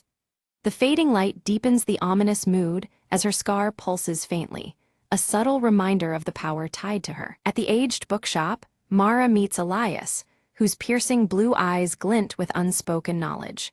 He hands her an ancient leather-bound book that pulsing faintly with blue light, hinting at secrets long concealed. Mara opens the book, revealing cryptic writings describing a shimmering mist known as the Veil, said to hide unseen realms just beyond the mortal eye. The words seem to shift on the pages, deepening the mystery surrounding the mist's true nature. Suddenly, the room's light dims as a faint mist swirls outside the shop window, its colors undulating and forms shifting eerily. Mara's scar reacts subtly, throbbing as if in resonance with the haunting presence. Stepping outside, Mara catches sight of fleeting figures within the mist, their outlines appearing and vanishing with ghostly speed. The sensation is both chilling and compelling, drawing her attention despite the growing unease. From behind Mara appears Leora, her glowing amber eyes fixed on the veil as she tightly clasps the delicate silver necklace around her neck.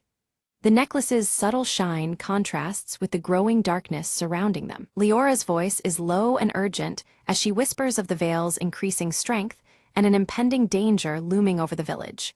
Her warning hangs heavy in the air, fraught with an ominous tension. Mara's scar pulses with a faint, awakening rhythm, seemingly stirred by Leora's presence and the swirling mist outside. A magnetic force connects Mara more deeply to the supernatural threat closing around them. Elias explains gravely that the veil is a bridge between their world and a forgotten realm, whose chaotic merging threatens to engulf their village entirely. His words underscore the gravity of the threat they face together. Determined, Mara resolves to explore the village outskirts where the veil's mist thickens most. Clutching the ancient book and eyes fixed on Leora's necklace, she steels herself for what lies ahead. At the boundary, Mara observes flickering silhouettes trapped and calling for release within the dense veil. Their desperation intensifies the urgency of her quest as ghostly hands seem to reach for her in silence. Without warning, the mist convulses and surges forward in an attempt to pull Mara into its depths, her scar igniting with fierce, burning intensity.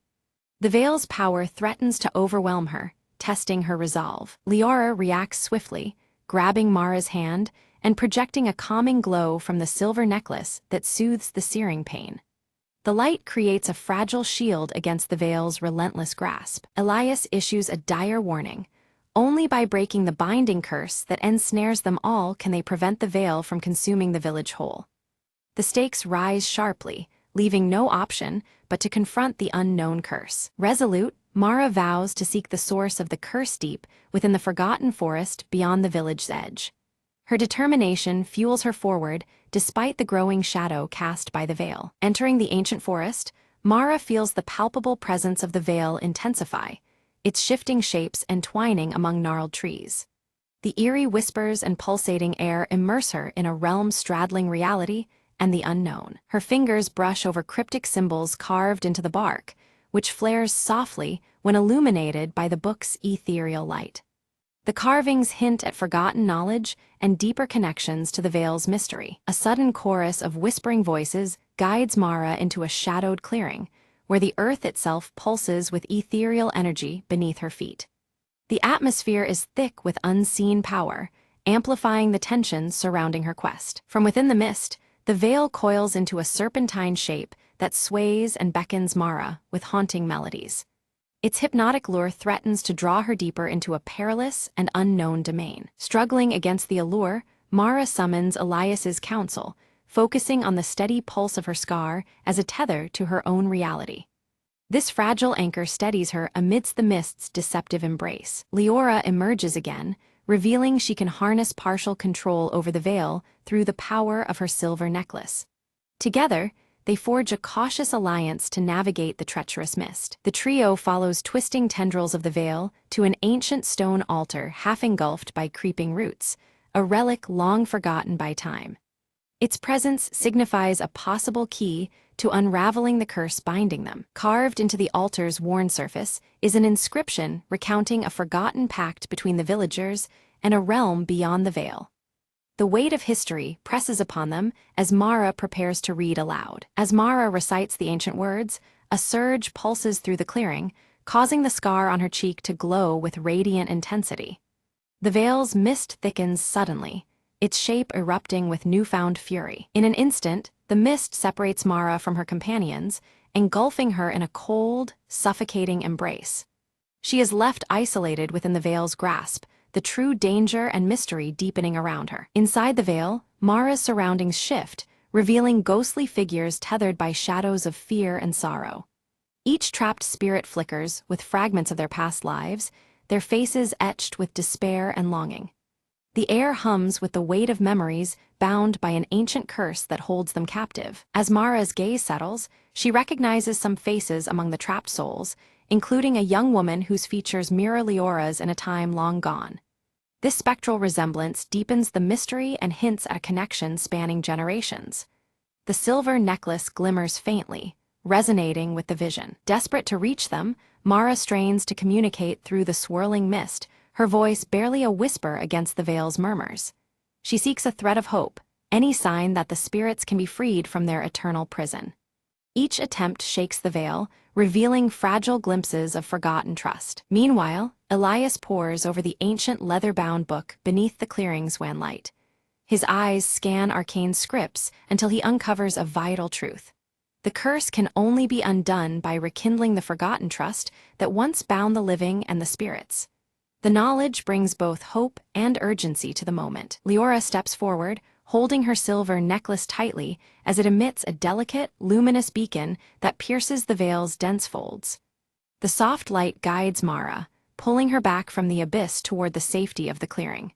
The necklace's glow becomes a fragile lifeline amid the encompassing mist. Emerging once more, Mara carries with her a fierce determination, the weight of both realms pressing on her.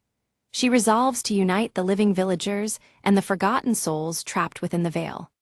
This newfound purpose ignites a spark of hope against the encroaching darkness. Gathered beneath the ancient altar, Mara, Elias, and Leora commence a ritual invoking the sacred pact that once protected both worlds.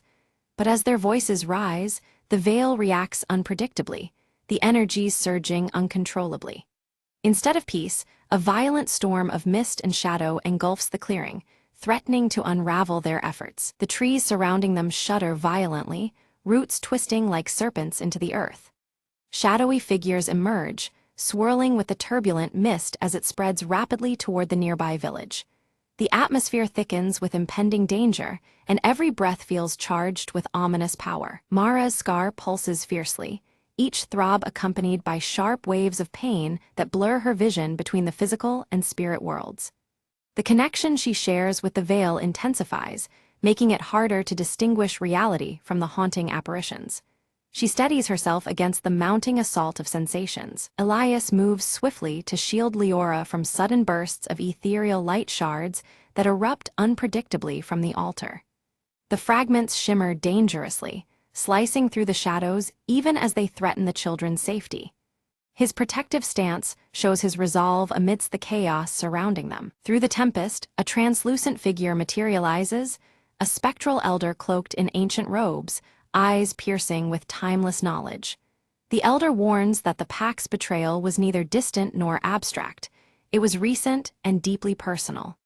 Their voice resonates with a grave urgency, shaking the gathering to its core. Mara's heart clenches as realization dawns.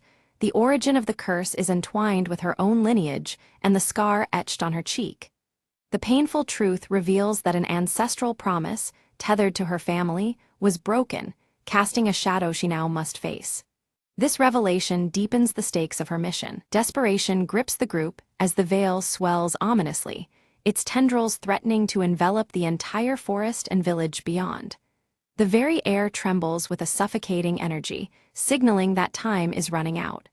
The fragile hope they clung to seems on the verge of collapse. In the midst of turmoil, the spectral elder extends an ancient ring embedded with cryptic runes toward Mara. They speak in riddles about reconciliation, calling it a key to mend the fracturing bond between worlds. The offering feels heavy with meaning, as if the weight of fate rests in Mara's hands. Upon accepting the ring, Leora's necklace flares to life, glowing brighter than it ever has before. The combined light from the two relics casts intricate patterns that ripple through the veil's mist. This harmonious reaction hints at a powerful union of forces forming within their grasp. Armed with the ring upon her finger and Leora's necklace around the child's neck, Mara returns to the altar.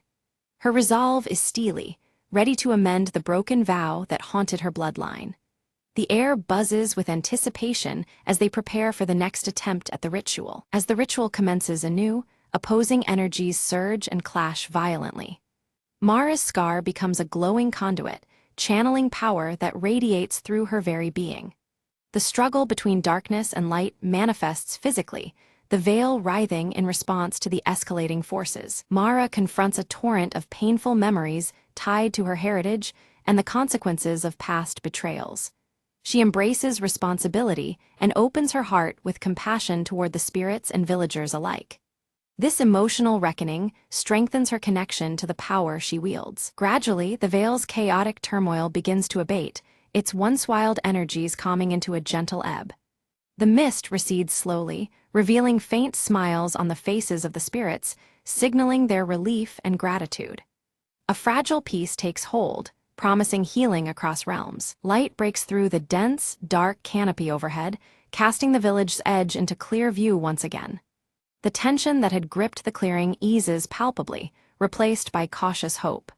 Nature itself seems to breathe easier as balance is tentatively restored. Unexpectedly, Mara's scar transforms, fading into a luminous silver shimmer that glistens softly on her cheek. This visible change links her unmistakably to the veil's essence, marking her as a bridge between worlds.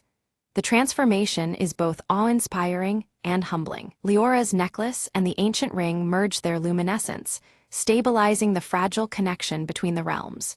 Together, they form a radiant symbol of unity and protection. This synthesis promises ongoing harmony where once there was division. Elias steps forward to reveal that their roles are not mere coincidence, but a destined guardianship. They are charged with balancing the delicate peace between the living and the spirit world. His words underscore the profound responsibility that has been entrusted to them all. Mara feels a profound bond deepen with the freed spirits, now released from torment, yet choosing to linger as vigilant watchers over the village. Their presence is no longer a threat but a blessing, a shared guardianship born from mutual trust. She embraces her new role with quiet strength. The surrounding forest seems to inhale a new breath, alive with a gentle, shimmering mist that no longer menaces but protects. Nature and spirit exist in harmonious balance, secured by the sacrifices and courage of those who dared to believe. Hope glows softly as the veil between worlds settles into peaceful coexistence. Around the warming fire, Mara's voice steadies and the villagers lean in, their apprehension giving way to a deep respect. She recounts the tale of the veil and the sacrifices made to protect both realms. Her words carry the weight of truth, transforming fear into understanding within the gathered crowd. The faint glow on Mara's scar pulses softly in the firelight, a subtle yet constant reminder of her unique bond with the veil's power. This mark, once a symbol of pain, now signifies her duty and strength. It connects her intimately to the mysteries that have shaped the village's fate. In the village square, Leora gathers the children beneath the old oak tree, her amber eyes sparkling with warmth. She teaches them about honoring the ties between their world and those unseen, emphasizing kindness and respect across all boundaries.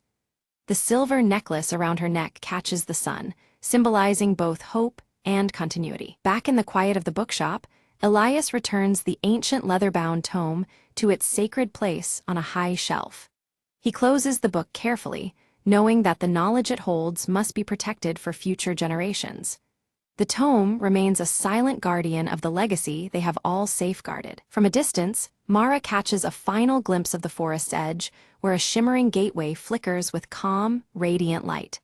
The veil there is less a barrier and more a gentle threshold, inviting peace rather than fear. It promises a future where connection and understanding prevail. Feeling the strength of unity and the wisdom gained from recent trials, Mara stands taller and more resolute than ever. Her spirit, intertwined with the power of the veil, is fortified against whatever challenges lie ahead. She embraces her role with confidence and hope. That evening, the village bursts into celebration, a harmonious blend of age-old traditions and newfound reverence for the otherworldly. Music and laughter fill the air, binding the community together in respect and joy. The silver necklace and Mara's scar are honored symbols woven into the festivities. As night falls, stars twinkle vividly above while the mist around the now tranquil trees swirls gently in the cool breeze. The veil's shimmer is soft, casting a luminous glow that comforts the village below. The natural world and the supernatural stand in peaceful coexistence under the vast sky. Mara, Elias, and Leora stand side by side at the hillside, their eyes fixed on the horizon where the worlds gently touch. Each carries a quiet sense of purpose and shared destiny, united by trust and the bonds they've restored. Together, they watch as light from the veil bridges their realities with promise and peace. The story closes as the veil continues to shimmer softly, a luminous bridge of light rather than shadow. It heralds a new era of hope and balance, a testament to courage, unity, and the enduring power of connection. The village, forever changed, embraces this dawn with open hearts.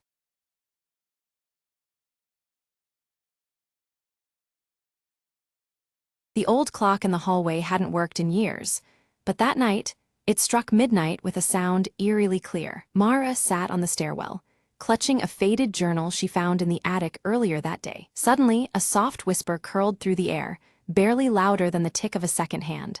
Time is waiting. Her eyes darted to the clock, its hands moving backward slowly, as if unraveling time itself. The whispers grew louder, merging into a chorus of voices telling stories from decades past. Mara opened the journal, noticing new words appearing on the page. Tales of those who lived in the house, long gone. They're trapped, the whispers said, lost between moments, waiting to be remembered. Compelled, Mara read aloud, and with every word spoken, the voices brightened, their stories flowing like winds through the room. Shadows danced on the walls, shaped like cheerful ancestors, smiling in gratitude. The clock hands spun faster, then stopped abruptly at 12:01, and silence returned. Mara closed the journal, feeling a warmth spread through the house, as if the past had finally been set free. The next morning, the clock sat still, its magic spent, but the air held a lightness Mara hadn't noticed before. Neighbors stopped by to share forgotten memories and photographs, drawn by an invisible invitation. "You've brought them peace," an elderly neighbor whispered warmly. Mara realized the journal was not just a book, but a bridge between times, waiting for the right voice to awaken it. From that day on, the house was alive with stories, laughter, and the gentle ticking of a clock that now told time true and steady. Mara smiled, understanding the past wasn't lost, merely waiting to be heard again. The whispers had faded, but their echo remained, lingering softly like a cherished secret. And sometimes, just as the clock strikes midnight, Mara swears she hears a thankful murmur, a gentle nudge reminding her that stories never truly end. With one last glance at the silent clock, Mara whispered back, "Thank you for sharing your time with me."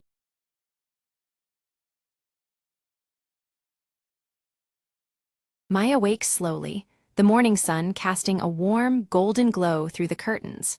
Her fingers curl tightly around the cool silver locket at her neck, as if drawing strength from it. In the quiet kitchen, Maya moves with purpose, preparing a simple breakfast while the soft, haunting melody of an old music box hums somewhere in the background. The tune feels familiar yet distant, weaving through the stillness. Elias enters silently, his sharp blue eyes immediately fixed on a stack of yellowed letters spread carefully across the table.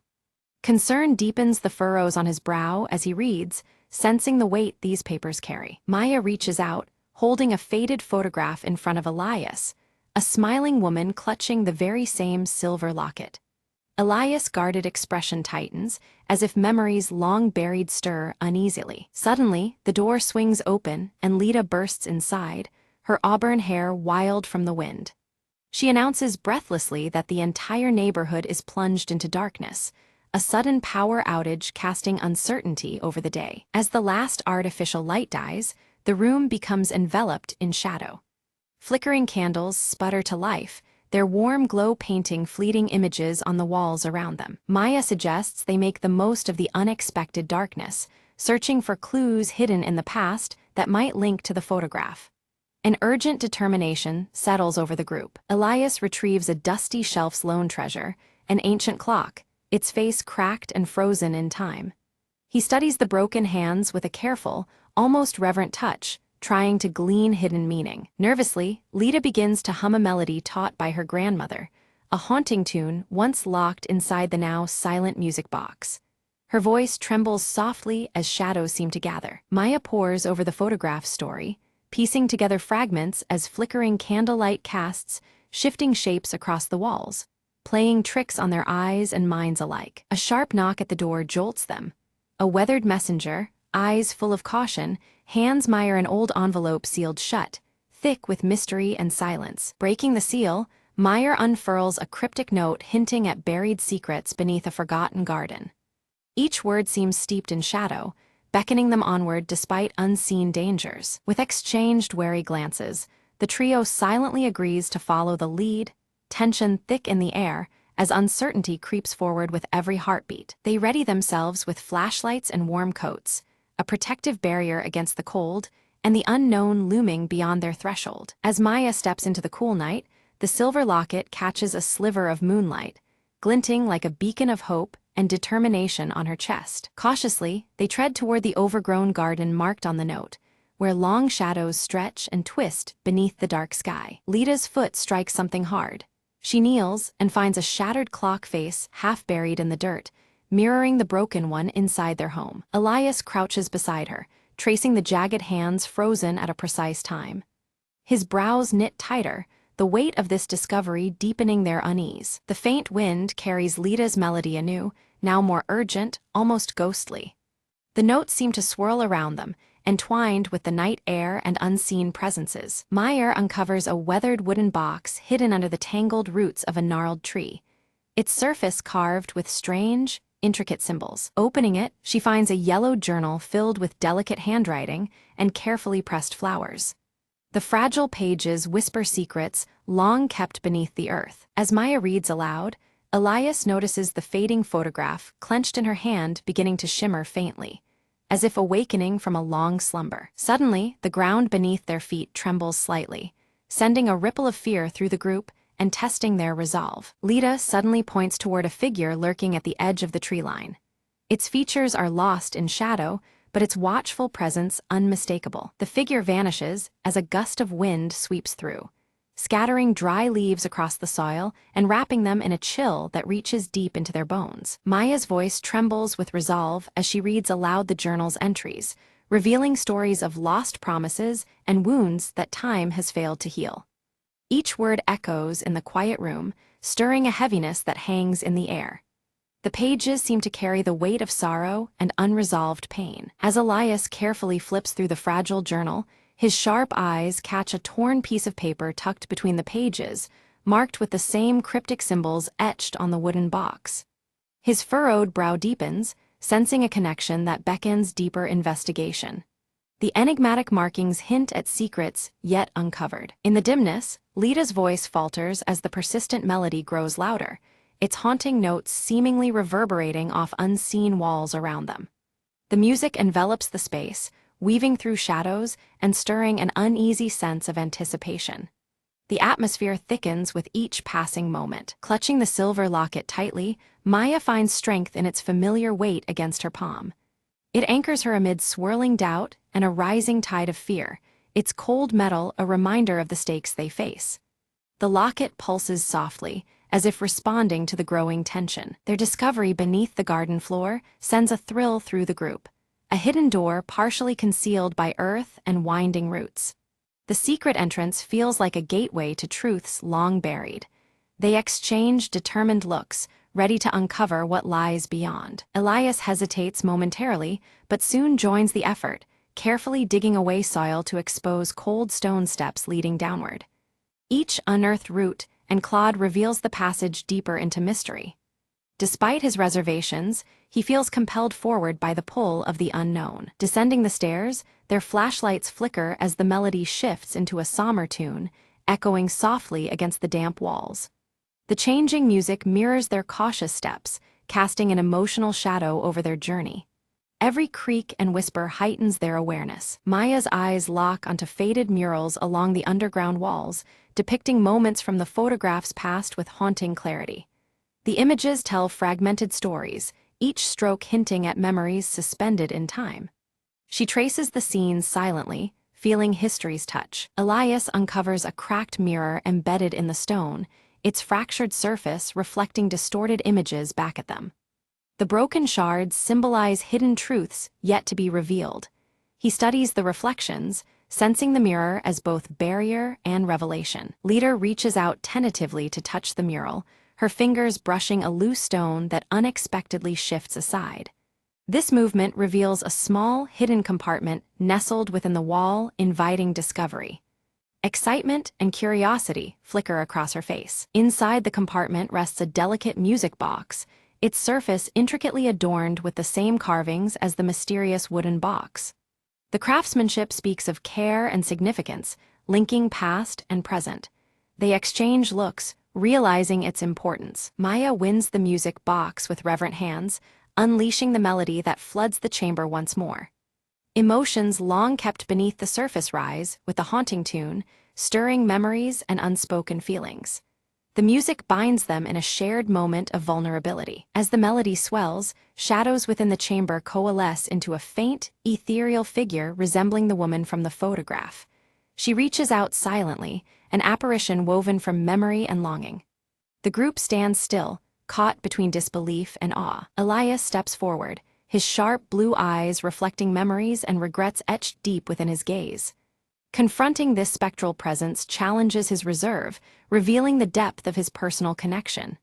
The moment weighs heavily on him, intertwining past and present. The figure slowly dissipates as the music slows, leaving behind a whispered hope that lingers in the chilled air. Silence returns, but the echo of the encounter remains, offering a fragile sense of closure. The trio exhales collectively, their resolve strengthened. They ascend the stone stairs carefully, the weight of revelation settling on their shoulders but lifted slightly by newfound understanding. The path behind them feels less obscure, shadows giving way to light. Together, they step toward dawn's promise. Outside, the first light of dawn breaks over the garden, casting warm hues that soften the quiet landscape. The world seems renewed, bathed in gentle gold and a fresh breeze. This new day feels like an answer to their quest. Maya opens the journal to a final entry, revealing the woman's last wishes intimately tied to the secret held within the silver locket. The words pulse with urgency and tenderness, guiding their next steps. The locket's significance deepens like a heartbeat. Elias unfolds a carefully drawn map tucked inside the journal, its ink marking a path to a nearby hill promising answers and closure. The terrain seems familiar yet charged with mystery. The map becomes their compass forward. Despite exhaustion, the group resolves to follow this path, driven by purpose and the invisible threads that bind them. Each step carries them closer to the truth, fueled by connection and determination. Their journey gains renewed momentum. At the hilltop, they discover a stone altar engraved with dates matching those chronicled in the journal. The carvings speak of time's passage and enduring remembrance. The altar stands as a silent witness to history and hope. Maya reverently places the silver locket on the altar, feeling a subtle pulse of energy in response, as if the locket itself acknowledges their presence. The moment vibrates with significance, linking object and spirit. A quiet power settles over them. The familiar melody returns softly, harmonizing with awakening birdsong and the gentle rustling of the breeze. Nature's soundtrack blends with their own hearts, weaving a tapestry of peace and continuity. The scene embraces them in calm reassurance. Elias, usually reserved, reflects quietly and breaks his silence to share personal memories of the woman, revealing layers others had never seen. His voice carries warmth and regret, bridging past and present. His openness deepens their collective understanding. Lita sketches the serene scene in her journal, capturing the moment for herself and those who may come after. Her spirited touch preserves their shared experience in ink and paper, a tangible record of their journey. The drawing holds hope and history intertwined. As they stood silently before the altar, the earth beneath it trembled unexpectedly. A section of the stone floor slid aside, unveiling a hidden compartment. Within lay a sealed letter, aged but impeccably preserved, inviting them into a secret long buried. Maya carefully broke the seal and unfolded the letter, her voice steady but filled with emotion as she read aloud. The words spoke of sacrifices made in shadows, sacrifices born of love that endured through trials unseen. Each line wove a story of devotion and resilience, connecting past to present. Moved by the revelation, Maya, Elias, and Lita embraced tightly, a shared understanding bridging the gulf of years. The sorrows of bygone days weighed on them, yet now balanced by hope and the possibility of healing. This moment united them beyond mere words. Maya's fingers tightened around the silver locket hanging around her neck, now radiating a warm, gentle glow. It pulsed softly, as if alive, signaling closure and newfound strength. The locket was no longer just a keepsake, but a symbol of enduring resilience. Elias fetched a small sapling and, with deliberate care, planted it beside the altar. This fragile sprout stood as a living testament to renewal and the promise of growth after hardship. His furrowed brow softened, reflecting a rare moment of peace. Nearby, Lita's voice rose softly, humming the familiar melody once more. Her mischievous smile, now transformed into one of genuine hope, brightened the morning air. The tune intertwined with the warmth around them, stitching their spirits closer. The trio settled together, watching the first light of dawn pierce the horizon. Shadows that had lingered retreated slowly, replaced by a gentle glow that spoke of new beginnings. Time seemed to pause, honoring the quiet strength of the moment. Around the altar, the once broken clocks were gathered in a circle, their hands restored by unseen forces.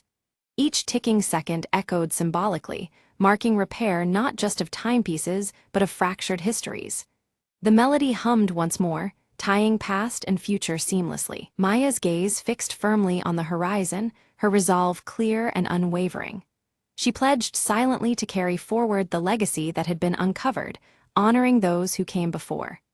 The silver locket warmed against her chest, a steady heartbeat of determination. As the camera pulled back, the trio leaned gently on one another, united by shared journeys and newfound hope.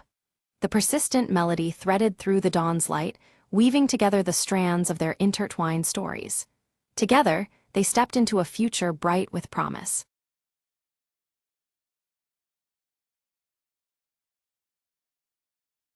At dawn, golden light filters through the dusty windows of Alara's workshop, casting warm beams across scattered tools and her half-finished lantern.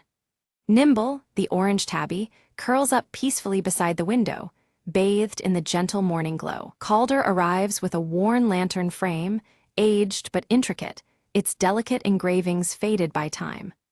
With a hopeful smile beneath his silver hair, he hands the ancient piece to Alara, entrusting her with its restoration. Alara carefully inspects the lantern frame, her fingers tracing the engraved patterns as if reading a forgotten language. The cool metal feels heavy with history, sparking a quiet determination within her heart. Stepping into the vibrant village market, Alara tucks the lantern frame under her navy blue cloak. Nimble darts outside swiftly, chasing shadows and scents, a silent guardian to her journey through the lively crowd. Whispers ripple among the villagers, their voices tinged with worry about the festival and the unsettling dimming of lantern lights. Alara's eyes scan the anxious faces, sensing the weight of fading hope around her. A village elder leans close, his weathered face shadowed by worry as he warns that the festival's success hinges on the lantern's glow. Without it, the spirit of the season threatens to wither and fade into night. The sky darkens far earlier than usual, heavy clouds casting long shadows over the village streets. Alara's gaze hardens with urgency as dusk approaches, the lantern's dimming light a pressing concern. Back in her workshop, Alara lays out tools with deliberate care, arranging her workspace beneath the fading daylight. Her resolve strengthens to restore the lantern's light before night swallows the village's hope entirely. Calder returns with tales of the lantern's mysterious origins, speaking softly by the flickering hearth about a hidden power tied closely to the stars above. His deep-set blue eyes gleam, hinting at secrets long held. Nimble pounces playfully on a loose thread of Alara's navy cloak, the small orange sprite unfazed by the growing tension. Yet even in playfulness, the cat's bright green eyes reflect the unease that fills the room. Alara tests the ancient lantern frame by candlelight, but the glow that emerges is faint, flickering weakly like a dying ember. Shadows dance eerily on the walls, hinting at unknown forces dimming the light further. Recalling an old folk tale, Alara whispers to herself about a secret element, something rare and powerful, needed to rekindle the lantern's true glow. The story stirs a faint spark of hope amid the encroaching darkness. Determined, Alara packs a small satchel with essentials and pulls her cloak tightly around her against the evening chill. She steels herself for the journey ahead, ready to seek what is lost beneath the creeping dusk. Outside, the village buzzes with a mix of anticipation and unease, clouds thickening overhead as preparations for the festival continue. The atmosphere is heavy, as if the weather itself mirrors the anxious hearts of the townsfolk. With a firm, silent vow, Alara promises to restore the lantern's light and rekindle the village's hope before the festival begins. Her breath forms small clouds in the cool air, mingling with the fading day's last light. Alara ventures into the nearby forest, guided by faint glimmers weaving through the trees and rustling leaves. The whispering wind seems to carry secrets as she follows the subtle, glowing cues ahead. Nimble darts through tangled ferns, pausing at a cluster of luminescent flowers that emit a soft, ethereal glow. The cat's keen eyes flicker with curiosity, sensing the significance of this hidden place. Alara gently collects a few of the glowing flowers, marveling at their soft light, but then she halts at the distant sound of laughter. Her heart quickens as she realizes others are nearby, possibly watching her every move. Quickly, Alara hides behind thick underbrush as a group of villagers pass by, their hushed voices filled with fear about recent strange disappearances of light sources. Their anxious whispers deepen the mystery enveloping the village. Pressing onward, Alara encounters a fallen branch blocking her path. She pushes it aside to reveal ancient carvings etched into a hidden stone beneath, their worn symbols hinting at forgotten knowledge. The carvings depict a lantern identical to hers, surrounded by stars and a single bright orb glowing vividly. The imagery resonates with the stories she's heard, as if holding the key to awakening the lantern's power. Alara's breath catches as she recognizes the orb from Calder's tales, believing it to be the secret element necessary to restore light. The weight of this discovery deepens her resolve beneath the darkening sky. Night has fallen fully as Alara sets up a small camp, the ancient lantern frame resting beside her on a bed of moss. She gazes upward at the star-studded sky, searching for answers hidden in the vastness above. Nimble curls up contentedly at her feet, purring softly while the campfire embers cast warm glows that flicker against the shadows. The gentle night hums around them, a balm against the chill and growing tension. Suddenly, a shadow slides silently across the glowing moon, and a cold breeze stirs leaves with faint, whispering voices. Alara's skin prickles with unease as the forest holds its breath, waiting for what comes next. Determined to uncover the truth, Alara carefully packs her belongings and begins to follow a mysterious trail of softly glowing pebbles that wind through the dense forest. The faint light from the stones guides her steadily toward a shadowed cave entrance framed by ancient trees. Nimble pads silently at her side, eyes bright with curiosity. Inside the cave, Alara's lantern casts flickering shadows upon walls encrusted with shimmering crystalline formations. Each crystal pulses softly with light, casting an otherworldly glow that fills the cavern with a quiet, magical ambience.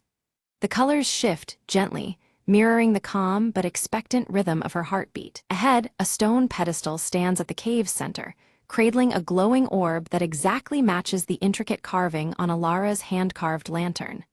Alara approaches cautiously, her fingers trembling slightly as she reaches toward this mysterious source of light. Nimble watches intently, tail flicking, sensing something extraordinary. The moment her fingers nearly touch the orb, it brightens dramatically, casting swirling, luminous patterns across the cave walls and ceiling. The interplay of light and shadow creates shifting images that seem to tell an ancient story, filling Alara with a mix of awe and revelation. The air pulses softly with energy, heightening her senses. A drifting spark separates from the orb's radiant glow, floating like a tiny firefly in the cavern's cool air. Nimble leaps playfully, batting at the spark with delighted swats, adding a touch of lively whimsy to the cave's serene magic. The warmth from the orb's light seems to embrace them both. Suddenly, the cavern trembles underfoot, a low rumble echoing ominously through the crystalline walls. The gentle pulses of light flicker uncertainly, signaling that the cave itself urges a swift departure. Alara, heart pounding, knows she must move quickly to avoid danger. Seizing the glowing orb, Alara clutches it tightly against her chest and dashes toward the cave entrance. The forest looms ahead, dark and tangled, but she trusts the faint glimmer of light to guide her path. Nimble darts alongside, their footsteps quickening on the soft earth. Branches scrape past Alara's navy blue cloak as she pushes through dense undergrowth, the chill of approaching night settling in. Distant howls pierce the stillness, a sharp reminder of the forest's lurking mysteries, yet her resolve remains unshaken. With steady breath, she presses onward, driven by a burning purpose. Emerging from the woods, Alara's eyes adjust to an eerie twilight cast over the village.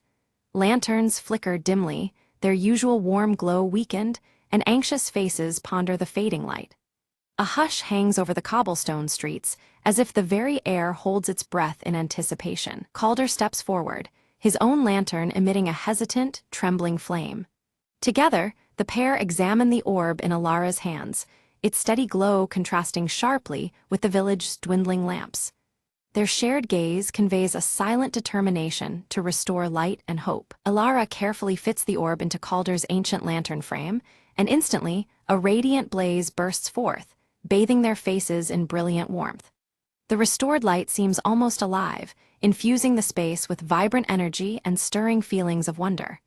Around them, shadows retreat, replaced by glowing assurance. The orb's luminous power spreads swiftly, traveling to other lanterns throughout the village. One by one, the lights reignite, casting warm hues across the cobblestone streets and rekindling festive spirits in the hearts of villagers. A gentle breeze carries whispered excitement and renewed hope far and wide. Nimble weaves expertly through the gathering crowd, his bright green eyes catching smiles and receiving gentle pats from delighted children. The cat's playful antics lift the villagers' spirits, uniting them under the tender glow of the revived lanterns. Joy blooms as naturally as the light around them. Ilara stands beside Calder, sharing a quiet moment amidst the celebration. Their eyes meet with a newfound bond forged through shared trials and triumph, an unspoken promise reflected in their steady gazes. The warm light envelops them both, a symbol of achievement and hope renewed. Above, the sky clears to reveal stars twinkling brighter than ever, mirroring the village's restored radiance. The shift from twilight to starry night feels like a blessing, as if the universe itself acknowledges their triumph. The changing sky and lantern light dance together in harmonious celebration. A storyteller gathers villagers beneath softly glowing lanterns, recounting the ancient tale of the Lantern Keeper with vivid passion. The story weaves a tapestry of resilience and faith, urging all to hold on to light even during the darkest times. Ilara listens, the tale resonating deeply within her heart. Ilara notices a small fray along the edge of her navy blue cloak, a subtle testament to the journey she has endured. Rather than dismay, she embraces the mark as a symbol of growth and courage. The silver clasp gleams steadily, holding fast as she prepares for whatever lies ahead. As dawn begins to touch the horizon, the village quiets under the soft glow of still-burning lanterns.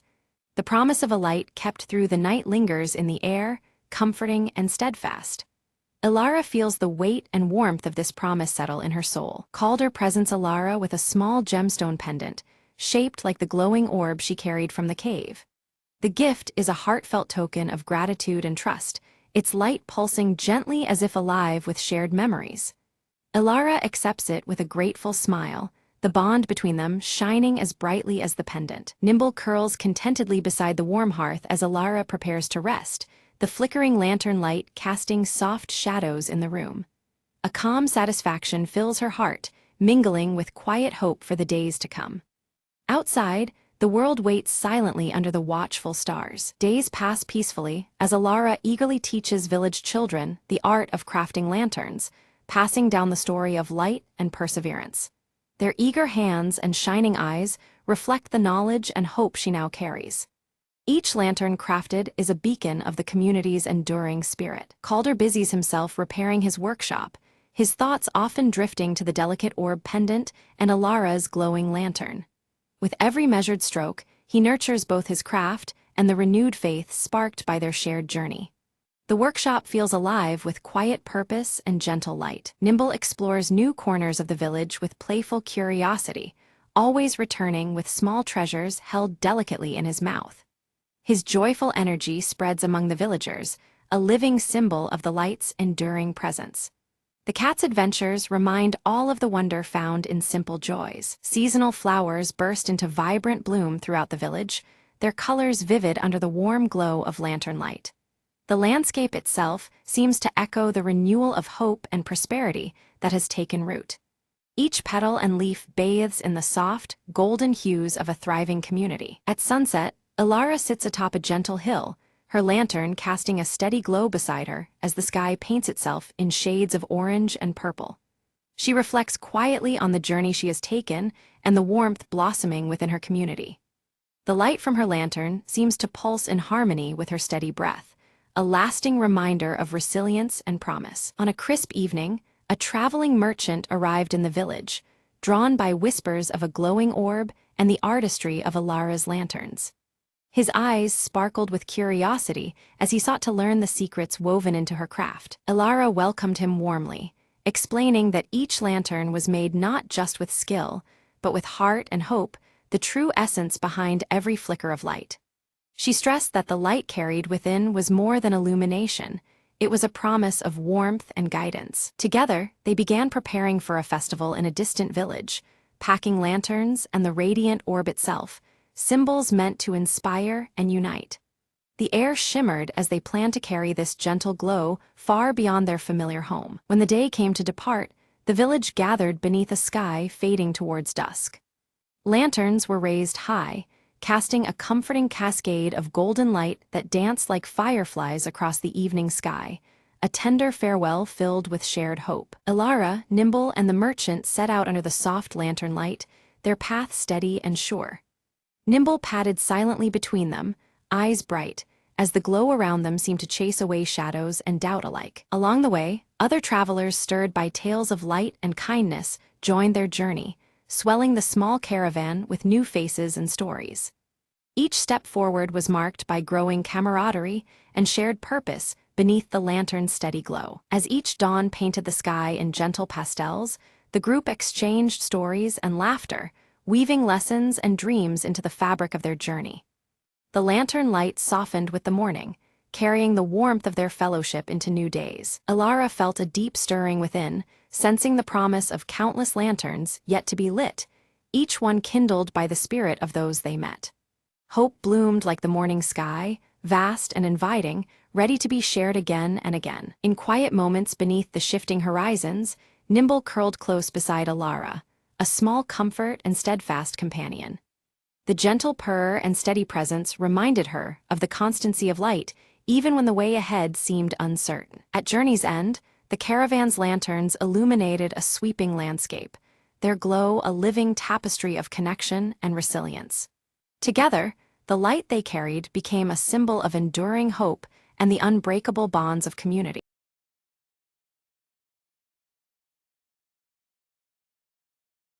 In a cramped apartment bathed in the flickering glow of neon lights, Lyra crouched over a glowing terminal, her fingers flying across the cracked holographic screen. Wires tangled around her like vines, while streams of encrypted data pulsed rhythmically on every monitor. From a shadowed doorway, Cade stood tense, his tall silhouette barely illuminated by the neon buzz outside. His cybernetic left arm twitched subtly, muscles ready to spring into action at the slightest threat. Suddenly, Lyra's console flashed an urgent alert. Unauthorized access detected dangerously close to their location. The glitching data streams seemed to ripple with alarm as she absorbed the warning. Outside, the streets were alive with neon signs flickering erratically, while a mysterious encrypted drone hovered silently overhead, its sensors scanning for any hint of forbidden activity. Without hesitation, Lyra yanked her data jack from the terminal, silver-streaked hair pulled back tightly to avoid distraction as she prepared for what came next. The room thrummed with a tense urgency as her blue eyes darted to Cade. Cade's voice was low but firm, urging them to move quickly. The drone's advanced tracing capabilities made lingering a grave risk that could jeopardize their entire mission. Every second counted now. Flickering images from the past flashed across Lyra's mind. Dangerous missions and close calls because of her relentless quest to find Nexus, a lost AI rumored to hold secrets powerful enough to change their world. Orin appeared suddenly as a hologram, his auburn hair catching the skewed light, face lined with worry. He warned them with a cautious tone that corporate hunters were closing in faster than anticipated, their pursuers relentless. On the table, an old mechanical watch clicked softly, its engravings worn but familiar, a link to Lyra's missing brother whose disappearance was shrouded in mystery. It was an anchor amid chaos. Clutching the watch tightly, Lyra's resolve hardened as the neon-lit rain pulsed against the window pane, echoing the storm brewing outside and within her heart. They mapped out a daring infiltration into a towering corporate data hub, understanding the grave risks involved. Every step had to be precise to avoid detection and secure Nexus's freedom. Lyra slid her data jack into a concealed port along the wall, fingers deftly prepping to breach layered security systems that guarded the corporation's darkest secrets. Her screen flickered with complex code. Meanwhile, Cade ran diagnostics on his cybernetic arm, the systems humming quietly as he scanned the perimeter for patrolling drones, each a potential threat waiting in the shadows. Orin's hologram flickered intermittently, his cautious voice cautioning patience and careful timing, reminding them how unpredictable corporate security had become in recent days. Outside their hold, the cityscape glowed with an ominous hue neon lights casting elongated shadows, an unsettling reminder of the deadly stakes surrounding their mission. Lyra slipped silently past laser grids, her fingers dancing rapidly over the console to decrypt firewalls layered in complex algorithms, each successful bypass painting a fragile path deeper inside. Cade struck swiftly when a security drone approached, disabling it with a precise pulse blast from his cybernetic arm, metal sparks raining softly as it fell silent. Suddenly, a rogue power surge sent holographic screens glitching wildly, jeopardizing their stealth as data fractured and flickered erratically around them, threatening to expose their position. Orin, ever the strategist, directed them to enact an emergency reroute through cramped maintenance shafts, where shadows and discarded cables might conceal their hurried passage. Inside the narrow corridors, signs of past intruders caught their attention. Discarded tech fragments and faint footprints told a story of failed attempts and dangers ahead. Lyra's heart skipped as she found a data chip engraved with her brother's initials, a chilling reminder of how deeply personal this mission had become and how far she was willing to go. An alarm shattered the tense silence, piercing through the corridors.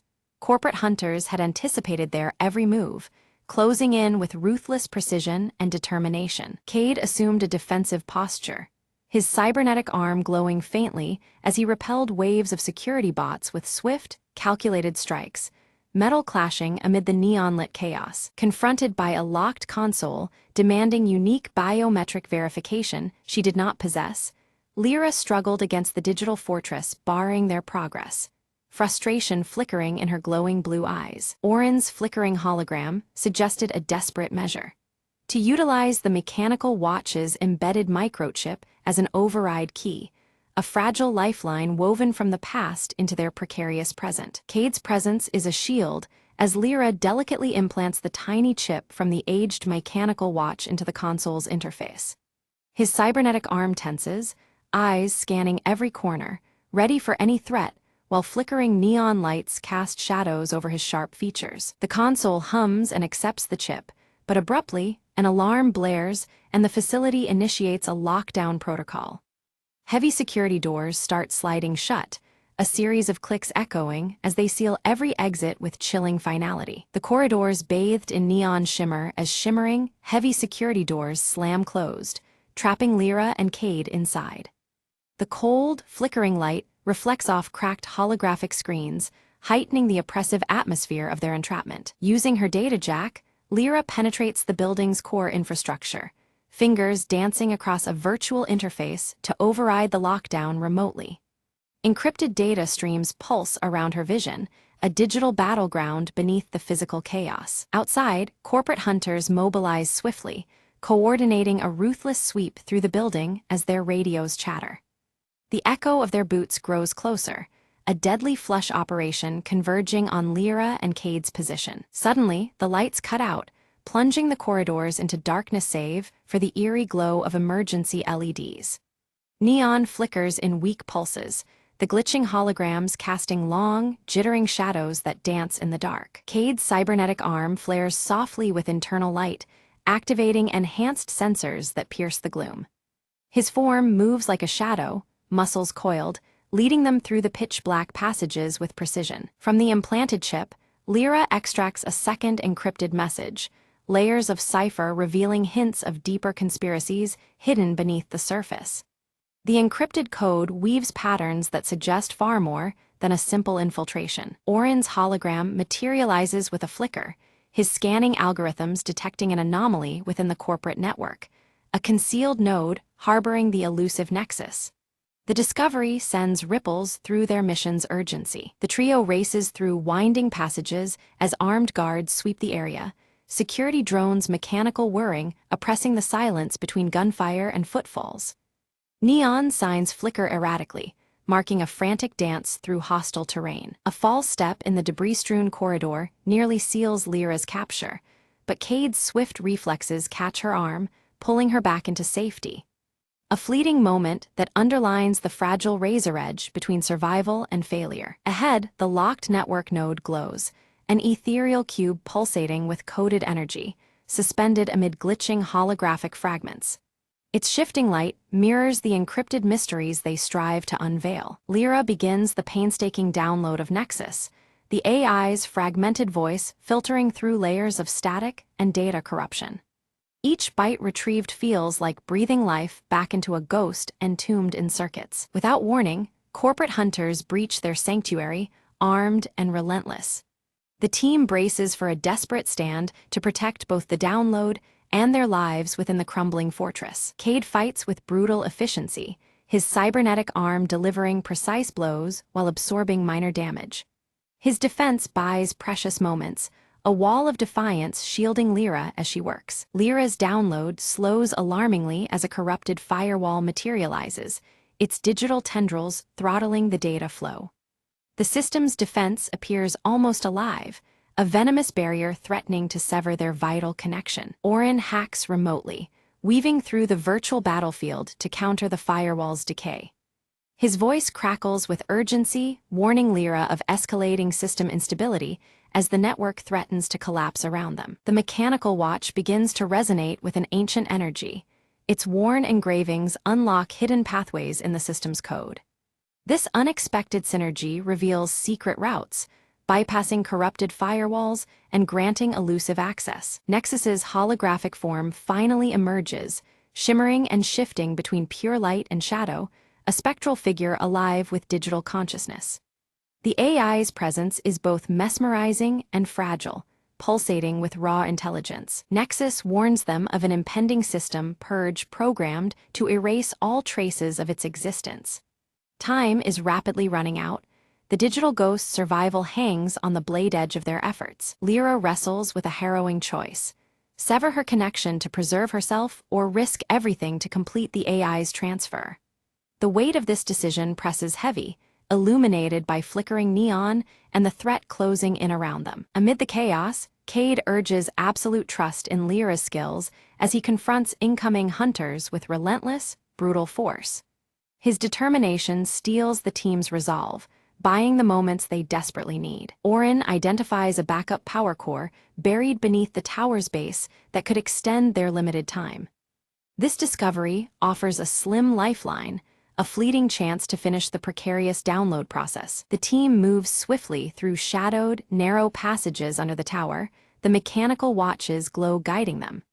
Every second counts as hostile forces encroach, their mission tethered to fragile hope. With the countdown bleeding away, Lyra completes Nexus's transfer into the portable drive embedded within the mechanical watch. The ancient engravings pulse faintly, now home to a powerful new secret they have barely begun to understand. A surge of power rattled the facility as the hostile systems abruptly died, the neon lights flickering violently before surrendering to darkness. Silence settled heavily in the void left behind, broken only by the distant hum of failing electronics. They had succeeded in cutting the enemy's grip, at least for now. From the shadows, Nexus began to coalesce, its holographic form shifting between light and darkness with ethereal grace. "Thank you," it whispered, gratitude rippling through the air before it concealed itself within the intricate gears of the old mechanical watch. The device, once enigmatic, now held an extraordinary secret. Cautious yet relieved, Lyra, Cade, and Orin retreated through the labyrinth of holographic corridors, their images fragmenting as the system collapsed. The flickering neon lights dissolved into fractured beams that danced erratically against cracked surfaces. Each step took them further from danger, deeper into uncertainty. Emerging into the open, the neon rain painted the city in glowing streaks of violet and blue, reflecting the weight of their actions. The wet streets shimmered, a mirror to the changes now set in motion beneath the pulsating skyline. A silent vow lingered in the cold air, promising a new dawn born from their defiance. Lyra held the mechanical watch close, fingertips tracing its worn engravings as a subtle pulse throbbed beneath the metal casing. The presence of Nexus whispered through the device, its energy delicate but steady. She sensed the intertwined fate bound to that small relic, a beacon amid the encroaching shadows. Cade deactivated his combat mode with a soft click, the cybernetic arm retracting smoothly. His usual stoic expression softened, a genuine smile briefly illuminating his face as he exchanged a glance with Lyra. In that fleeting moment, camaraderie and hope bloomed between them. Orin activated a small holo-projector, casting a message into the dim night. Their victory was merely the first step in a larger crusade. His voice carried warmth and resolve, stirring a sense of purpose beyond their immediate survival. The fight against corporate control had only just begun. As the first light of dawn ruptured the neon haze, the trio vanished into the sprawling cityscape, silhouettes swallowed by the endless glow. Their journey continued under the watchful flicker of holographic signs and the pulse of encrypted streams. Together, they moved forward into the uncertain promise of a new day. The mechanical watch gleamed softly in the growing light, its glow a secret beacon against the darkness. A quiet energy hinted at mysteries still locked within its core, unseen forces waiting to unfold. It was a silent promise of untold stories yet to emerge. The final image lingered on the city skyline, where flickering neon signs fought the shadows encroaching upon the towering spires. Amidst the interplay of light and darkness, a new chapter began, one forged in defiance, hope, and the relentless flicker of rebellion.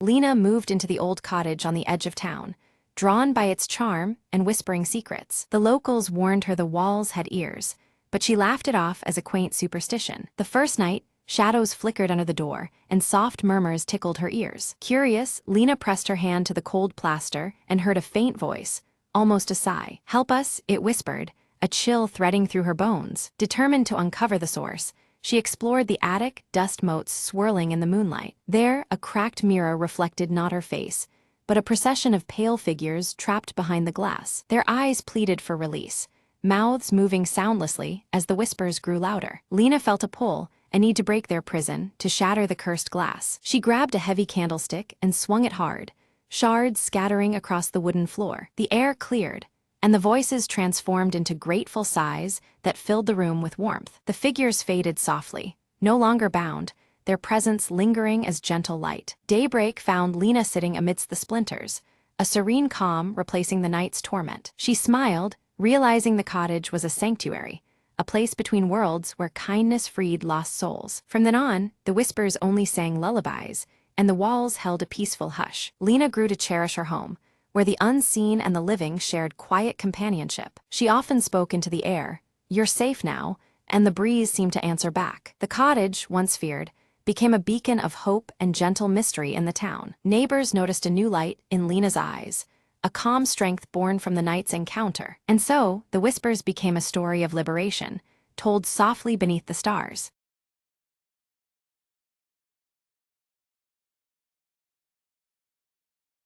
Mara's small bakery smelled of cinnamon and warm bread as dawn crept in through the windows. Today was no ordinary day.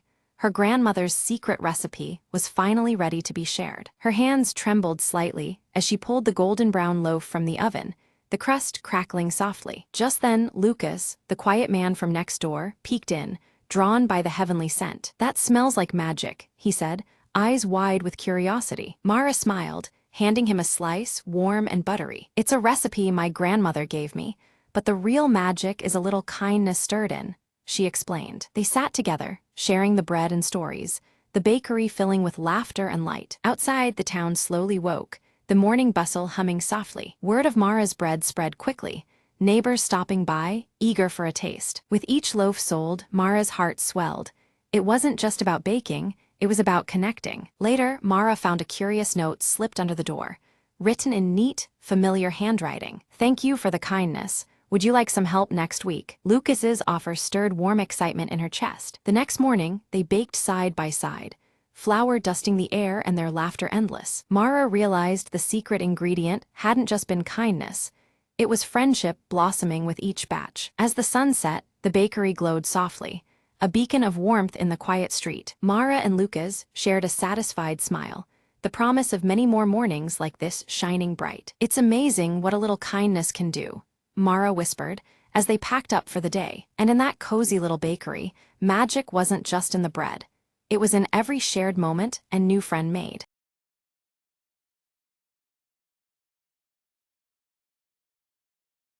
The control room hummed with a faint, otherworldly buzz as Captain Mira stared at the flickering console. "We've lost contact with Earth." Her voice was steady, but inside a storm brewed. The starship Ardent Drift drifted in the vast void, a speck of metal swallowed by silence. Suddenly, the monitors lit up with a mysterious transmission, a sequence of cryptic pulses. "This isn't random," said Ali, the ship's communications officer. "It's a message." "From who? From what?" Mira decoded the signals, revealing coordinates to an unknown star system, labeled as Hope. "We have no choice," Mira declared. "Set course for Hope." Days turned into weeks, the crew facing isolation and memories of a lost homeworld. As the Ardent Drift approached the coordinates, an immense structure emerged from the darkness, a colossal space station, ancient and silent. "It's a relic," Illy whispered, awe in his voice, "from a civilization long gone." The crew docked, stepping into corridors adorned with alien symbols and faded light. In the core chamber, a holographic figure materialized an AI guardian, its eyes glowing with electric blue. "You are the last," it spoke. "Earth's final hope lies within this archive." It unveiled a vault containing data plans, technology, and memories preserved through eons. "Use it wisely," the AI warned. "Rebuild what was lost. Protect the future." Mira's crew grasped the importance. This station was the ark of forgotten knowledge. "We carry the legacy now," Mira said, determination steadying her voice. The Ardent Drift prepared for a new journey, armed with ancient wisdom to reignite civilization. As stars twinkled outside, hope rekindled in the hearts of the crew, a beacon amidst the cosmic night. The silence was broken, not by despair, but by the echo of a new beginning.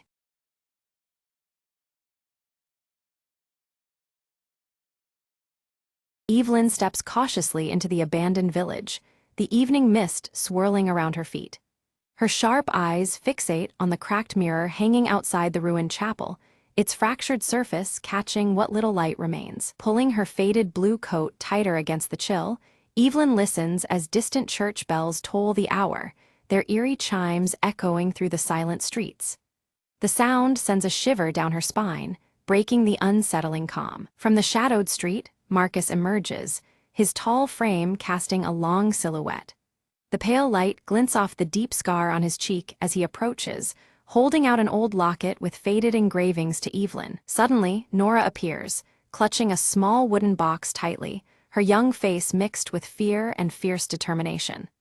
Her presence adds a new energy to the uneasy reunion beneath the flickering candlelight within the chapel. The trio huddles close, exchanging hurried whispers about the hollow entity, the shadowy figure blamed for the village's recent disappearances. Each word weighs heavy as they share their knowledge of the relentless force haunting them. Inside the chapel, the cracked mirror's surface begins to flicker unnaturally, revealing fleeting shapes that do not belong.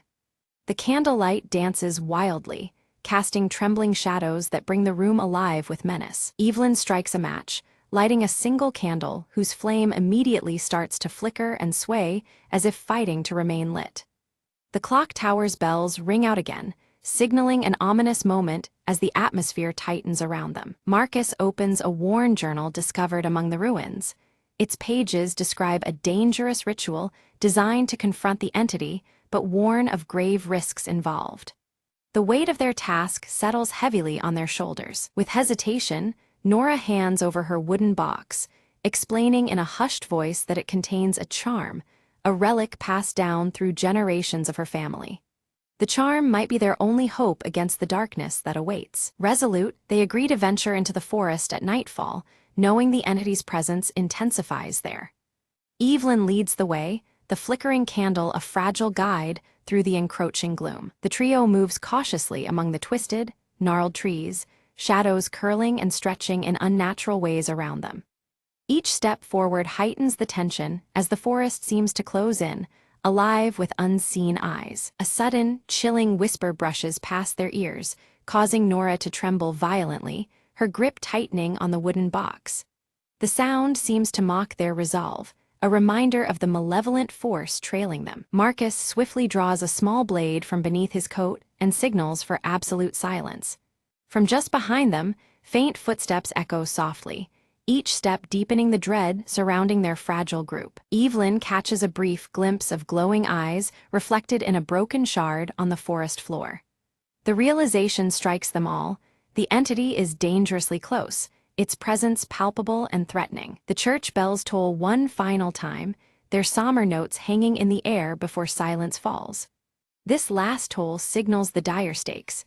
Failure means being consumed by the hollow, lost forever in its merciless grasp. Ghostly cries carry through the night, believed to be the trapped souls lured by the entity's sinister siren call. The mournful sounds chill the trio to their core, fueling both fear and determination. Nora slowly opens the wooden box to reveal an amulet, emitting a cold, eerie blue light that pushes back the enveloping darkness. The faint glow offers a fragile beacon of hope amidst the encroaching shadows. Marcus begins to recite the ritual from the journal, his voice trembling as an unpredictable wind howls through the trees. His words falter, challenged by the rising power of the forest and the entity's presence. Without warning, Evelyn's candle flickers violently before extinguishing completely, plunging them into near-total darkness.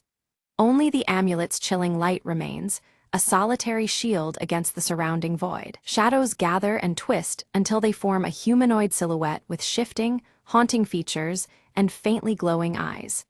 The entity has revealed itself, its looming form both terrifying and mesmerizing. The hollow voice of the entity echoes around them, tempting the trio to abandon their quest and flee the cursed village.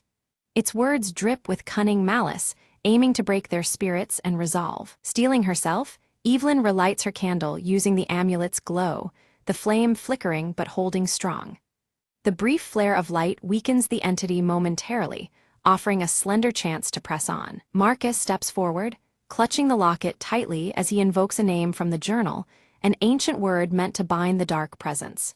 His determination is clear, though the air cracks with tension and uncertainty. The entity recoils briefly, but quickly shifts tactics, morphing into haunting figures from each of their pasts. By exploiting their deepest fears, it seeks to unravel their unity and resolve. Nora struggles visibly as the entity takes the form of her lost brother, pleading for her to release her grip on the wooden box. Her conflict is palpable, torn between grief and the necessity of their mission. Evelyn's gaze flickers repeatedly as she catches fleeting glimpses of her reflection in the cracked mirror, which now pulses faintly with a reddish glow. The distorted image unsettles her, as if the mirror holds memories or warnings beyond its fractured surface. Suddenly, the mirror shatters violently, but instead of crashing to the floor, its sharp fragments remain suspended midair as if held by an invisible force. The flickering candlelight casts eerie shadows that dance around the floating shards, heightening the cryptic atmosphere. Among the suspended fragments, one reflects a hidden passage beneath the chapel that had previously gone unnoticed. This glimpse into the underground world appears only through the broken glass shards, suggesting a portal forged by shattered realities. Marcus, bruised but resolute, leads the trio toward the concealed entrance beneath the chapel. He clutches his worn journal tightly, and the old locket around his neck glints faintly in the dim light, anchoring their uncertain path forward. As they descend into the damp underground crypt, the amulet's light flickers erratically, uncertain amidst the oppressive darkness. The walls are carved with ancient symbols, their meanings lost to time, but heavy with foreboding significance. A faint chanting echoes softly from deeper within the crypt, its ethereal tones pulsing rhythmically and hinting at the source of the hollow entity's dark powers. The sound swells as they approach, drawing them inexorably toward the heart of the crypt's mysteries. They encounter grotesque, twisted statues resembling long-gone villagers, their distorted features frozen in eternal warning. A shared unease settles over them as they realize that time itself behaves strangely in this subterranean realm, warping their sense of past and present. Without warning, the entity materializes again, its form dissolving into swirling darkness that lashes out to extinguish their flickering resolve. Shadows ripple as it attacks, threatening to swallow their courage along with the faint candlelight. Nora, clutching her wooden box tightly, steps forward and releases a sudden burst of blue light that momentarily drives the entity back. Her steadfast grip on the box brings a fragile but vital reprieve, turning the tide against the encroaching darkness. Evelyn, drawing strength from Nora's light, recites phrases from the journal with steady, determined voice. She lights candles embedded in the crypt walls, arranging them carefully to form a protective circle that gleams against encroaching shadows. The entity's agitation grows palpable as it distorts the crypt's flickering shadows into grotesque and horrifying shapes, writhing like living nightmares. Its desperation fuels the darkness, intending to break through their defenses and extinguish their hope. Marcus takes the locket and angles it to catch the candle flames, reflecting beams into the crypt's darkest corners. This reveals a hidden altar nestled beneath the base of a twisted statue, its presence previously veiled by shadow. They place the amulet on the mysterious altar, and Nora's wooden box begins to hum softly in response, reacting to the crypt's ancient energies. The interconnectedness of their talismans pulsates faintly, signaling an alignment with the ritual's power. The chanting surges louder, and Evelyn identifies it as a binding prayer designed to imprison the entity forever within the crypt. Their voices join in solemn unison, beginning the sacred verses that will seal away the darkness once and for all. As the prayer begins, the hollow entity manifests fully, shrieking in a blend of rage and despair that reverberates through the cold stone. Its glowing eyes burn fiercely, threatening to unravel their combined efforts. Shards of the cracked mirror begin to reassemble midair around the altar, swirling together in a mesmerizing vortex of shifting light and shadow.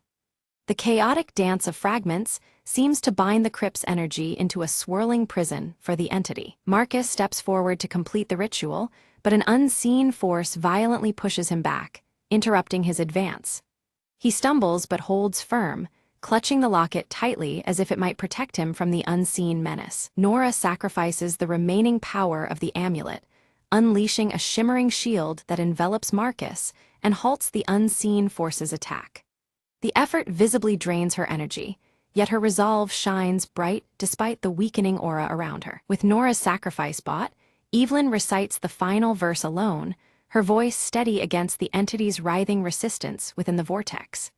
The entity's glowing eyes dim slowly as it recoils within the binding spell's unyielding grip. With a deafening crack, the vortex collapses inward, and silence envelops the crypt once more. Only the gentle, soft flicker of candlelight remains, marking the end of the entity's menacing presence for now. They ascend from the crypt into the night air, and outside the old church, the bells resume their steady tolling at midnight. The once ominous sound is now calm and inviting, a promising sign of peace restored. Nora opens her wooden box one final time, revealing a small seed emitting a faint, gentle glow. It symbolizes new beginnings and growth after the long darkness that had gripped their lives. Evelyn touches one of the cracked mirrors, remaining dull fragments, now harmless and cold to the touch. A profound sense of closure washes over her, as if the echoes of the past have finally quieted. Marcus removes the old locket and hands it to Evelyn, a token of their shared victory and mutual protection.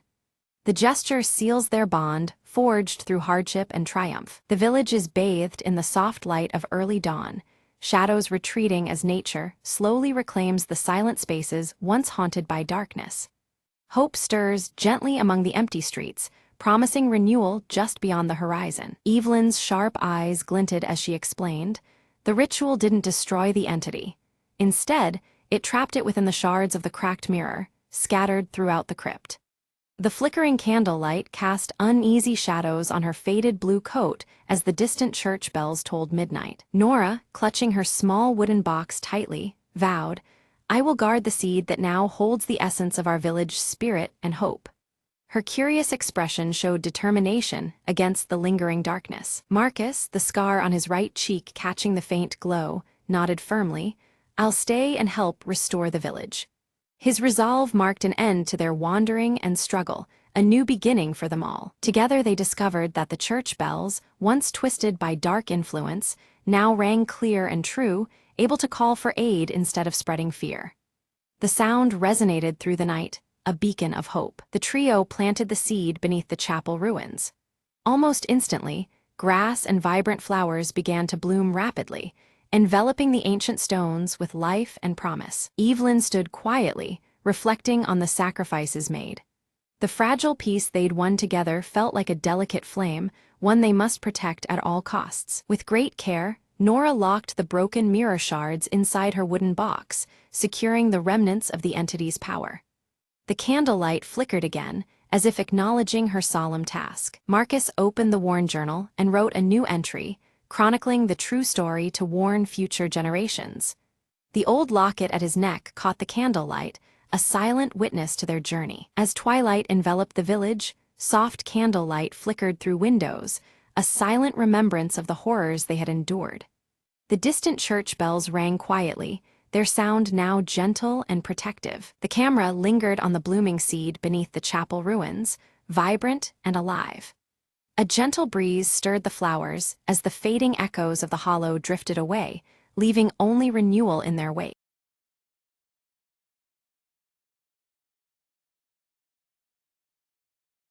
The old lighthouse stood towering against the stormy sky as Meyer approached, her heart racing with anticipation. She clutched a worn leather map, its edges frayed from years of searching for the rumored treasure hidden nearby. Lightning cracked overhead, illuminating the daunting steps spiraling up the lighthouse's narrow shaft. Maya hesitated, but then pressed her hand on the cold metal railing, beginning her ascent. As she climbed, whispers of the past seemed to echo through the walls, urging her forward. At the top, the door creaked open, revealing a dusty lantern and a faded journal resting on a wooden table. She flipped open the journal, discovering entries from a lighthouse keeper who spoke of a secret passage beneath the rocks. Without delay, Maya descended carefully, her boots echoing in the empty tower. Outside, rain battered her face as she followed the journal's directions toward the cliff's edge. A narrow cave entrance lay hidden behind a curtain of ivy, just as the journal described. Lighting her lantern, Maya stepped inside, the walls closing in around her as she ventured deeper. Suddenly, the tunnel opened into a cavern glowing with the shimmer of countless shells and glittering stones. In the center, a chest lay half buried in sand, its lock rusted but intact. With a deep breath, she pried it open, revealing an assortment of old coins, maps, and a compass unlike any she had seen. Maya smiled, realizing the true treasure was the adventure and the history she uncovered. She carefully packed the items, planning to share the story and preserve the legacy of the lighthouse keeper. As she exited the cave, the storm was clearing, and the first rays of dawn painted the sky in soft gold. Maya looked back once more at the lighthouse, feeling a profound connection to its silent sentinel. "Some secrets are worth the journey," she whispered, tucking the journal safely into her pack. With a steady heart, she walked away, ready for whatever new adventure awaited beyond the horizon.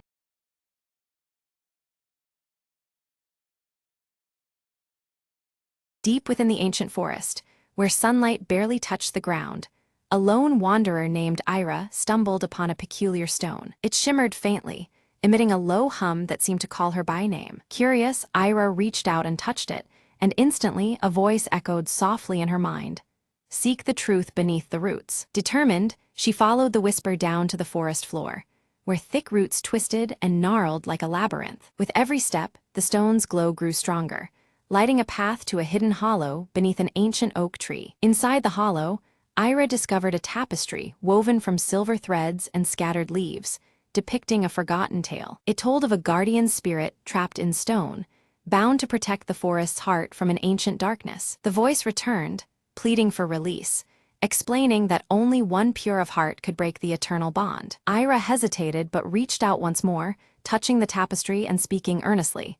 "I am here to free you." In a pulse of radiant light, the stone cracked, revealing a luminous figure emerging, nature's very essence incarnate. The guardian thanked Ira, promising that the forest would thrive and shield her from harm henceforth. As dawn broke, the trees seemed to sway with newfound vitality, and whispers of gratitude filled the air. Ira smiled, feeling a deep connection to the world around her, forever changed by the encounter. The forest was no longer a maze of shadows, but a sanctuary alive with ancient magic restored. From that day forward, tales spread of the woman who listened to the stone and freed the forest's soul. Ira's journey reminded all that sometimes, the smallest spark of courage can awaken the oldest power. She carried the hollow's silver tapestry as a token, a symbol of hope woven into the heart of the woods. And every so often, when the wind rustled through the leaves, the whisper of the guardian could be heard, a quiet song of peace. Ira knew her path was forever entwined with the forest's destiny, a pact sealed in light and spirit. The whispered promise lingered.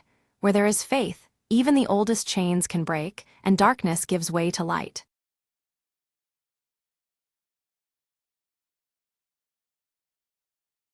On a crisp autumn morning, Leela zipped up her coat and set out to explore the woods near Maplewood Bridge. She had heard whispers of a hidden garden blooming just beyond the old wooden planks, and curiosity tugged at her heart. The bridge creaked underfoot as she crossed, leaves crunching softly in the quiet air. Suddenly, a hush fell.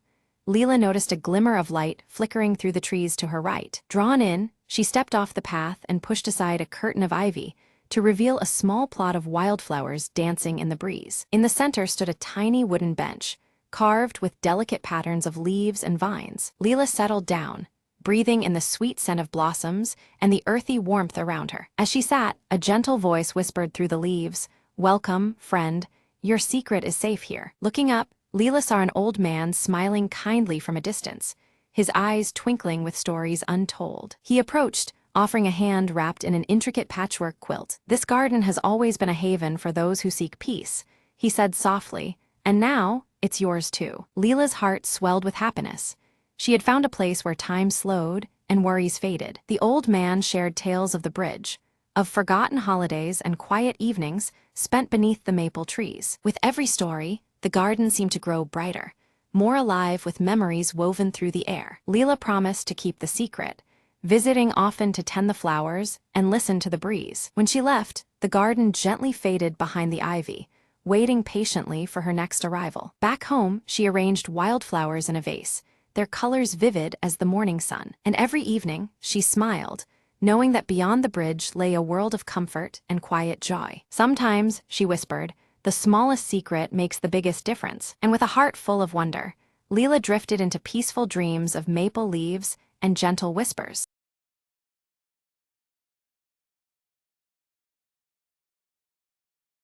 The raft cracked beneath Mia's hands, as waves threatened to swallow the last of her hope. Struggling against the storm, she spotted a flicker of light, faint but real, an island's glow in the distance. As dawn broke, jagged cliffs emerged, wrapped in thick vines and ancient shadows. Mia's boots hit soil rich, with mystery and forgotten stories hidden beneath moss and time. Ahead, a path carved from stone led deep into the jungle's heart, calling her forward with silent promise. Branches parted to reveal ruins entwined with nature, whispering secrets only the brave could hear. Suddenly, a shriek pierced the air.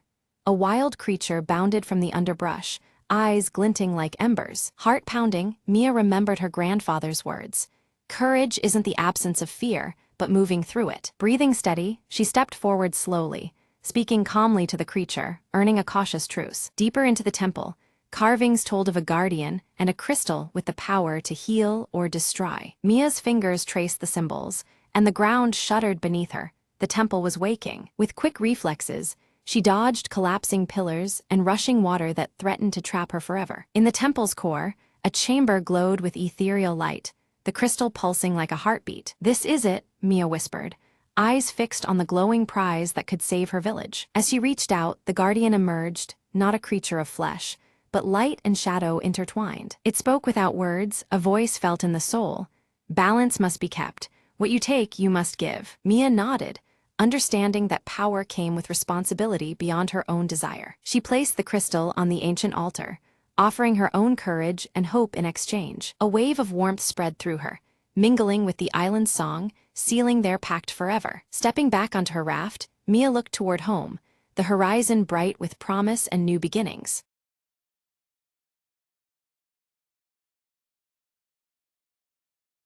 Beneath the twilight sky, a faint glow shimmered within the heart of the ancient crystal grove. Lyra, a young mage whose lineage whispered of forgotten powers, stepped cautiously onto the crystalline path. The grove's delicate trees sparkled with otherworldly light, each leaf a prism reflecting countless colors. "They say only the pure can unlock the ember's flame." A voice echoed softly, the wind carrying ancient secrets. Determined, Lyra approached the central pedestal where a single ember flickered faintly, its light dimming with every breath. The air thickened as memories of her ancestors stirred in the shadows, calling her to prove her worth. With hands trembling but heart steady, Lyra reached out, feeling the ember's warmth seep into her soul. Visions danced before her eyes, trials faced, sacrifices made, and the grove's survival hanging by a thread. Gathering her courage, she whispered the ancient incantation passed down through generations. The ember flared brilliantly, casting vibrant hues over the grove, as if awakening a long-dormant spirit. Trees leaned closer, their crystalline leaves chiming softly like bells in the breeze. Lyra's eyes sparkled with newfound strength.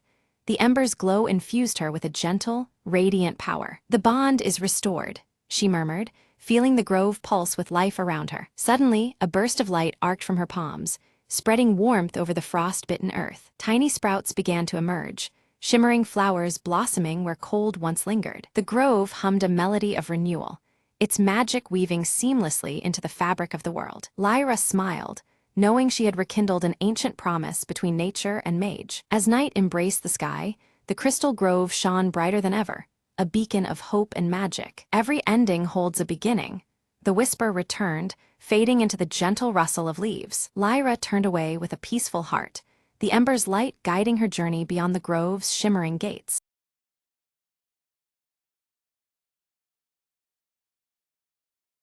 The clock struck midnight as Claire crept through the abandoned mansion, its shadowy corridors swallowing her footsteps. Her flashlight flickered, revealing peeling wallpaper and broken chandeliers swaying gently despite the still air. She paused before a heavy door, rumored to have been locked for decades.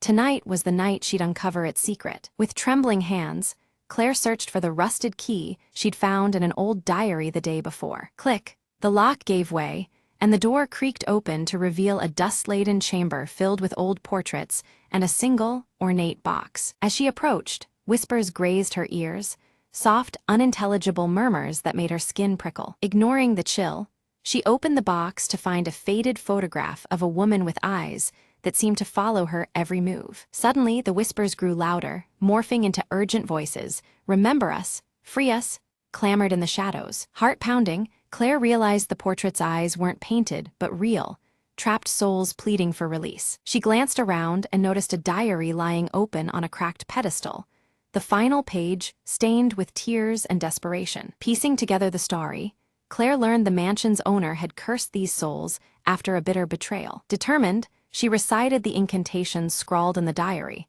her voice steady despite the mounting tension. The room trembled, the portrait's eyes shining brighter, the air thick with restless energy. Then, silence. The whispers ceased. The oppressive weight lifted as a gentle breeze brushed Claire's face. Suddenly, the box glowed faintly.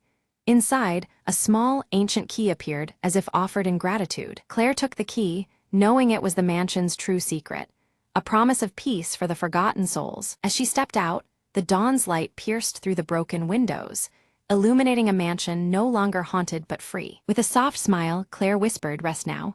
Your story is told." The mansion, once a prison, stood serene, its dark past finally dissolved in the light of day. And Claire walked away, carrying the weight of the past, knowing some whispers must be heard to set others free.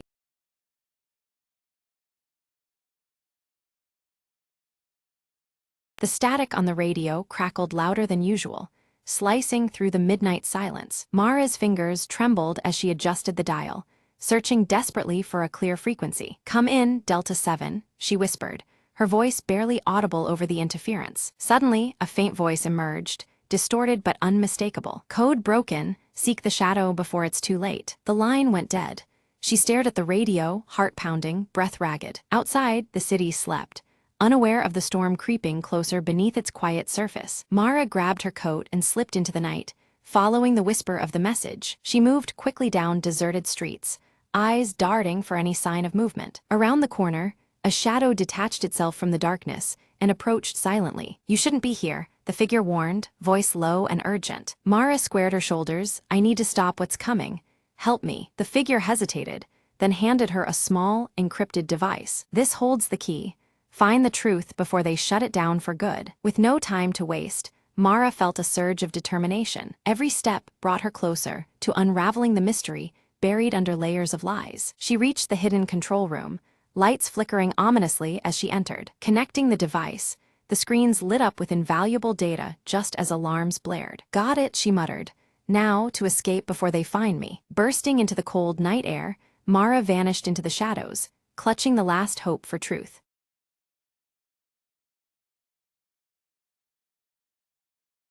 Lyra moves carefully through the desolate cityscape, ashes swirling around her silver-streaked hair as she clutches the cracked compass her mother once owned.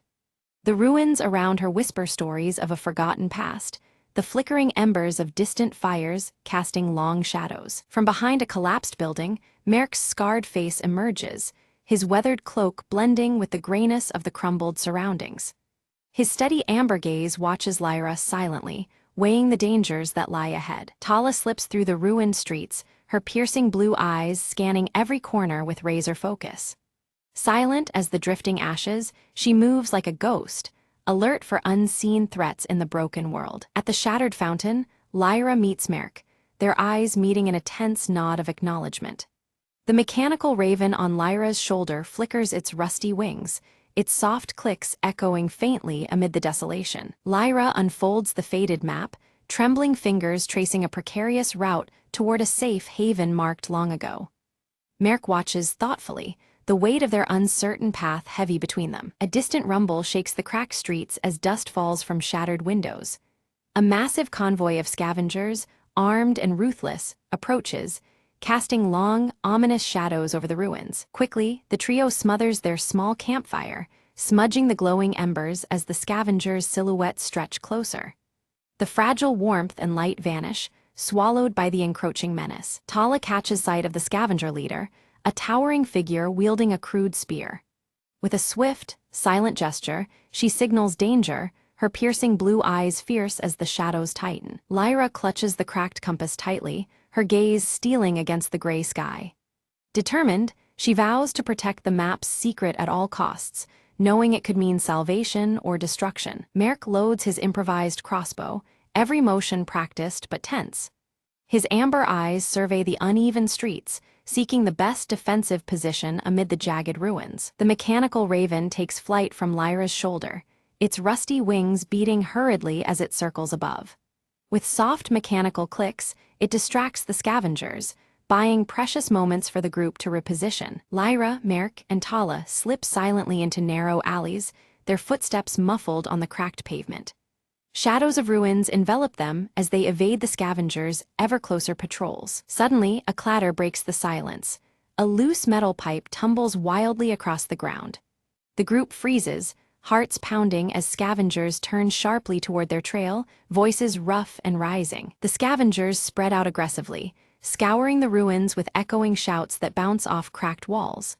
The air thickens with tension, dust swirling like whispers of danger. In a hushed tone, Lyra whispers of the map's secret, a rumored haven with untouched resources that could change everything. But now, with predators closing in, that secret is at grave risk. To confuse their pursuers, the group briefly splits, each taking shadowed paths through narrow passages. Tala leads with swift, silent movements, a ghost weaving through the remnants of the old world. Merk narrowly escapes a deadly encounter, ducking behind collapsed rubble just as a scavenger's spear shatters stone inches away. His breath hitches, the close call fueling his resolve. Guided by the cracked compass, Lyra finds the entrance to an underground tunnel faintly marked on the faded map. The promise of shelter hides beneath the ruined city's surface. As the group regroups at the tunnel's mouth, the mechanical raven emits a sharp, warning click. The scavengers are closing in fast, their harsh voices growing nearer, echoing across the desolation. Inside the tunnel, the trio navigates dim, crumbling corridors filled with dust and stale memories.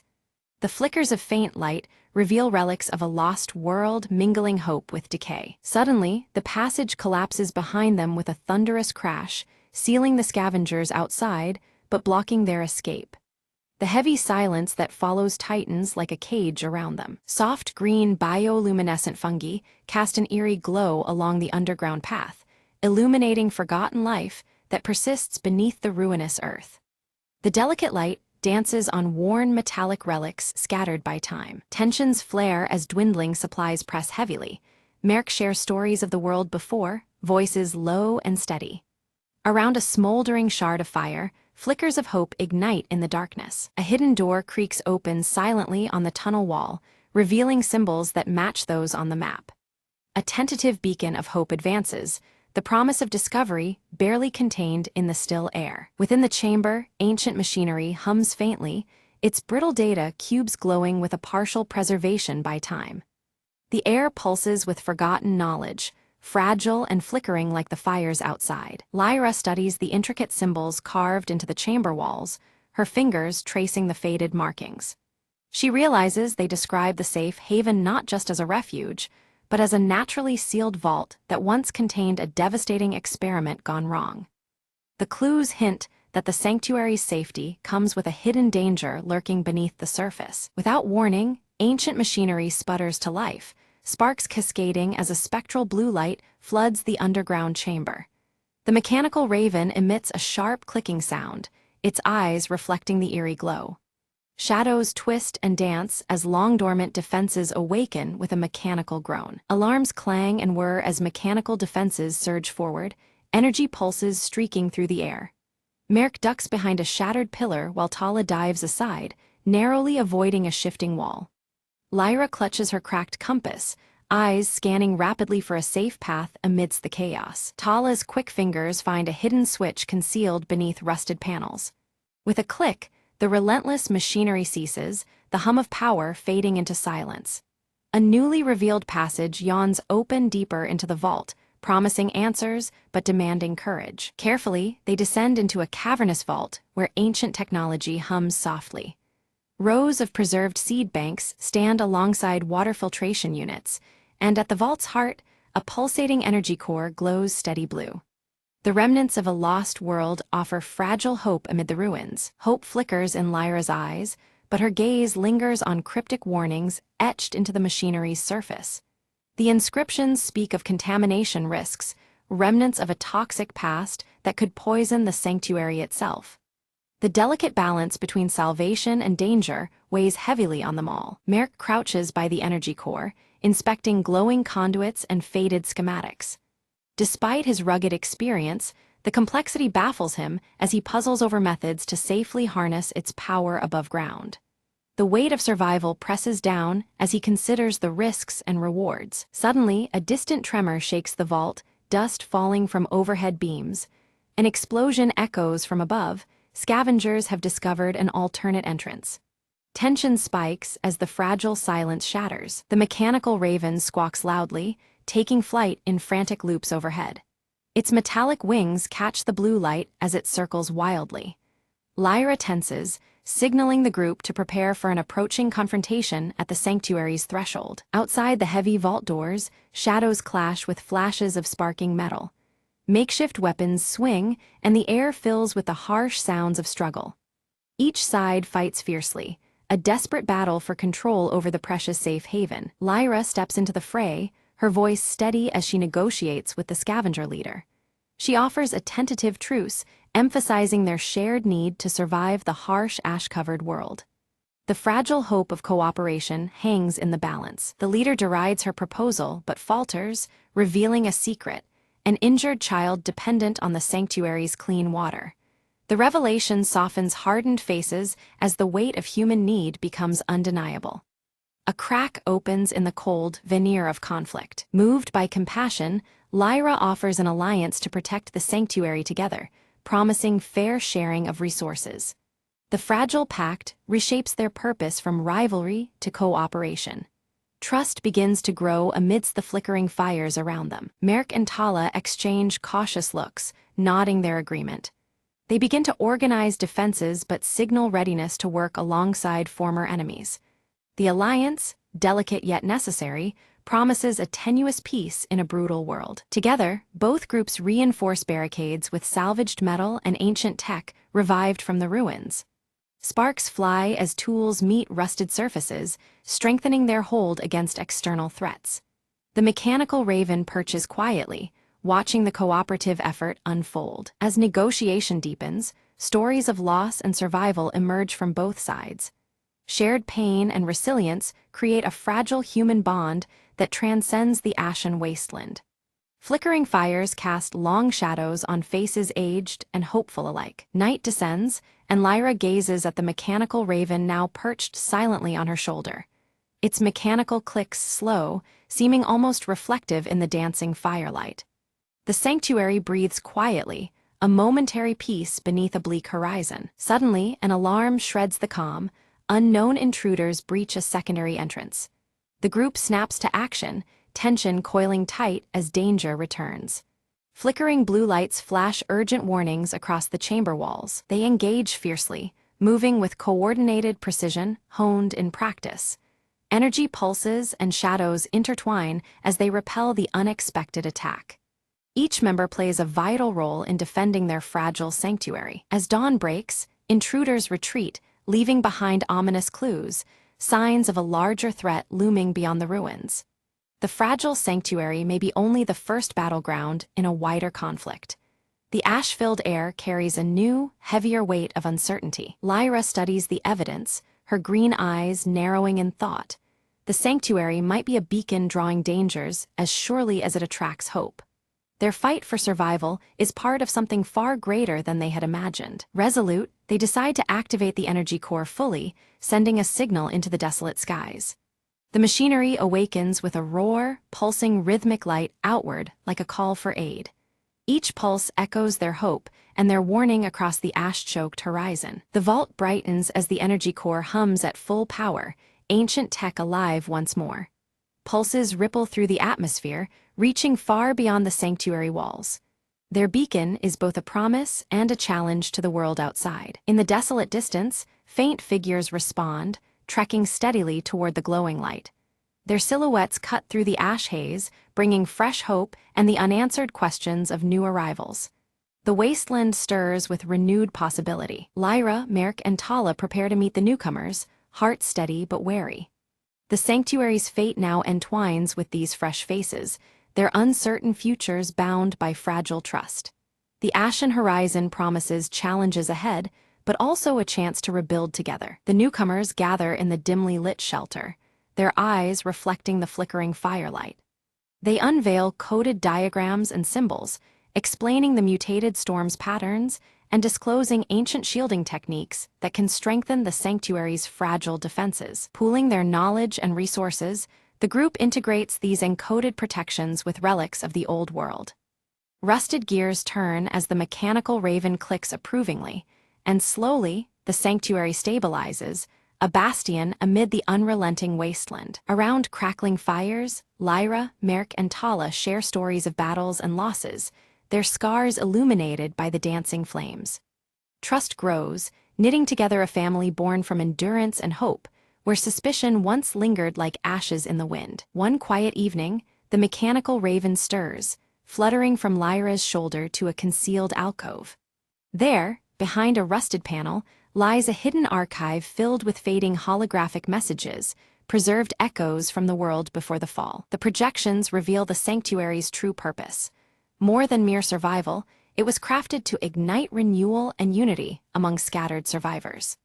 The voices urge those who listen to rise beyond isolation and rebuild together, a new dawn beckoning beyond the ashen horizon. Moved by the revelations, Lyra and Merrick pledge to nurture this vision. They vow to extend their network of protection and knowledge, transforming their stronghold into a beacon of hope for others wandering the bleak wastes. The group springs into action, loading caravans with seeds, weathered tools, and precious relics symbolizing a hopeful future. Preparations hum with anticipation, every piece of cargo a promise to distant enclaves waiting in silence. Beneath the steely sky, the caravans roll steadily away from the sanctuary's embrace. High above, the mechanical raven soars, its subtle mechanics clicking softly, sentinel of the fragile journey against the endless gray. Back at the sanctuary, resilient and unwavering, tiny green shoots emerge defiantly through cracked concrete. Against the monochrome wasteland, these first hints of life whisper of renewal, the earth slowly reclaiming hope. At dawn, Lyra stands atop the ramparts, the cracked compass warm in her hand and the rising sun casting golden light on her determined face. The ashen horizon stretches before her, and with steady gaze, she prepares to guide humanity's fragile rebirth into the uncertain dawn.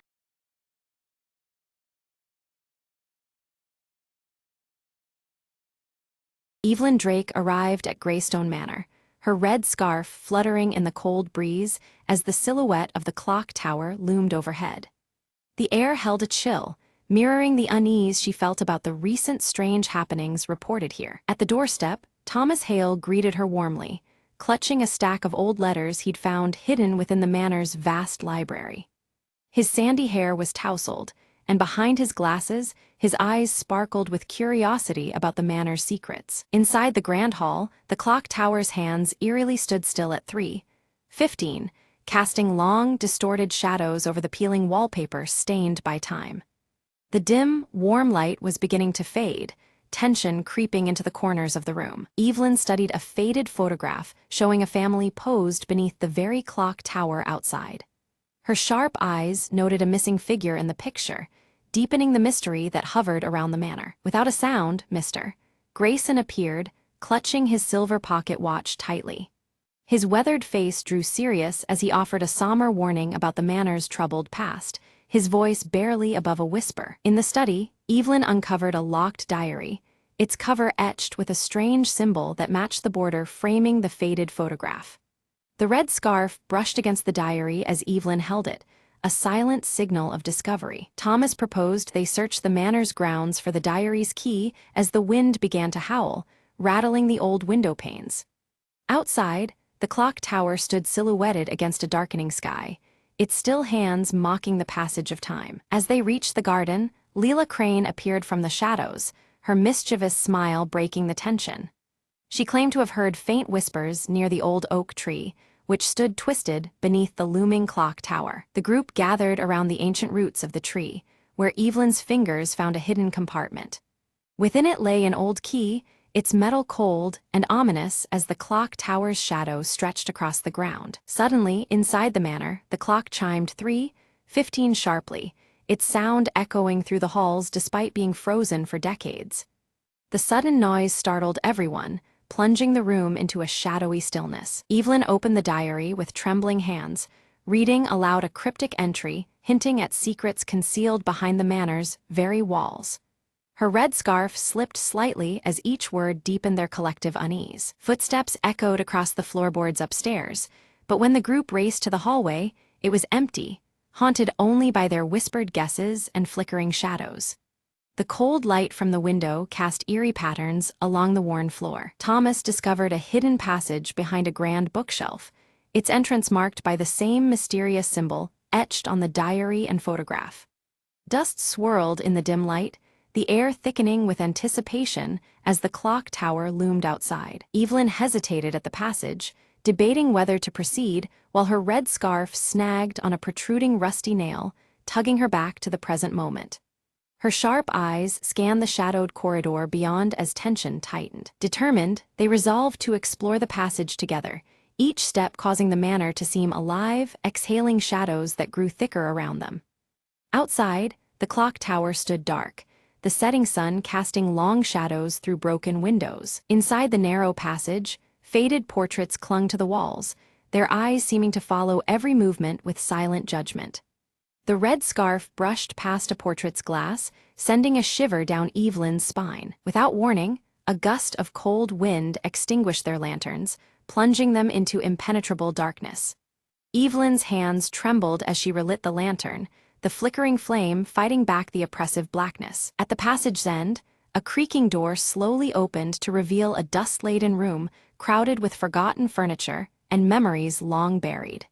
Faint light from their lanterns danced over the faded surfaces as the shadowy atmosphere thickened. Leela unfolded a torn journal page she discovered among the debris, reading aloud a tale of betrayal that had shattered the family decades before. The words hung heavy in the air, deepening the sense of something lurking within the manor's walls. A sudden creak beneath Thomas's foot revealed a trapdoor, its edges swallowed by dust and darkness, descending further underground. The manor seemed to hold its breath as they peered into the unknown below. They descended into a chamber, adorned with ancient symbols etched into stone, where a goblet stained dark with age rested at its center. The flickering lantern light threw unsettling shapes, echoing through the silent room beneath the manor. Again, Evelyn's red scarf caught on a rusty nail, pulling loose a hidden drawer embedded in the wall. Inside lay a mysterious locket, its metal tarnished but intact, glinting faintly in the dim light. The group debated whether to open the locket, its weight heavy with possibilities. Inside, a miniature portrait bore a striking resemblance to the missing figure in the old photograph, suggesting hidden ties and unresolved secrets. Suddenly, a cold breeze swept through the underground chamber, extinguishing their lantern once more. Faint, indistinct whispers echoed off the stone, sending a chill through their bones as shadows danced on the walls. Thomas called out into the darkness, but only silence answered back.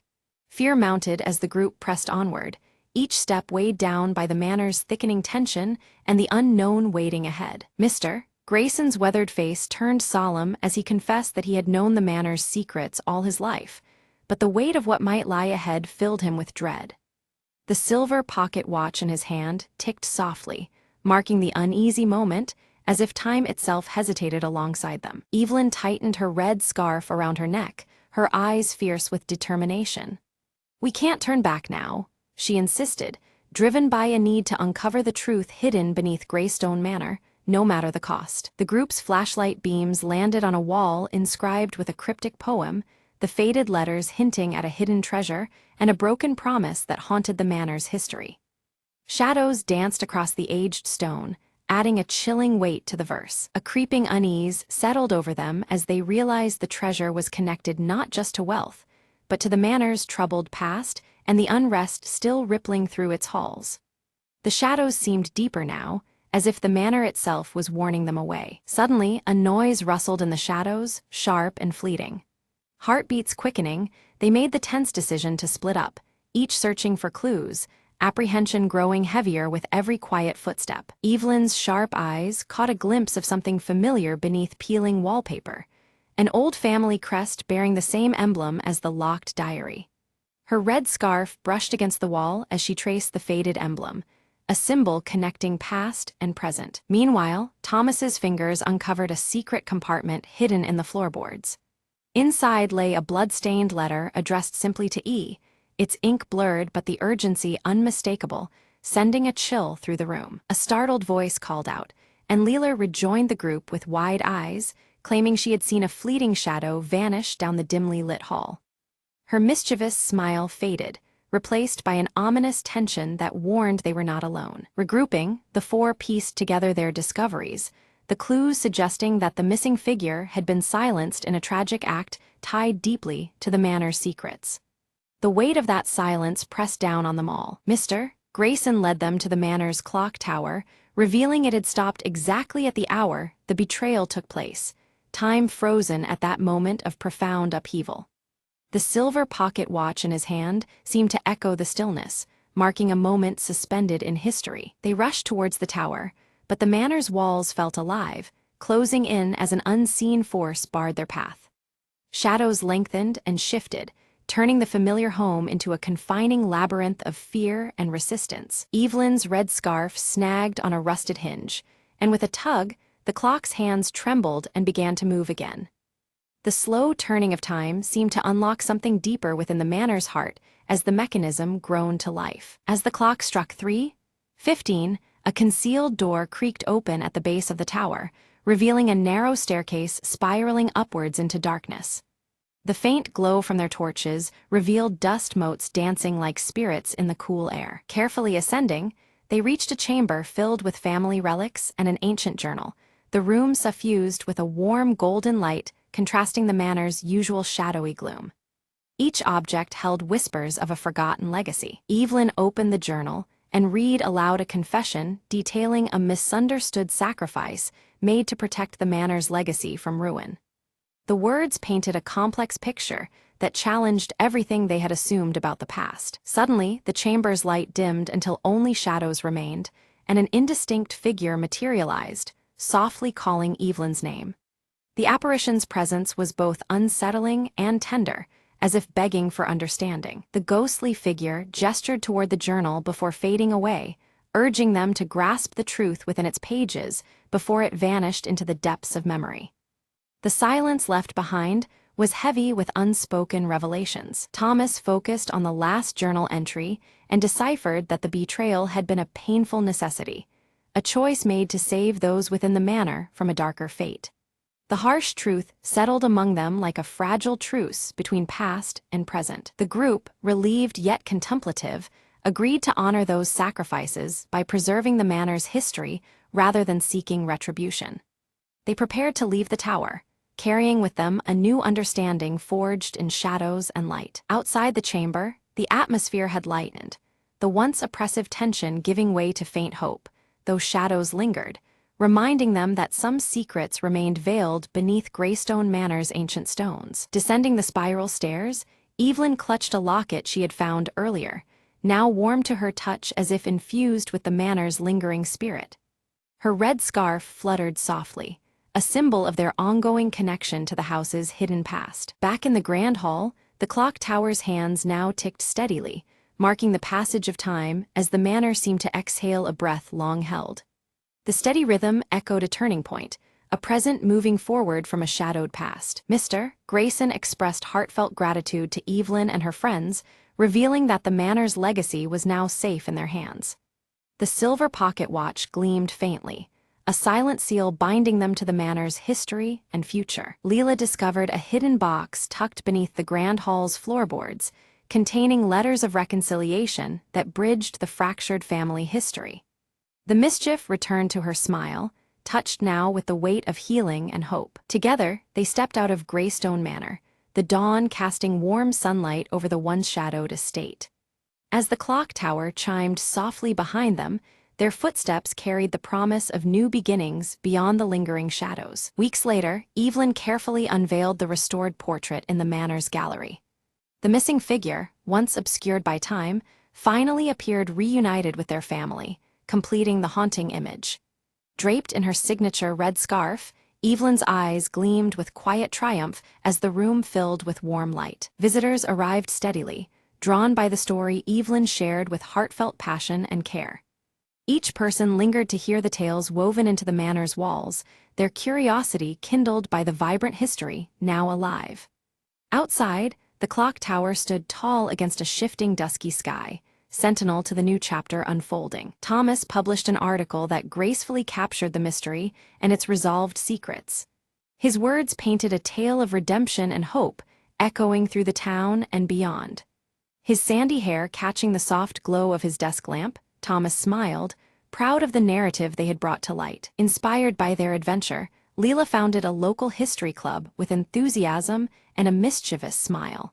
Her braided hair catching the afternoon sun, she eagerly encouraged others to uncover untold stories buried in the town's past. The club meetings became vibrant gatherings where curiosity and friendship blossomed. The silver pocket watch, gleaming against the reception's polished wood, found a place of honor within the manor. It became a silent symbol of time and memory, its steady ticking marking moments both significant and serene. Visitors admired it, often pausing to reflect on its quiet presence. Evelyn's red scarf transformed into a badge of courage among the townsfolk, symbolizing their shared journey through shadows into light. The vibrant fabric appeared at community events and quiet moments alike, a rallying emblem of resilience. Its color stood vivid against the backdrop of healing and renewal. One evening, Evelyn stood beneath the manor's imposing clock tower, the shadows lengthening around her. The air pulsed with the convergence of past and present, the steady ticking echoing in her ears. Wrapped tight in her red scarf, she felt the weight and warmth of the journey thus far. A soft breeze stirred unexpectedly, lifting her scarf gently as if whispering a quiet thanks for the peace restored. The manor seemed to breathe around her, alive with a calm that had once eluded its halls. The shadowy light softened, embracing the night with a tranquil grace. Greystone Manor transformed from a place of lingering shadows to a beacon of stories, connection, and healing. Its walls, once heavy with silence, now hummed with laughter and shared memories. The clock tower, always watching, cast steady time over lives renewed and histories embraced. Evelyn smiled subtly beneath the watchful clock, knowing some mysteries endure beyond resolutions. These lingering echoes inspired those who chose to listen, weaving new tales beneath the ticking hands. The red scarf fluttered gently, a symbol of enduring hope and untold stories yet to come.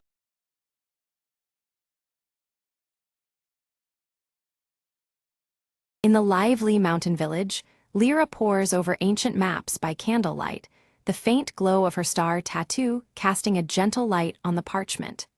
Her emerald eyes trace symbols, searching for clues hidden in the worn pages. Brahm arrives quietly, placing a small glowing crystal shard into Lyra's hand, urging her with a grave tone to seek the lost celestial compass before it falls into the wrong hands. The shard's blue glow pulses softly, mirroring the ancient star on her wrist. Tico, the silver-furred fox-like creature, playfully paws at the shard, the blue light reflecting vividly in his bright eyes. The wooden dagger at his side gleams faintly as he circles around excitedly. Lyra methodically packs essentials into a leather satchel embossed with the celestial compass symbol, fastening it securely. Her tattoo pulses subtly, as though anticipating the journey ahead. Whispers ripple through the village. The Shadow Order, hidden behind their unyielding silver masks and dark cloaks, are rumored to be searching for the same artifact. The urgency grows, tangled with fear in the villagers' hushed voices. Under a canopy of rustling leaves, Lyra, Brahm, and Tico step into the dense forest, the earth crunching beneath their boots. The warm earth tones of the village fade as cool blues begin to tint the surrounding shadows. They stumble upon a carved stone marker, ancient and weathered, etched with the celestial compass emblem. The symbol seems to pulse faintly in resonance with the shard's glow. Night descends, and an eerie silence envelops the forest. Lyra's tattoo pulses brighter, sending a subtle guiding light that steadies the group's wavering steps. Suddenly, cloaked figures, the Shadow Order, emerge silently between the trees, their silver masks reflecting the shard's blue light. Their presence chills the air and tightens the group's resolve. Lyra narrowly avoids a sudden ambush. Her satchel is torn in the scuffle, but the crystal shard remains clutched tightly in her grasp.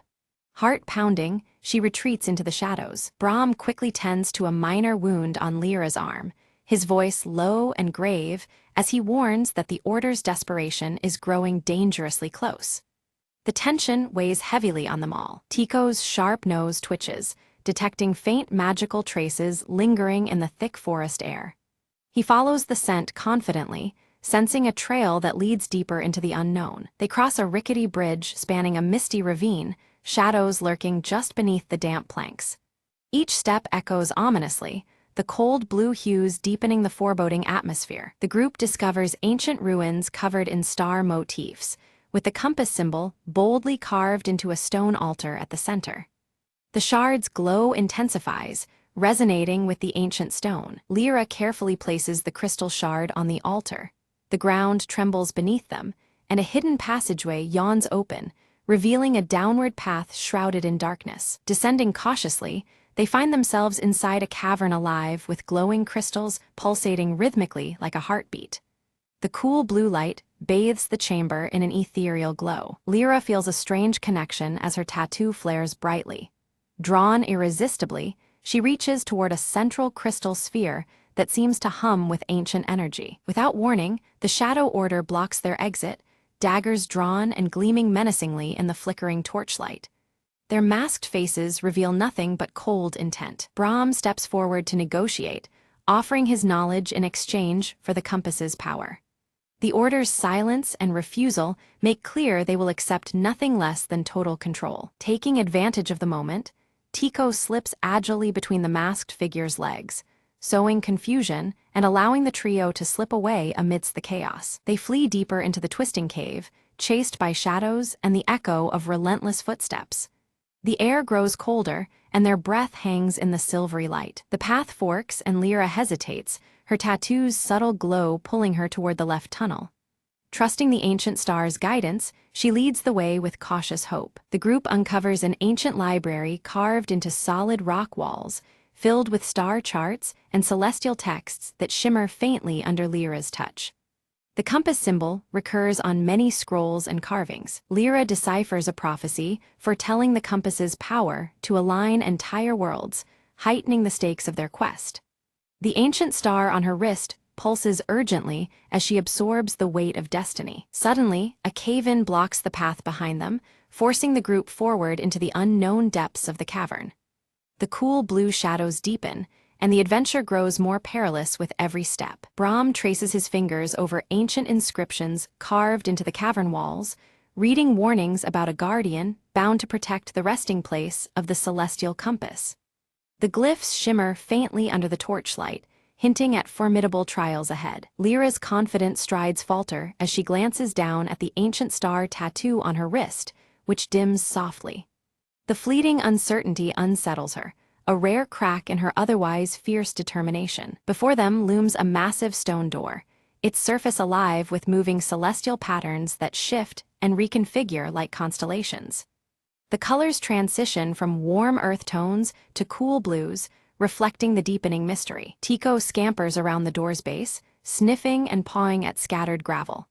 His keen eyes catch a nearly invisible pressure plate concealed beneath the stones, a subtle but crucial mechanism. With a deliberate press of the plate, the colossal door rumbles open, revealing a chamber bathed in ethereal blue light that pulses like a heartbeat. At the chamber's center floats the celestial compass, a radiant star-shaped artifact encased within a translucent crystal shell that pulses softly with an inner glow. As Lyra reaches out, a surge of energy courses through her veins, and visions of converging worlds flash before her eyes, leaving her breathless and awed. Suddenly, the silence shatters as the Shadow Order bursts into the chamber, their silver masks catching the light, and shimmering blades raised in tense standoff. Brahm raises his voice, calling for parley, proposing they share the compass's power to avert the looming disaster threatened by their conflict. An Order leader steps forward, briefly removing their mask to reveal a youthful face marked by fervent zeal,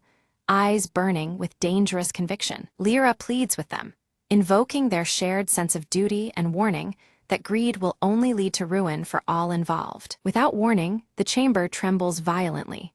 From the stardust above, a colossal celestial lion materializes, its body shimmering with cosmic energy as the Guardian awakens. The lion's mighty roar reverberates through the astrological ceiling, forcing the Shadow Order to scatter defensively amidst falling star fragments. Quickly, Lyra leads Brahm and Tico in dodging the Guardian's astral claws and swirling beams of starlight, their movements synchronized and desperate. Recognizing the compass's power harmonizes with the Guardian's essence, Lyra extends her hand, the ancient star on her wrist now glowing fiercely in response. The celestial lion pauses, then slowly lowers its majestic head, accepting Lyra's genuine intent and calming the chamber's chaos. The Shadow Order retreats, their respect for the Guardian's judgment clear though their vow to continue their pursuit remains unshaken. With reverence, Lyra claims the compass. Its crystal core pulses rhythmically, now perfectly in sync with the steady glow of her tattoo. Suddenly, the chamber groans and the walls begin to collapse, forcing the trio to make a swift escape through a corridor illuminated by cascading stars. Outside, dawn breaks over the forest canopy, the celestial compass's radiant light blending seamlessly with the soft glow of the rising sun. Back in the village, Lyra studies the compass carefully, Brahm by her side, guiding her through its enigmatic secrets and ancient inscriptions. Meanwhile, Tico scouts the surrounding woods, his sharp eyes spotting fresh tracks and signs of the Shadow Order's renewed pursuit. Lyra feels a powerful throb beneath her skin as the ancient star tattoo pulses with newfound strength, hinting at deeper, untapped abilities awaiting discovery. A mysterious scholar visits the village, sharing hushed tales of past wielders of the compass and the hidden dangers intertwined with its immense power. Resolved and determined, Lyra vows to protect the celestial compass, knowing full well that her journey and the challenges it holds have only just begun. Suddenly, the celestial compass pulses with radiant energy, casting a bright blue light that unveils a hidden map floating midair. The glowing symbols and lines shimmer as the map details points scattered across the heavens, previously invisible to Lyra's eyes. The mysterious map reveals locations of powerful celestial convergence points, each demanding urgent attention and intervention. Lyra senses that these sites are critical to balancing the cosmic forces and preventing looming chaos. Determined, Lyra seeks out allies who bear marks resembling her ancient star tattoo, discovering others chosen by fate. Their shared insignias hint at a larger destiny intertwined with the celestial compass and the mysteries they are about to face. With camaraderie forged, the group readies themselves for a voyage beyond their known world, guided steadfastly by the compass's radiant glow. Their preparations balance anticipation and solemn resolve as they brace for the unknown. Brahm offers his final counsel, urging Lyra to place trust not only in the celestial compass, but also in her own instincts and heart. His seasoned wisdom imbues her with confidence to face the challenges ahead. As the sun sets, Lyra and her newfound companions embark under a night sky adorned with shimmering star patterns. The cool blues of twilight mix with the compass's glow, marking the beginning of their epic journey. Navigating through surreal celestial storms and vast cosmic vistas, the compass guides their path unerringly. Each trial deepens their bond and understanding of the forces governing the stars. Lyra's ancient star tattoo pulses and blazes even brighter, a vivid sign of unity between her spirit and the celestial powers surrounding them. This luminous connection emboldens the group as they approach their quest's most critical juncture. Emerging on the horizon lies a new realm, its mysterious beauty promising adventure, revelations, and daunting challenges. The blue tones of the landscape echo the compass's light, inviting exploration and discovery. Resolute and unwavering, Lyra stands clutching the celestial compass, ready to shape a fate intricately woven among the stars. Her journey culminates here, poised to influence the cosmic